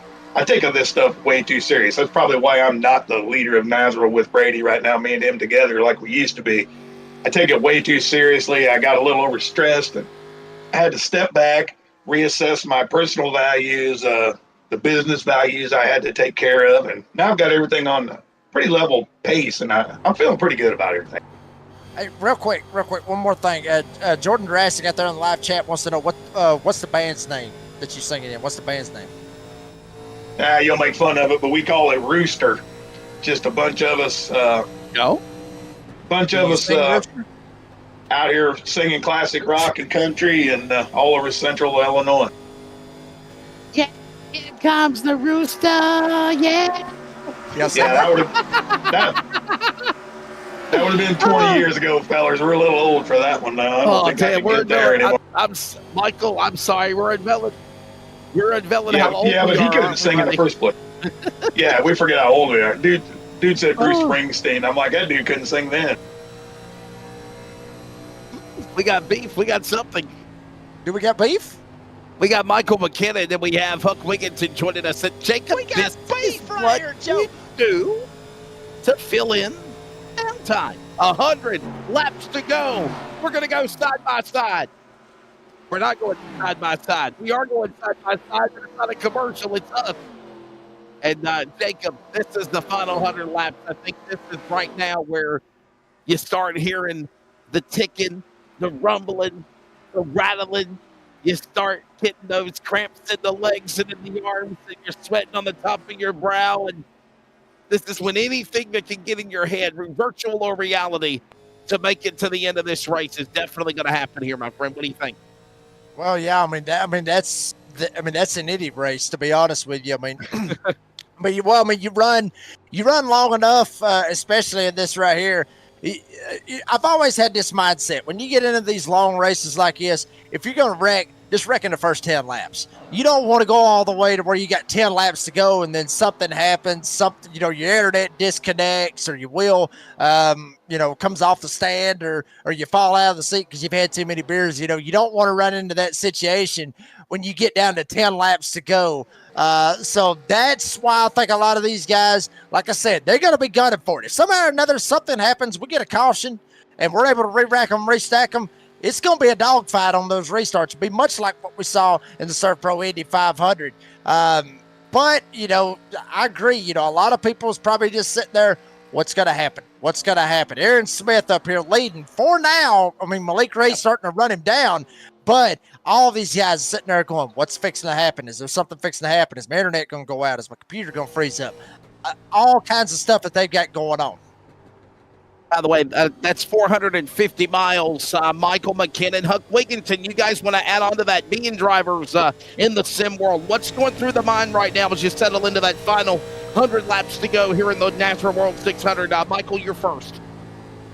Well, I think Jake just made a great point, and I saw Jordan bring it up in the chat. I mean, these guys' computers and rigs have been going for hours and hours. Will they stay cool? Will they not overheat? Will they not have any sort of issues? I'm sure they're thinking about that. Well, they're probably not. They're just thinking about finishing. But right now they're trying to figure out what's going to be my last strategy here. Well, they got 2 pit stops left, or can they go 50 laps? I'm not 100% sure, but they're going to have to work some strategy because Malik went the long strategy before and everybody undercut, and you can see the tire difference. He's already made it back up to second. So they're going to run some strategy through their head. I don't think they're too worried about cramping up or anything. They're probably sweating like crazy, but they're hoping they're not cramping up anyway, right? That's true, Michael. You know, of course, you still have some of these guys that did run the Indy race, and I don't know if they're going to be able to. Well, I can only speak from my experience. As soon as I got in with the Indy race, and I thought I was going to be in this, all I could do was stretch out, rehydrate. So there is some physical part of this that may start playing a factor at the end of it as far as the technical stuff. The technical stuff, absolutely for sure. By the way, take notice, Michael McKinnon will be coming back again. He's already got 137 career starts at NASRA, including 21 top fives, 46 top tens, but he's never got the checkered flag. We'll see if Michael McKinnon will be able to make something of that caliber take place moving in to his return in season 11. We're going to go to a break. We're going side by side. You're not missing anything. 92 laps to go. Lap 334 is 500 miles completed. And then, Jacob, it seems like that final 60 laps just takes forever to get to the end of it. Yeah, it sounds to me like you're about ready for this race to be over with. Probably just much like Dane I Hopkins got is. another one. I got another one after this one. Do you know that? 8:30 Eastern time. Let's put race International. Late model stock car. Oh, yeah. Oh, yeah. Yeah, I know about that. I've caught you a couple of races there as well. Real quick, there you see it right there on the bottom right corner, Premier Racing Setups. You need one. You know where to go, PremierRacingSetups.com. Obviously, enter the code of NASRA, N-A-S-R-A.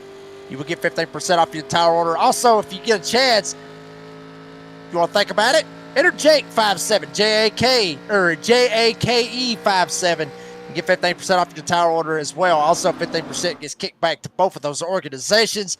And Wesley, you know as well as I say it all the time, if you want the setups at the Redneck Announcer races, Michael McKinnon, Huck Wigginton, hell, for that matter, NASRA races, go check them out, PremierRacingSetups.com. With a G, make sure you add the G on the end of racing. Huck Wigginton, Michael McKinnon joining us up in the booth as well as we close in on the home stretch of 90 to go. Over 100 miles remain in this one here. Remember, lap 334. 90 laps remaining. And, you know, kind of get to lap 334. And you got about over 150 miles left. Less than that. That mindset begins to settle in here. By the way, we hope you enjoyed coverage of the NASRA 1100. We appreciate you joining us. Thanks to our partners, including Servpro and Florida Cabinet Distributors. Speaking, Dean of Florida Cabinet Distributors, thank you to them on the screen. Florida Cabinet Distributors, craftsmanship that lasts a lifetime. With over 20 years in the business and 39 years of wood making and woodworking experience, proudly serving Northeast Florida to Southeast Georgia, delivering custom woodwork that combines precision, beauty, and durability. Whether you're dreaming of a custom kitchen, bathroom, vanity, maybe a fireplace or mantel, entertainment center, outdoor kitchen, or full-on library, you can build it exactly the way that you envision. No project is too big or small. If it's made of wood, they can make it at Florida Cabinet Distributors. Call or text Steve today at 904-874-3442 to book today. That is Florida Cabinet Distributors, craftsmanship that lasts a lifetime. We got a battle going on now for the top 15 or the top 10 in the back. That is Lendasaro going after Warren. That might be, Jacob, probably the best battle on the racetrack, and it is a couple of lap down cars. Yeah, I mean, absolutely. But at the same time, I mean, you know, they're pretty much slugging it out, and it is for a top 10 with Robert Warren sitting back there in the 10th spot. Matter of fact, all this is going on for the first one to be one lap down, able to hook themselves up. Maybe something can happen one way or another. There you see it right there. Robert Warren goes up to the top side. Lendasaro will end up shooting right by him on the inside lane. But up front, I mean, the battle is still on somewhat. I mean, you got Malik Ray, still got the lead. Damn, how about that? Oh, no. Something Wow. happens right here. Caution may come out, and this may change everything. Maybe not. Maybe race director TJ Moore might have been sleeping on that one right there. Wake But up, Linda TJ. Sorrow got spun around bad by Robert Warren. No caution on the speedway, though. Well, here's the deal. You got a couple of cars that are a lap down. They're not in the mix of the leaders, and I think we saw that happen, taking each other out of the top 10 between that driver of Robert Warren in 25 and Argentina's Landisaro in the 73. They're both a lap down. Maybe there weren't any other cars in the way, and they said, we're not going to caution here. Malik Ray, though, got That sniffed may not at be the over. yellow car behind them. That's the yellow car. That's the interval between the leader as the 9 of Dan Tuma is 2 laps down. And, you know, oh, they're crashing. Holy hell. These are the 2 cars that wrecked. They crashed on pit road together. I We called got that. beef. It's in the We pit. got beef right here, Joe. We got beef! Finally, we got some beef! It's been a while for the World 600 presented by the Florida Cabinet Distributors.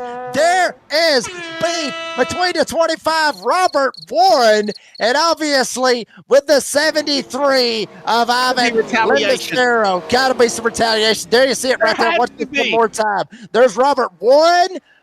Robert Warren. Here he Here comes Lindistero. I am right in the tailgate, right in the back bumper.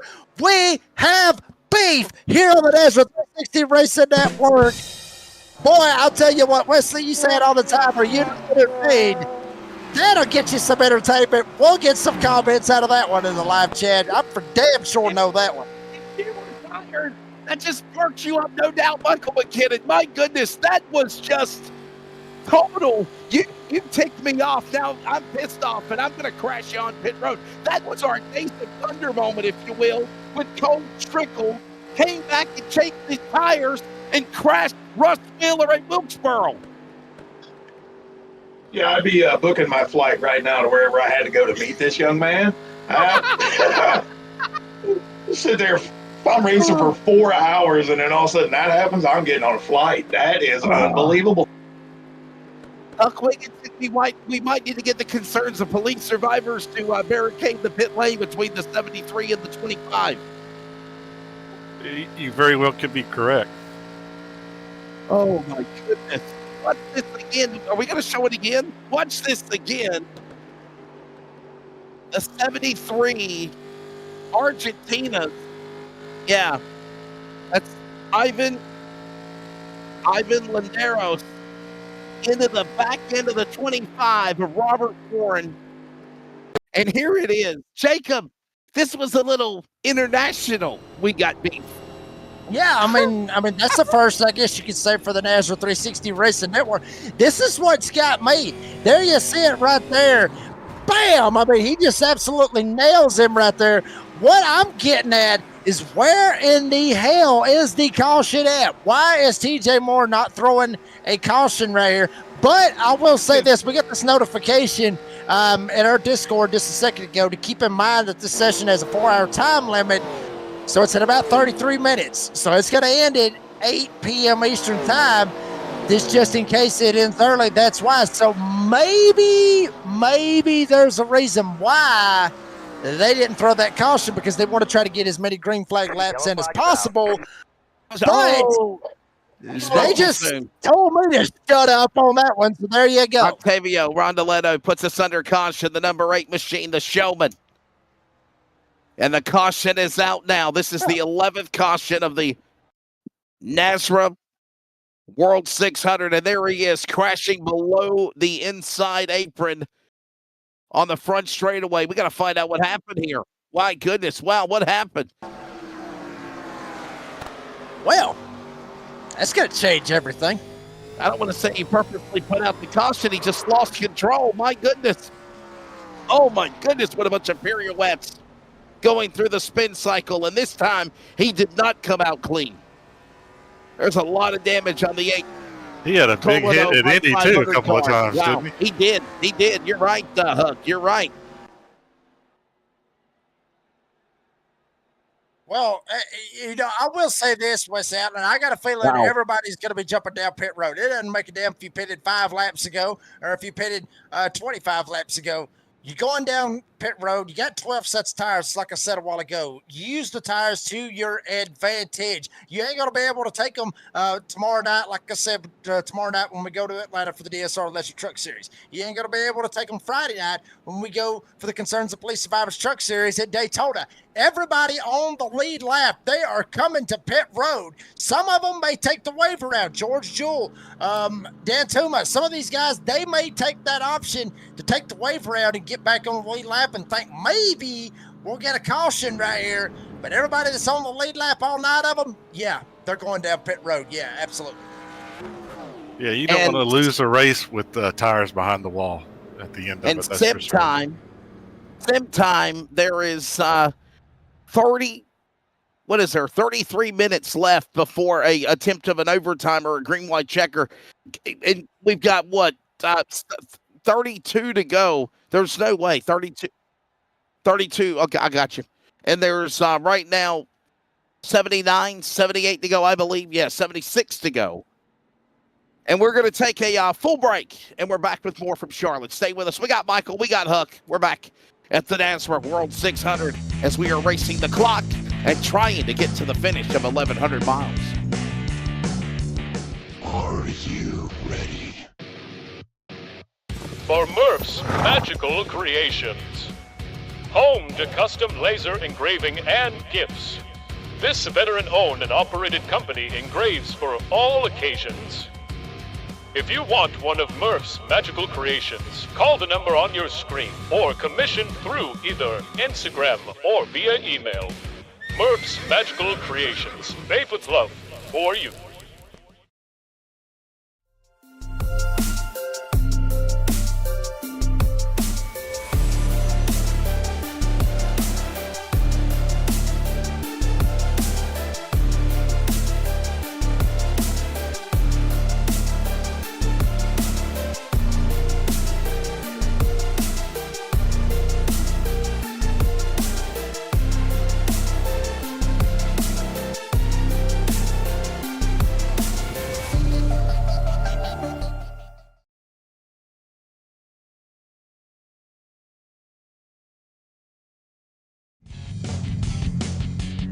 Lights off for the pace car, 75 remaining when they come back to the Geico restart zone. And remember, we're closing into the final 100 miles of this one, and the clock is against us as well.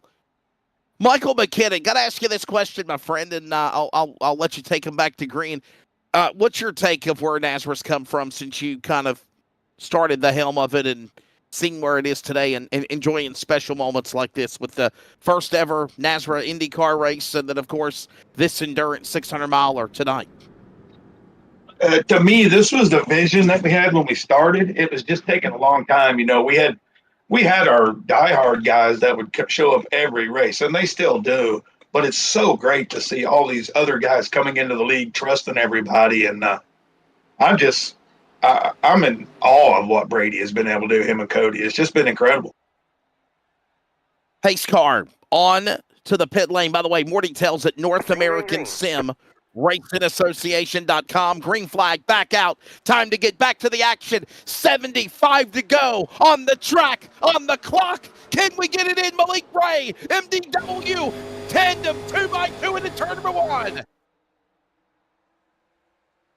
And here comes Aaron Smith trying to make something happen on the top side. Lotero, Lamperti, he'll make it happen. Rodriguez all the way down to the bottom side, shot out of like a damn cannon down to the inside. Lamperti up on the top side. Here comes Isaac Bevan. Danny Isaac trying to make something happen, but Malik Ray and MDW lead them going into turn 1. I think the race directors just told them, we're not going to go the distance. We might run out of time.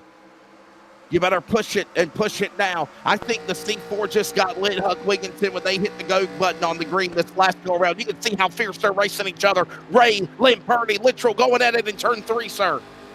I absolutely promise you that's what's going on. If they get that notification, it's all holds off. 23 cars now down to maybe 9. that could win it. If you're in it to win it, you're in this pack right now. Jacob Reeves are in the apex in 1 and 2. Malik Ray still got it on the bottom side. Here comes Stephen Luttrell. We saw that 83 a while ago. Took it all the way to the front. Tried to check out. They're looking 3 wide back there behind them. Luttrell goes to second. Ray still has the lead. Lamperti sitting there in third. Luttrell once more. 83. Stephen Luttrell to the top side trying to go for the lead. And Octavio Rondoletto a couple of laps down. Maybe trying to get up here and help his teammate, Lautaro Lamperti. Side by side, down into the corner. Now the Wins Racing entry, number 83, back to the lead again, Stephen Luttrell, representing NASRA. He runs in the Truck Series of the NASRA DSR electric truck, by the way. Don't forget quarterfinals, playoffs tomorrow night at Atlanta, 9 Eastern, 8 Central. C.O.P.S Truck Series, Friday night, 9 Eastern, 8 Central. NASRA 360 Racing Network as Littrell leads them over Malik Ray. Isaac Bevan, here comes the king. Isaac Daddy, a lot of people are cheering him on. He's up to third. Lamperti, Joplin, they're side by side into 1 and 2. Yeah, they're trying to make something happen. Obviously, the boss man, Brady LaBeouf, just put it out there in the live chat. Red is in the area, so we will not be able to go the full distance. Everybody's racing the clock up front. Here we go. Big battle going on. Stephen Luttrell still has the lead. Lap car up there at the front. That's Octavio Rondoletto in the 8. He's going to shoot around, try to get him one of his laps back. Luttrell, the second car in line, he still holds on to the lead. Isaac Bevan, Daddy Isaac holding on to the second spot. How about Richie Joplin in the 19? He's trying to go for second off turn 2. Huck Wigington, concerns of police survivors. How different do you race knowing that weather is in the area? We're understanding storms about 25 miles away from the virtual Charlotte Motor Speedway. This is when you got to gun it right now. You don't have a lot of time to go the full distance because we know when this weather hits and the clock expires, the race is over. You run every lap like it's going to be the last one of the night. You got no friends, and it's time to be selfish. McKinnon, your synopsis on that. Well, my synopsis is the same as Huck, but what I'm seeing there, either the track is cooling a little bit or something, because the high line is really starting to roll here. These guys are going to have to block that high line to keep these guys behind them because they're getting some big runs coming from that second lane. Overcast now with storms threatening. The humidity has picked up close to 100%. That means it's muggy on a hot virtual Sunday night in the NASRA 1100. It's going to finish just shy of 50 miles, Jacob Reeves. We are closing in on 500 miles complete this time by. And it has been a long marathon of a day, but it's not over yet. Stephen Luttrell still holding on to that lead. Charles Joplin now, he's jumped back in the second spot. Octavio Rondoletto, the lap car up there holding them up. There you're riding on board with the 3 of Joshua Rodriguez. He is at a straight-up hornet's nest with Lautaro Lamperti right in front of him. George Jewell behind him as well. Malik Ray up here in front as well, holding down 4th, trying to go over Daddy Isaac. And MTW, Matthew David Wood, the weatherman, probably reported to everybody up there at NASRA, we got a rainstorm in the area. Let's get it, boys. We got beef, we got weather, we got 500 miles complete. And it's not going to go the full 400 miles, 400 lap, 600 mile distance. Understanding about 25, 28 minutes away, weather is away. Weather in about 25 minutes is right now. Luttrell trying to set his sights on Joplin and Bevan. There we are as we watch him work in the corner. And don't count out Malik Ray or Lamperti. They got to get back up into this battle. And then we got to caution. Caution out. Trouble. Josh Rodriguez has crashed to the number 3, bottom of the racetrack in turn number 1 and 2. Yellow flag for the 12th time on lap 3:35. Just shy of 98 miles to go. You hate to see that right there for Joshua Rodriguez, who was up at the front, had a good shot to be able to pop something and pop it off, even though this is a Point Spot Presents It replay. He just popped the wall right there, absolutely leaving the track. See kind of what happened to Rodriguez if there was contact. He was right up on the back door right there of Lautaro Lamperti and the 91 right there in front of him. see kind of what happened to Rodriguez. Was there contact? Was this contact with Lamperti making it happen? He just hit the damn grass. He just hit the grass, loses it, dives down to the apron, tries to straighten it back out, hits the inside retaining wall, barely, and bam, straight into the outside retaining wall, knocks the whole front end off of it. Joshua Rodriguez, who was up there battling up at the front for a top 5 here this evening, ends up having a moment, and everybody jumping down pit road getting them 4 freshies. It's money stop time.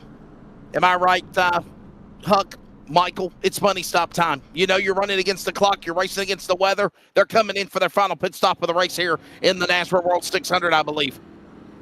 I'm thinking it's going to be the last one. Yeah, this is 100.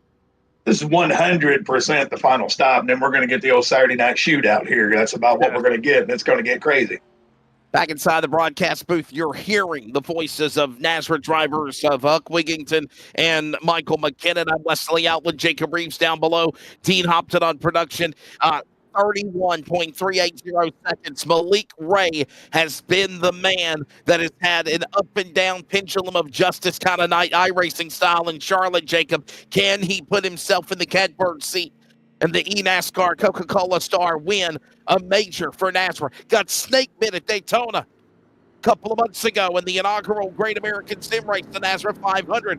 Can he finally win this one here in the major for NASRA in Charlotte?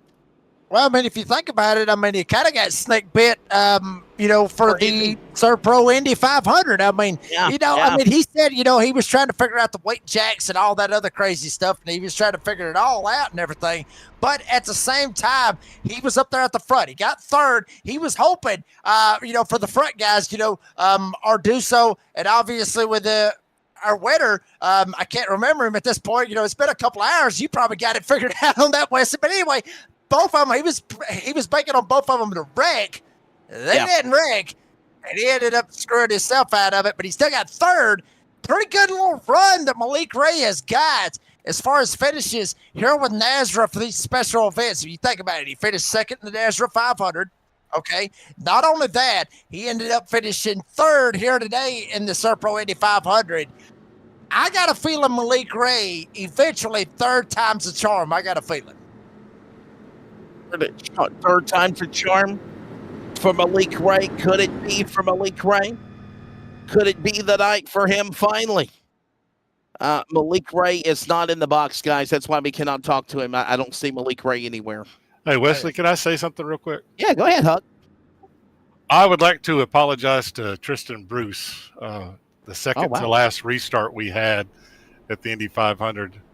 I kind of jumped it a little bit. I thought we was going. I was trying to get used to those rolling restarts, which is basically what they are to me. And I got into him, and it caused him to get in the car in front of him. He lost his front wing. I lost my front wing too, but I still finished the race, and that's why he had that wreck. And I hope that if we do the NASRA Indy 500 again, that we do have the rolling start, which is like the real greatest spectacle in racing, where the cars are rolling between the short chute and the turn 3 and 4, and they're coming back up to speed, not the whole restart zone shenanigans. As we'll try this again. Back to green, clock running against us, weather on the horizon, and it could be the final pit stop we just saw in the... in trouble. Yellow. The 70 and the caution's out again. Yellow flag number 13. Pace car lights back on. You're rolling onto the track again. Aaron on a Smith restart. Smith around. Damn. I mean, well, Wesley, we say it all the time. Cautions breed cautions. Something's going to happen. A little bit of a stack up right there at the front. Looked like that might have been Lamperti that was right there in front of him. Not 100%. Yes, it was. Lamperti might have missed a shift. These cars are a pain in the tail on the shift, and that's one thing that I, for some reason or another, neglected to talk about. Did Lamperti not fire? Did Lamperti not fire there, Michael? What do you think? I'm kind of with Jake. It looked like he missed something because he slowed, really bad. I don't know. Maybe something happened with his rig, as we were talking about. Maybe all of a sudden the pedal wasn't all the way engaged. I'm not sure, but definitely something happened.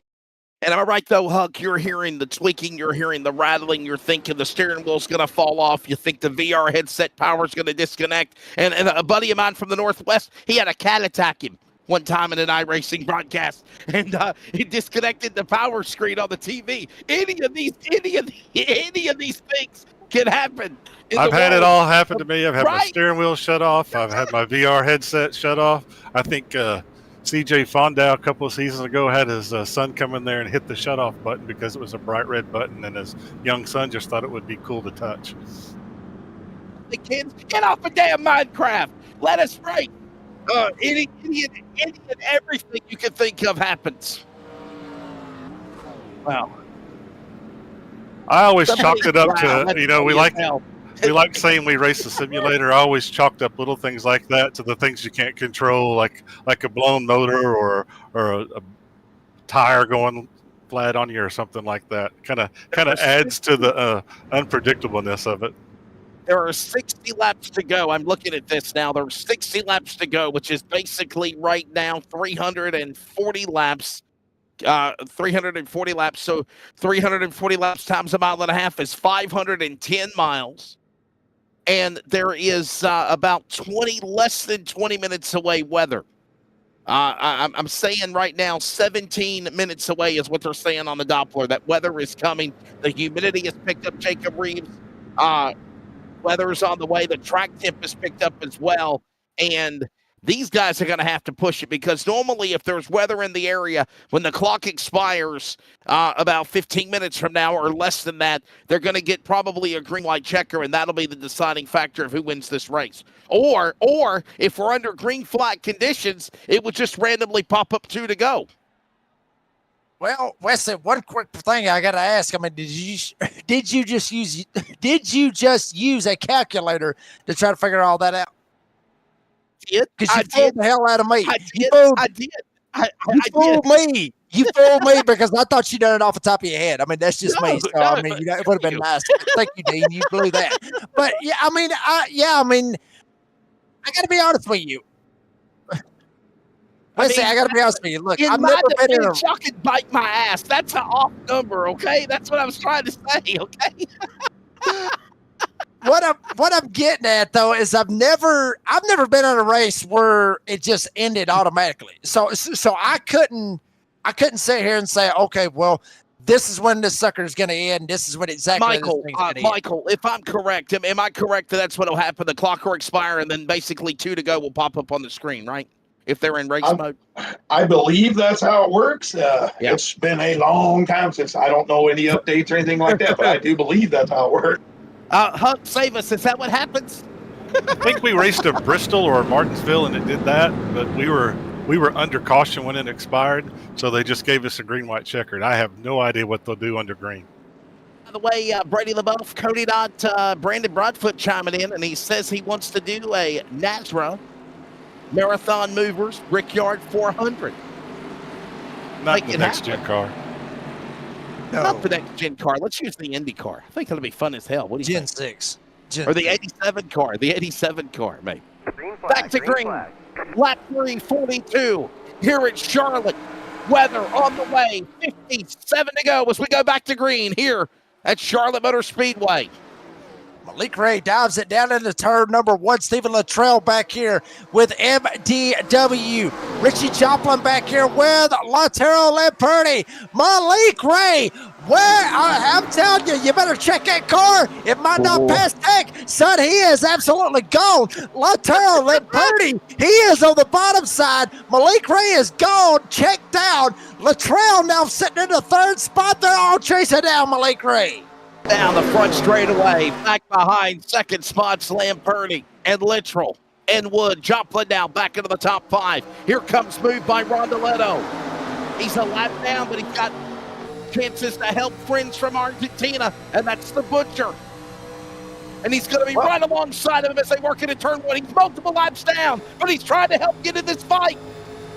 But Wesley, I will say this. If you think about it right there, with all of this, Malik Ray, Rondoletto, remember they had beef earlier on in this race. And if Rondoletto wants to try to help out Lautaro Lamperti, Malik Ray may not be too happy about that, so Malik Ray's not going to play nice if Rondoletto tries to put the block on him. There you see it. He ain't even got to worry about it. Here comes Lantero Lamperti. He's going to the inside for the lead. And by the way, Octavio Rondoletto, the showman, is on the tail end of the lead lap. He's on the lead lap now in front of the leaders.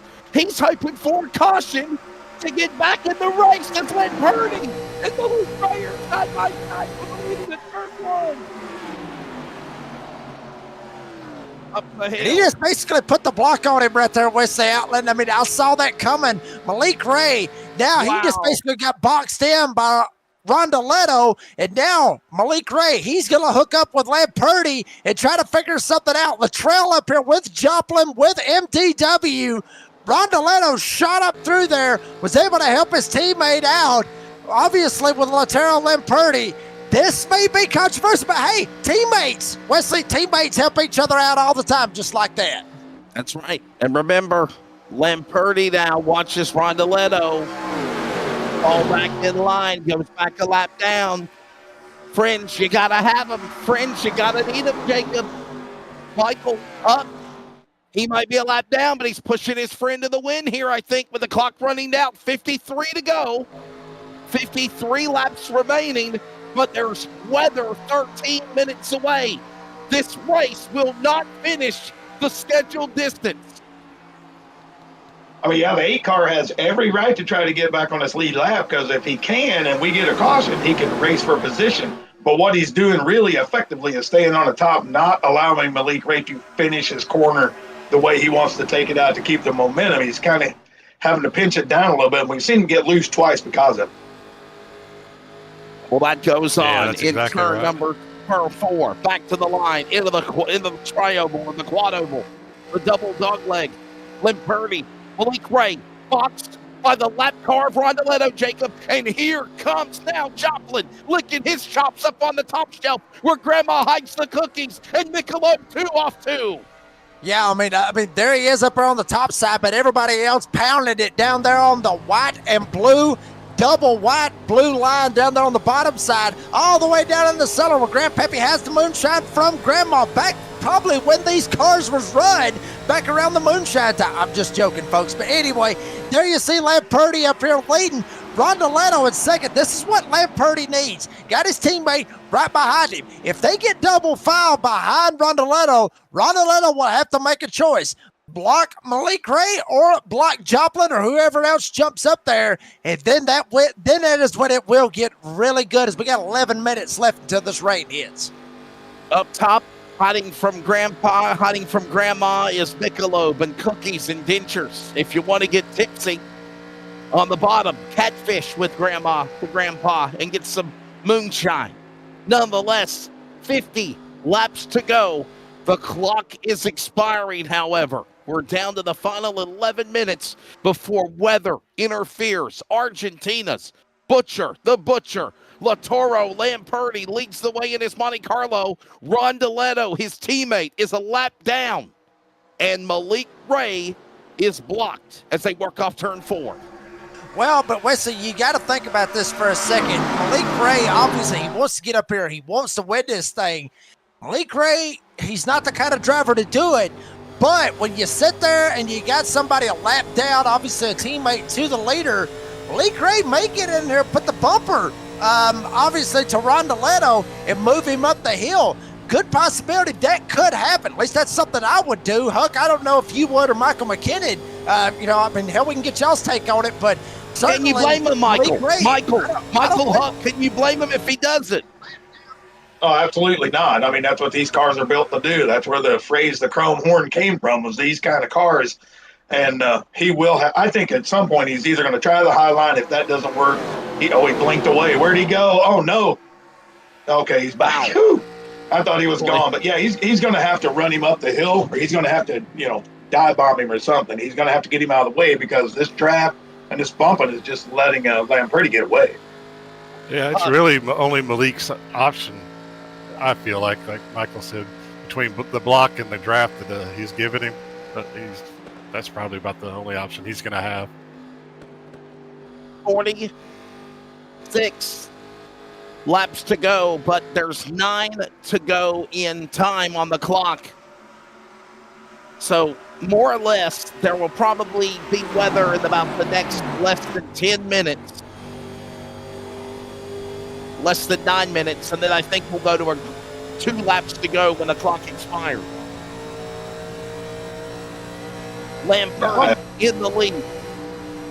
Ray is right there, Jacob. He's trying to find a way to get around Octavio Rondoletto, the teammate for Sim Bike 500. Bike 500, and Flaming Karma is not getting out of the way of Malik Ray as they are right there, nose to tail into turn 3.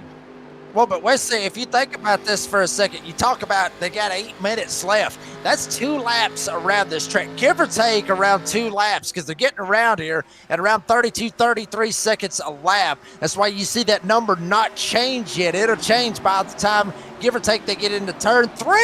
Here we go. Rondoletto up to the top. Ray able to jump down to the inside, but this may end up hurting Ray. Now Rondoletto going to try to pull the side draft, try to pull him back and hold him back. But if Ray can get by him, then he's got a shot. He's got a shot with Lamperti to be able to try to get this win. But there's basically under 8 minutes remaining. That clock is the minutes clock. I want to emphasize on that. So basically 7 minutes and 35 seconds, 43 to go until weather interferes.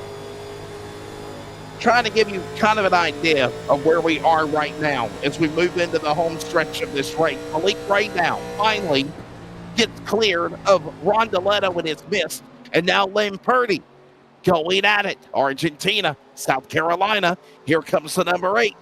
Back behind them, Matthew David Wood from West Virginia in the Coke machine, Jacob. Stage 1 winner. He's right there in the dogfight as they work into turn 1. We're single file. And Wesley, I mean, this is exactly what Malik Ray wanted right here. He wanted to be able to try to get around Rondoletto, get up here on the back door of Lautaro Lamperti. Now he's got his shot. Now he is there. Will he be able to make the pass? The only problem is he's got to watch himself. He's got to be careful. If he jumps up to the top side, Rondoletto ain't going to let him down. He's going to jump on that inside lane. Malik Ray has got to get a run off of the corner. He's got to figure out an extra bit of speed. But I will say this, and Wesley, you know this 100% just like I do. He's one of the best in the business. The only problem is he's going to take the top side. Will he get a run? He's trying to get a run on the top side. Try to get the run. Here he comes. Malik Ray down to the inside in turn 3. Got a car really sideways off the back straightaway as they climb the 24 degrees of Bankhead. Here they come. Thundering, and they got a caution from it. Yellow flag. I had a feeling we had a car sideways in the back. Caution is out. It is Aaron's. Oh, no. Is it the number 10 car, I believe? I believe it might be the number 10.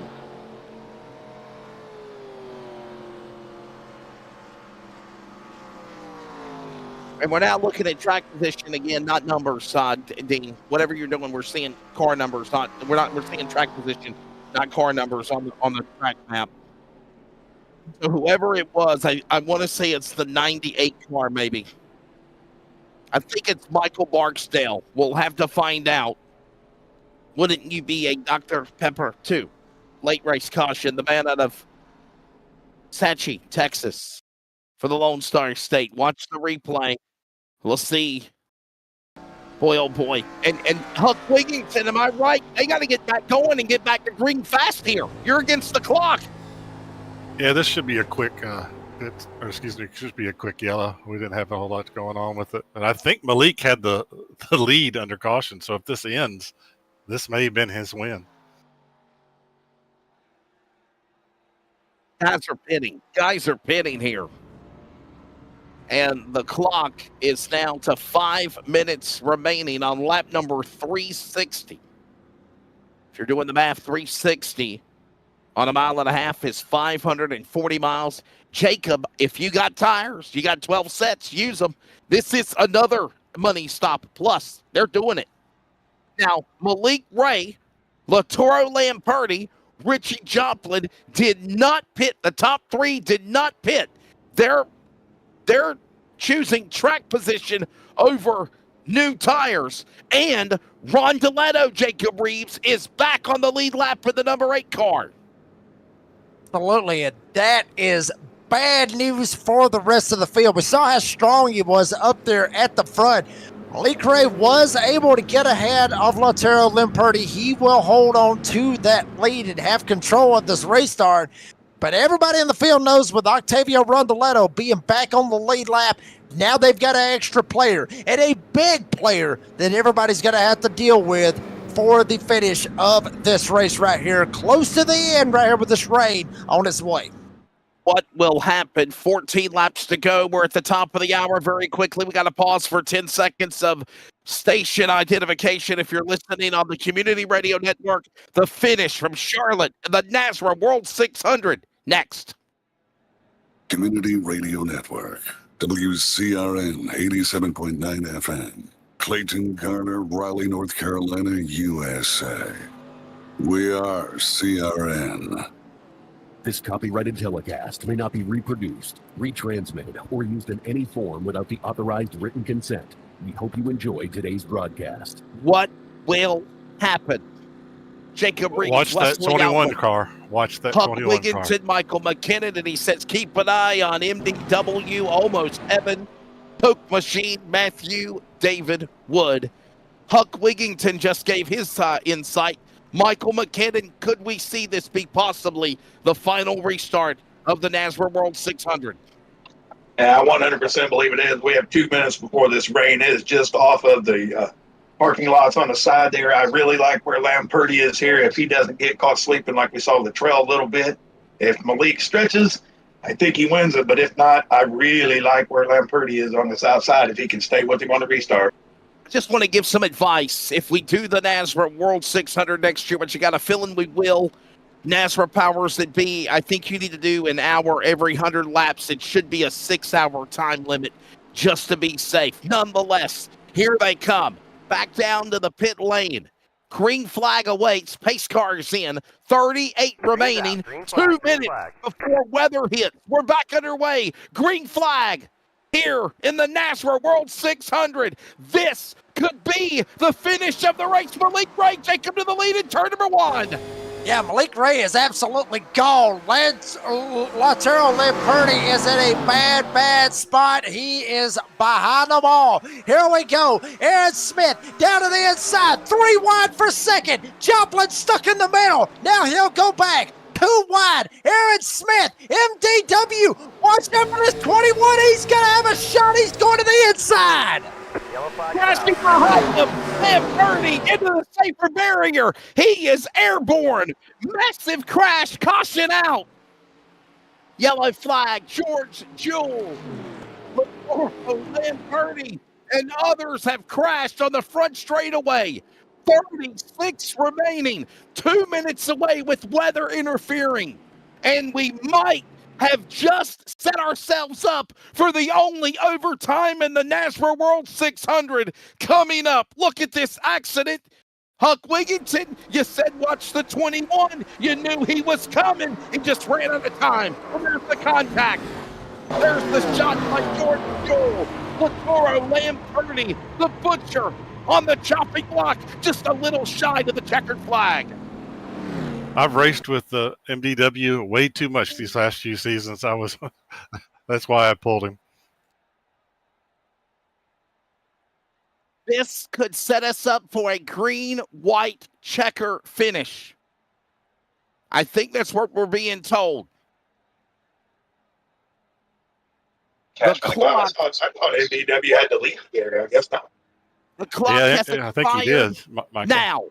2 seconds, 1 second. The clock is at 0. Weather is imminent, Jacob Reeves. I think we're going to get one shot at a green-white checker. Maybe.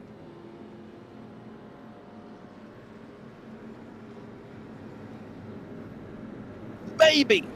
Green-white checker.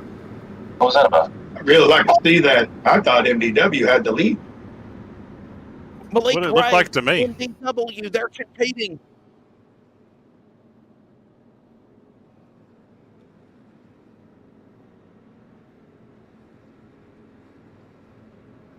Checkered flag.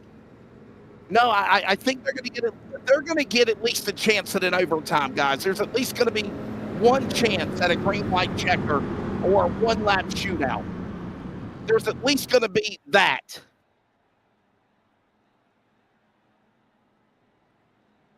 And wow, what's going to happen? You see Malik Ray driving by the apron. Jacob, what's he doing in the 51? What's he doing there, driving below the apron? Well, from what I understood, and I went up there and I talked to race control, and I'm not 100% why. I mean, I went back and looked at it on my end, but for some reason or another, they're busting they're busting Malik Ray for an EOL penalty. He has an EOL penalty for changing lanes, at least from what I'm understanding. And Malik Ray looks like he has parked it, and I don't think they're going for a restart, Wesley. I think that's it. No, that's the caution flag that's waving. That was the caution flag that's waving. We've got one to go. There's one to go on the pace car, guys. The lights are off on the pace car. They're going to get at least one go at this. Can somebody please go talk to the race director and tell us what's going on?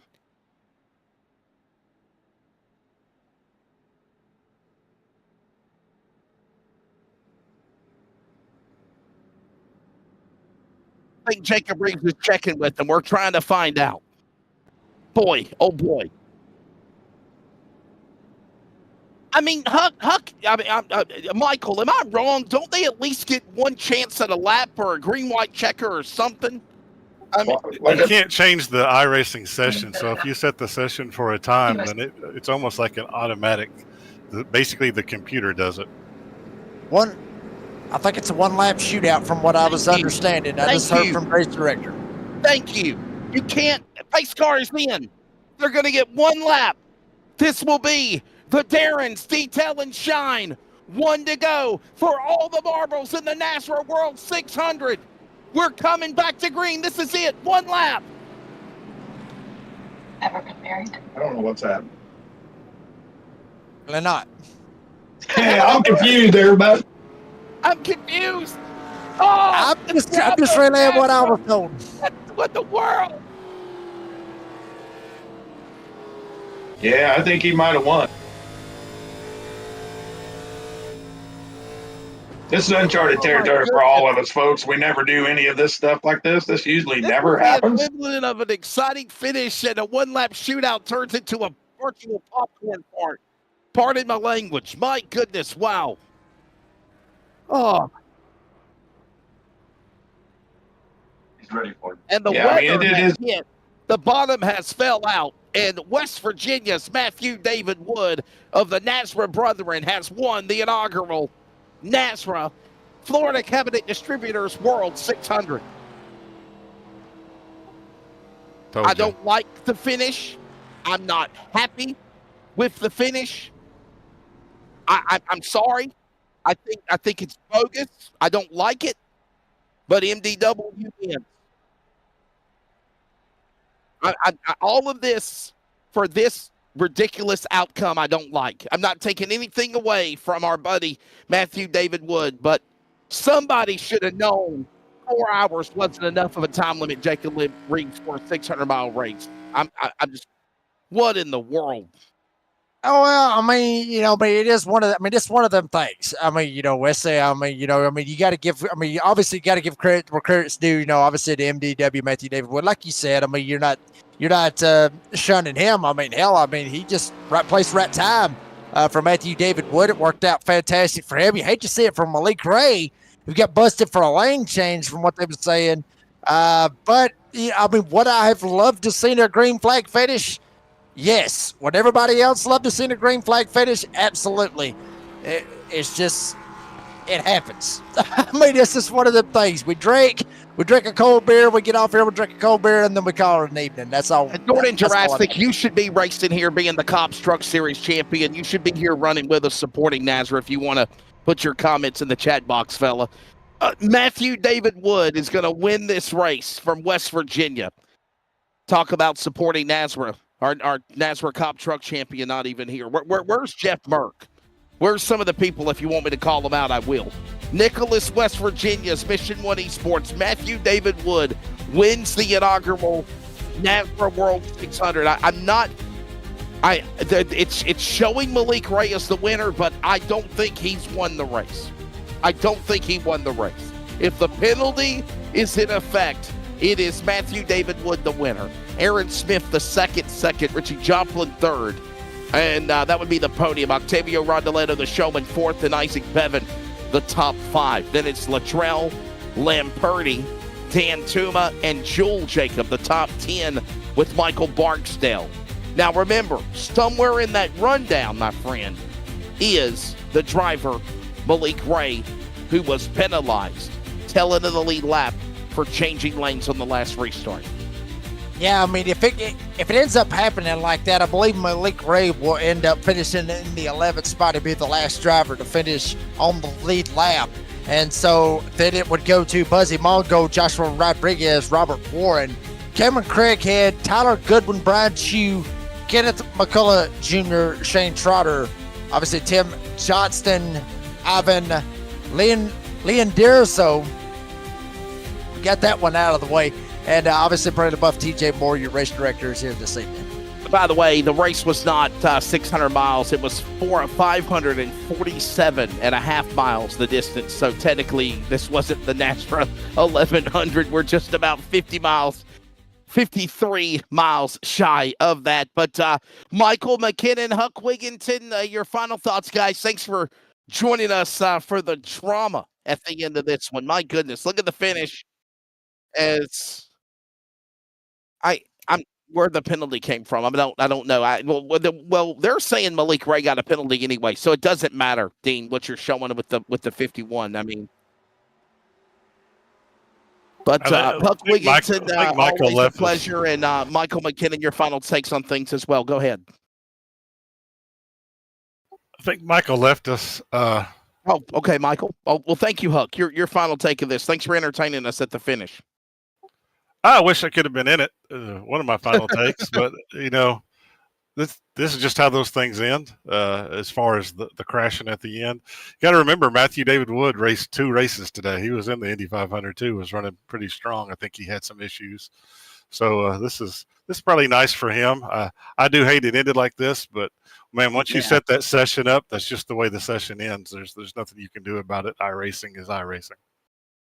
And I know there's some comments in the chat box or whatnot. I think Brady was saying, elaborating to something to Jordan Jurassic. But what I will say is this: I'm just frustrated because I really thought we were going to see a really epic finish, Jacob Reeves, and the time and the weather took that away. The time and the weather took that away. I just think if we do this again, if we do this next year, just know that maybe you do an hour on every 100 miles to have a 6-hour time limit. But nonetheless, Jacob, buddy, if you can, because believe it or not, I have another iRacing broadcast obligation. He'll handle you for post-race, him and Dean the rest of the way. But bud, your take of this one, and we'll go to a quick break and get ready for post-race. But congratulations, Matthew David Wood. It's not pretty, but a win is a win.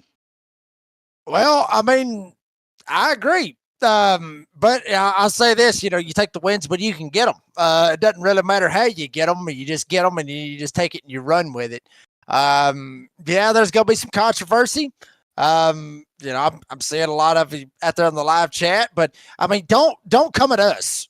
We're just broadcasters. That's all I'm saying. We call the race. We don't make the rules, and I don't want nobody to come at it anybody else. And the way I look at it, I fully support Brady and Cody and everybody else for everything that they do. That's the way I look at it. And that's that. And I'm not a kiss ass out of it. I'm not being kiss ass. I'm just being straight with y'all. This is our first time. This is our first time doing a 600-mile race. I think maybe they were thinking, well, we could knock this out in 4 hours. We could, but you learn. You learn from here, right? There's a spoke on the wheel. See how damn tired we are? Even the camera just fell. So we're tired. But It's Matthew David Wood, the winner, Dean. You keep showing the replay for no reason. They're penalizing Malik Ray. They're penalizing the 51 car. So you keep showing something that doesn't even matter because they crashed. Time ran out. 21's the winner. We're taking a break. Dean Hopton, phenomenal job. Thank you to Brady LaBeouf and TJ Moore and Joshua Suss and everybody that worked in race control.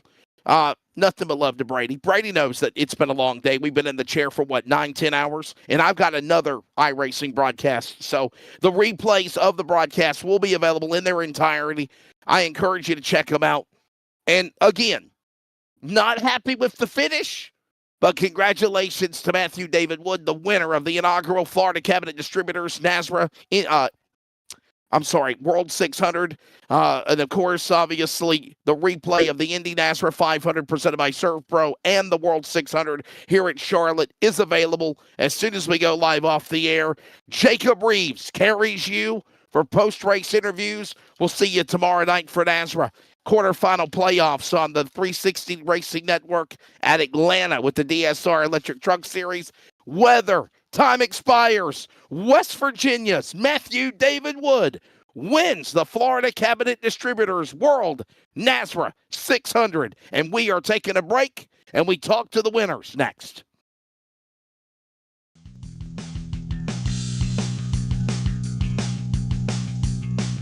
Are you ready? For Murph's Magical Creations. Home to custom laser engraving and gifts. This veteran-owned and operated company engraves for all occasions. If you want one of Murph's Magical Creations, call the number on your screen or commission through either Instagram or via email. Murph's Magical Creations, made with love for you.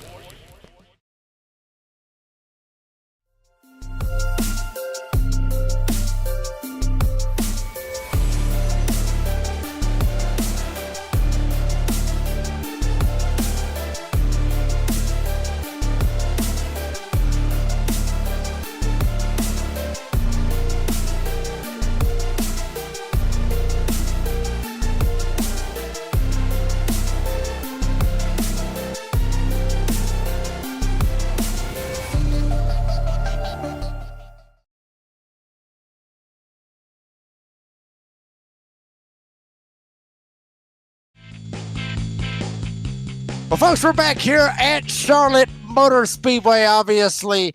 Got the finish lined up, obviously, for our version of the World 600 presented by the Florida Cabinet Distributors. And we got your race winner in the house, number 21, MDW Matthew David Wood. Matt, honestly, I talked about it a while ago. Country roads, take me home, son. You got it all the way. You took that sucker home. Got the win here tonight. Controversial, though. Tell us about it. I mean, what happened here? First of all, you should be talking to Malik personally, but I don't really know. I mean, it was fun. I've never even truly ran these cars before today, and I'm happy with the pace that I put on, especially on the long run. That's one thing I've struggled with in the Friday night series. As you know, I run Friday nights, and even though I have a lot of wins, that doesn't tell the full story. I've struggled somewhat on the long run, especially compared to people like Ryan Johnson, Tiny Horse, and all that. But I think tonight really kind of, I'm here to prove myself, really. I'm 16, I'm just trying to get my name out there and racing against people like Malik and Aaron, all these guys. That's the way to do it. These guys are extremely talented, the best you can get in iRacing, really. But personally, I don't know, because one of the last cautions, I'm not sure which, there was a car sitting on the front straightaway. He was sitting there to get a caution. Then they threw the caution. I'm not sure what the whole deal with that was. Although there were wrecks previously, there were 2 or 3 wrecks on that same lap. So I know Malik was frustrated about that, but until I look back and see what was actually happening in those wrecks, I'm not going to, again, say anything about any of the wrecks, because personally, after 400 laps, I'm too tired and numb in places of my body that I never knew I could be numb. So I'm not going to care until I get an energy drink in me or something and then go back and look at it. I can't say anything else because I'm underage and I've actually, fun fact, never touched that stuff. So, but the whole restart ordeal, I don't agree with it. I don't think he changed lanes whatsoever, or if he was even close. But I do like that TJ's trying to be consistent because they called somebody on it earlier, and I like that he's trying to be consistent. But that's very, very, very nitpicky, and the fact that we didn't get the full race in as well is kind of frustrating. But yeah, that's my whole opinion on it. I had pace, and I'm really happy I just won the 600 because I didn't expect to even do well in this. But again, I just hate it for Malik because, I mean, of course it's Malik. He's the class of the field. But I'm happy I kept up with him in the beginning though, and we were able to kind of fight and do some things and fight on track and swap positions back and forth. Matt, I'll ask you this right here, buddy. I mean, obviously it was, we'll just go ahead and call it what it is. I mean, somewhat, however you want to look at it, it is somewhat controversial how it was. I went back and I looked at it. But everybody out there in the live chat, Dean, if you can, please, for the love of God, show the instant replay, show the replay of the restart. That way everybody can see it. It was the restart. It was the restart. It was the last restart. It was the last restart where Malik Ray got busted. They said, Yeah, that's. I think it was the last restart. I guess that's I what think it was, but somehow, but I mean, I don't know. Like I said, look, we're just the ones that just call the race. I'm just trying to get everybody out there in the live chat to be able to see what's going on. But I mean, even though it is controversial, MDW, Matthew David would you say this is one of your biggest wins of your career? Oh, 100%. This is probably the biggest win of my career besides, winning on the anniversary of, well, actually the week after Pop died and then my grandmother. Those were the two that mean the most to me, but this is definitely on a scale, biggest win of my career, 100%. Well, MDW Matthew David Wood gets the win here tonight. However you want to look at it, he still won the race. He ends up winning here tonight for the Florida Cabinet Distributors World 600 in Charlotte. MDW, buddy, appreciate your time. Congratulations on the win, however you want to take it. And before we let you go, thank your sponsor, sir. Oh, NJB Designs, he made this was the 12 I ran in another league, I believe. It was way back when it was a special event thingy I did it for charity, and it was the 12, and he just switched it to the 21. So thanks to Noah for that. Of course, Mission 1 Esports, you guys for what you do, the Lord for what he's done for me and for what he always will. Steve and Diane, they're watching. They're some of my buddies, everyone that knows me that's watching, and I just thank all the viewers for watching. I'm sorry it was a little bit controversial there at the end or confusing, but it's kind of the way it goes, I guess. Well, Matthew David Wood, MDW, gets the win. He'll take it any way that he can get it, I guess. But, buddy, congratulations. Appreciate your time. And, but you get ready for a little playoff racing come Friday nights for the Concerns of Police Survivors Truck Series. So you get this. May bring you some momentum when you go to Daytona next Friday, buddy. We'll see you there. All right. That was Matthew David Wood, MDW, gets the win here tonight. Now we'll go to, obviously, our second place finisher, which is Aaron Smith, the second driver, the number 70, the Magic School Bus we was talking about back there in the back in the yellow car. And, you mentioned a while ago, you did say out there somewhere, we saw it out there where, my power went out. I wanted to have a shot to run in the Serpro Indy 500. You was up there, and then your power went out. Storm hit, knocked the power out, and you was able to knock the power back on or go out there, do whatever, get them to hurry up, fix it. You come home a second here tonight. Tell us about it. Yeah, it was a 10-minute thunderstorm. It's always those that take me out of these things. But yeah, we picked up the pieces, and honestly, I was so disappointed. I wasn't even planning on running the 600. But yeah, changed my mind, hopped in, and ended up qualifying third or fourth, somewhere up there, and just had that speed the whole race. It felt like the top five was pretty well set from the rest of the field throughout the long runs, but we had all these wrecks, we had all these restarts, and it almost played out in my favor there. And Aaron, I ask you the second question. I mean, obviously, would you be interested in coming back with some of the more special events that the North American Sim Racing Association may be popping off here very, very soon? Oh, absolutely. I love the special events, no matter where they are, what they're in. Like, I'll definitely make some time for them. Looking forward to seeing what this group comes up with next. Even Nordschleife, you would yeah. run the. Absolutely, yes. Like, You're not better man than not I even am. a question. Yeah. You're better man than I am because there ain't no way. There's no way in hell I would do it. But Aaron, buddy, congratulations on the second place finish. Appreciate your time. And before we let you go, you got any sponsors, any shout outs that you want to thank? Yeah, I'd like to thank all the folks at PT Autosport and Momentum Brewery with their race brew coming out soon. I don't know when, but it's coming. But yeah, I'd like to thank y'all for broadcasting, all the folks for watching, all the folks in the field for putting on a great race. I'm looking forward to getting back at it whenever I show up next. Aaron Smith II, driver the number 70, the Magic School Bus. You see it right there, all yellowed out. Somebody get him a sponsor. Put a sticker on this man's car. Comes home here with a second place finish here. Very much appreciate it. Thank you very much for coming out. And congratulations on that run. And hopefully we'll see you down the road, bud. All right. Thank you. That was Aaron Smith II. Comes home second, ironically, here tonight. Now we'll go to our third place finisher, Richie Joplin, Charles Joplin. I'm going to go with Richie Joplin because that's what it says, right? Yeah, that's what it says is Richie. That's how I can go. They aggravate me by putting Charles up there. Okay, well, then we'll go by what we see right here live on the broadcast. We'll go with Richie Joplin, obviously from Hudson, North Carolina, up 8 spots, finishes third here this evening. Led a couple of laps. Got a little interested right there. Richie, tell us about your night. Yeah, I was the first one to get caught on that changing lanes, and it sent me back, got a lap down. I just had to fight my way back. I figured I was going to finish like maybe 10th or something. I mean, I'm an old guy trying to hang out with these kids out here racing these things.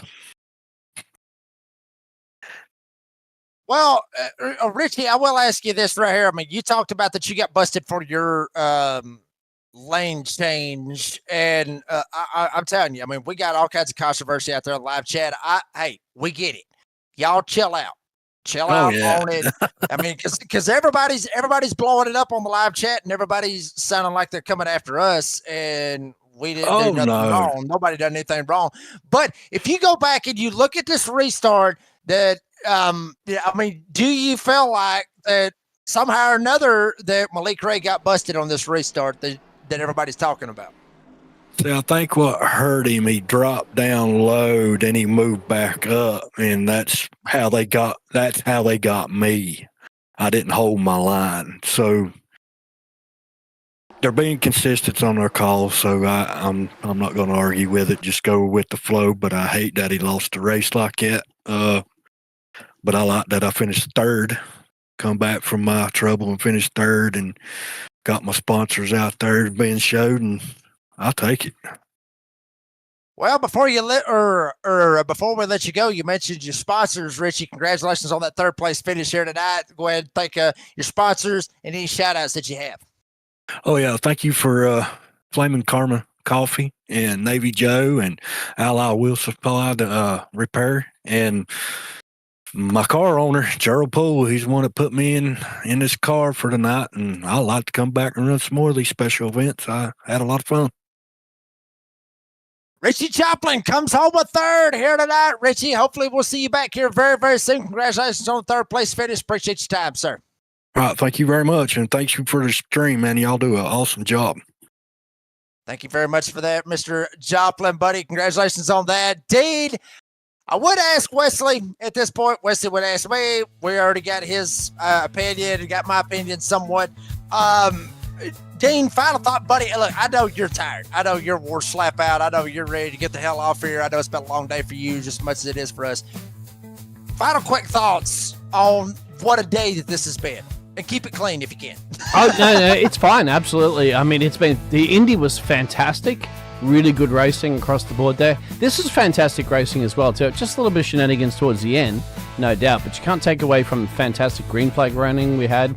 Only just a handful of cautions, really, considering we had to do, 600 miles there at around here in Charlotte. So, you can't take it too much away from the drivers there.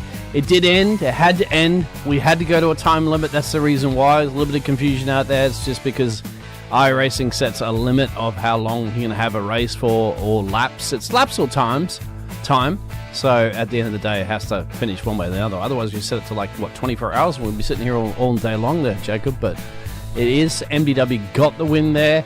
Aaron got the P2, Richard Joplin got the P3. Controversy, of course, as to what happens with the lane changes and all that sort of jazz.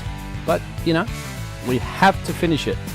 All chapters must close, and the chapter closed with MDW getting the big one here. And he also got himself a podium position, didn't he, I believe, in the Indy 500 as well, too. So it's a great day for the number 21. Yeah, I mean, MDW's going to remember this day for quite some time in his young iRacing career. You remember that you heard him just a second ago. Obviously, was 16 years old. This kid's got a long time to be able to try to pop some stuff off and make some serious hay, especially here with NASRA, and not only with NASRA, but in his iRacing career as well. But folks, I'm telling you, take it however you want it. Like I said, I'm seeing out there live chat. Y'all want the restarts and everything. I've already seen some of the messages wanting us to go back to certain laps and everything else. Look, I'm sorry, but I'll just go ahead and I'll just be honest with you. And if y'all want to bark at me, bark at me. It's been a long damn day. We're ready to call it a day. I'm ready to go see my wife and my son as well. I'm ready to go read him a story like I do every single night. It's been a long day. I haven't been around my wife. I want to go see her. I'm sure Dean's ready to get him some damn rest as well. Y'all take the finish. Y'all got a problem with it, go talk to race control. That's all I'm going to say. And that's the best I can do it. Dean, I'm sure you agree with that 100%.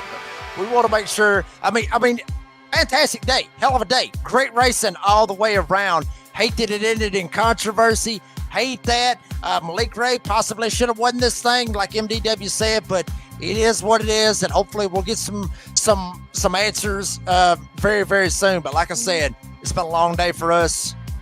I'm ready to see my family, and if y'all got a problem with that, you know what I can tell you on that. But we want to thank all our great sponsors. Obviously, Serve Pro for the title sponsorship of the Serve Pro Indy 500. Obviously, Florida Cabinet Distributors for the title sponsor of the Florida Cabinet Distributors World 600 Warrior Wraps, Starbase 1552 Comics.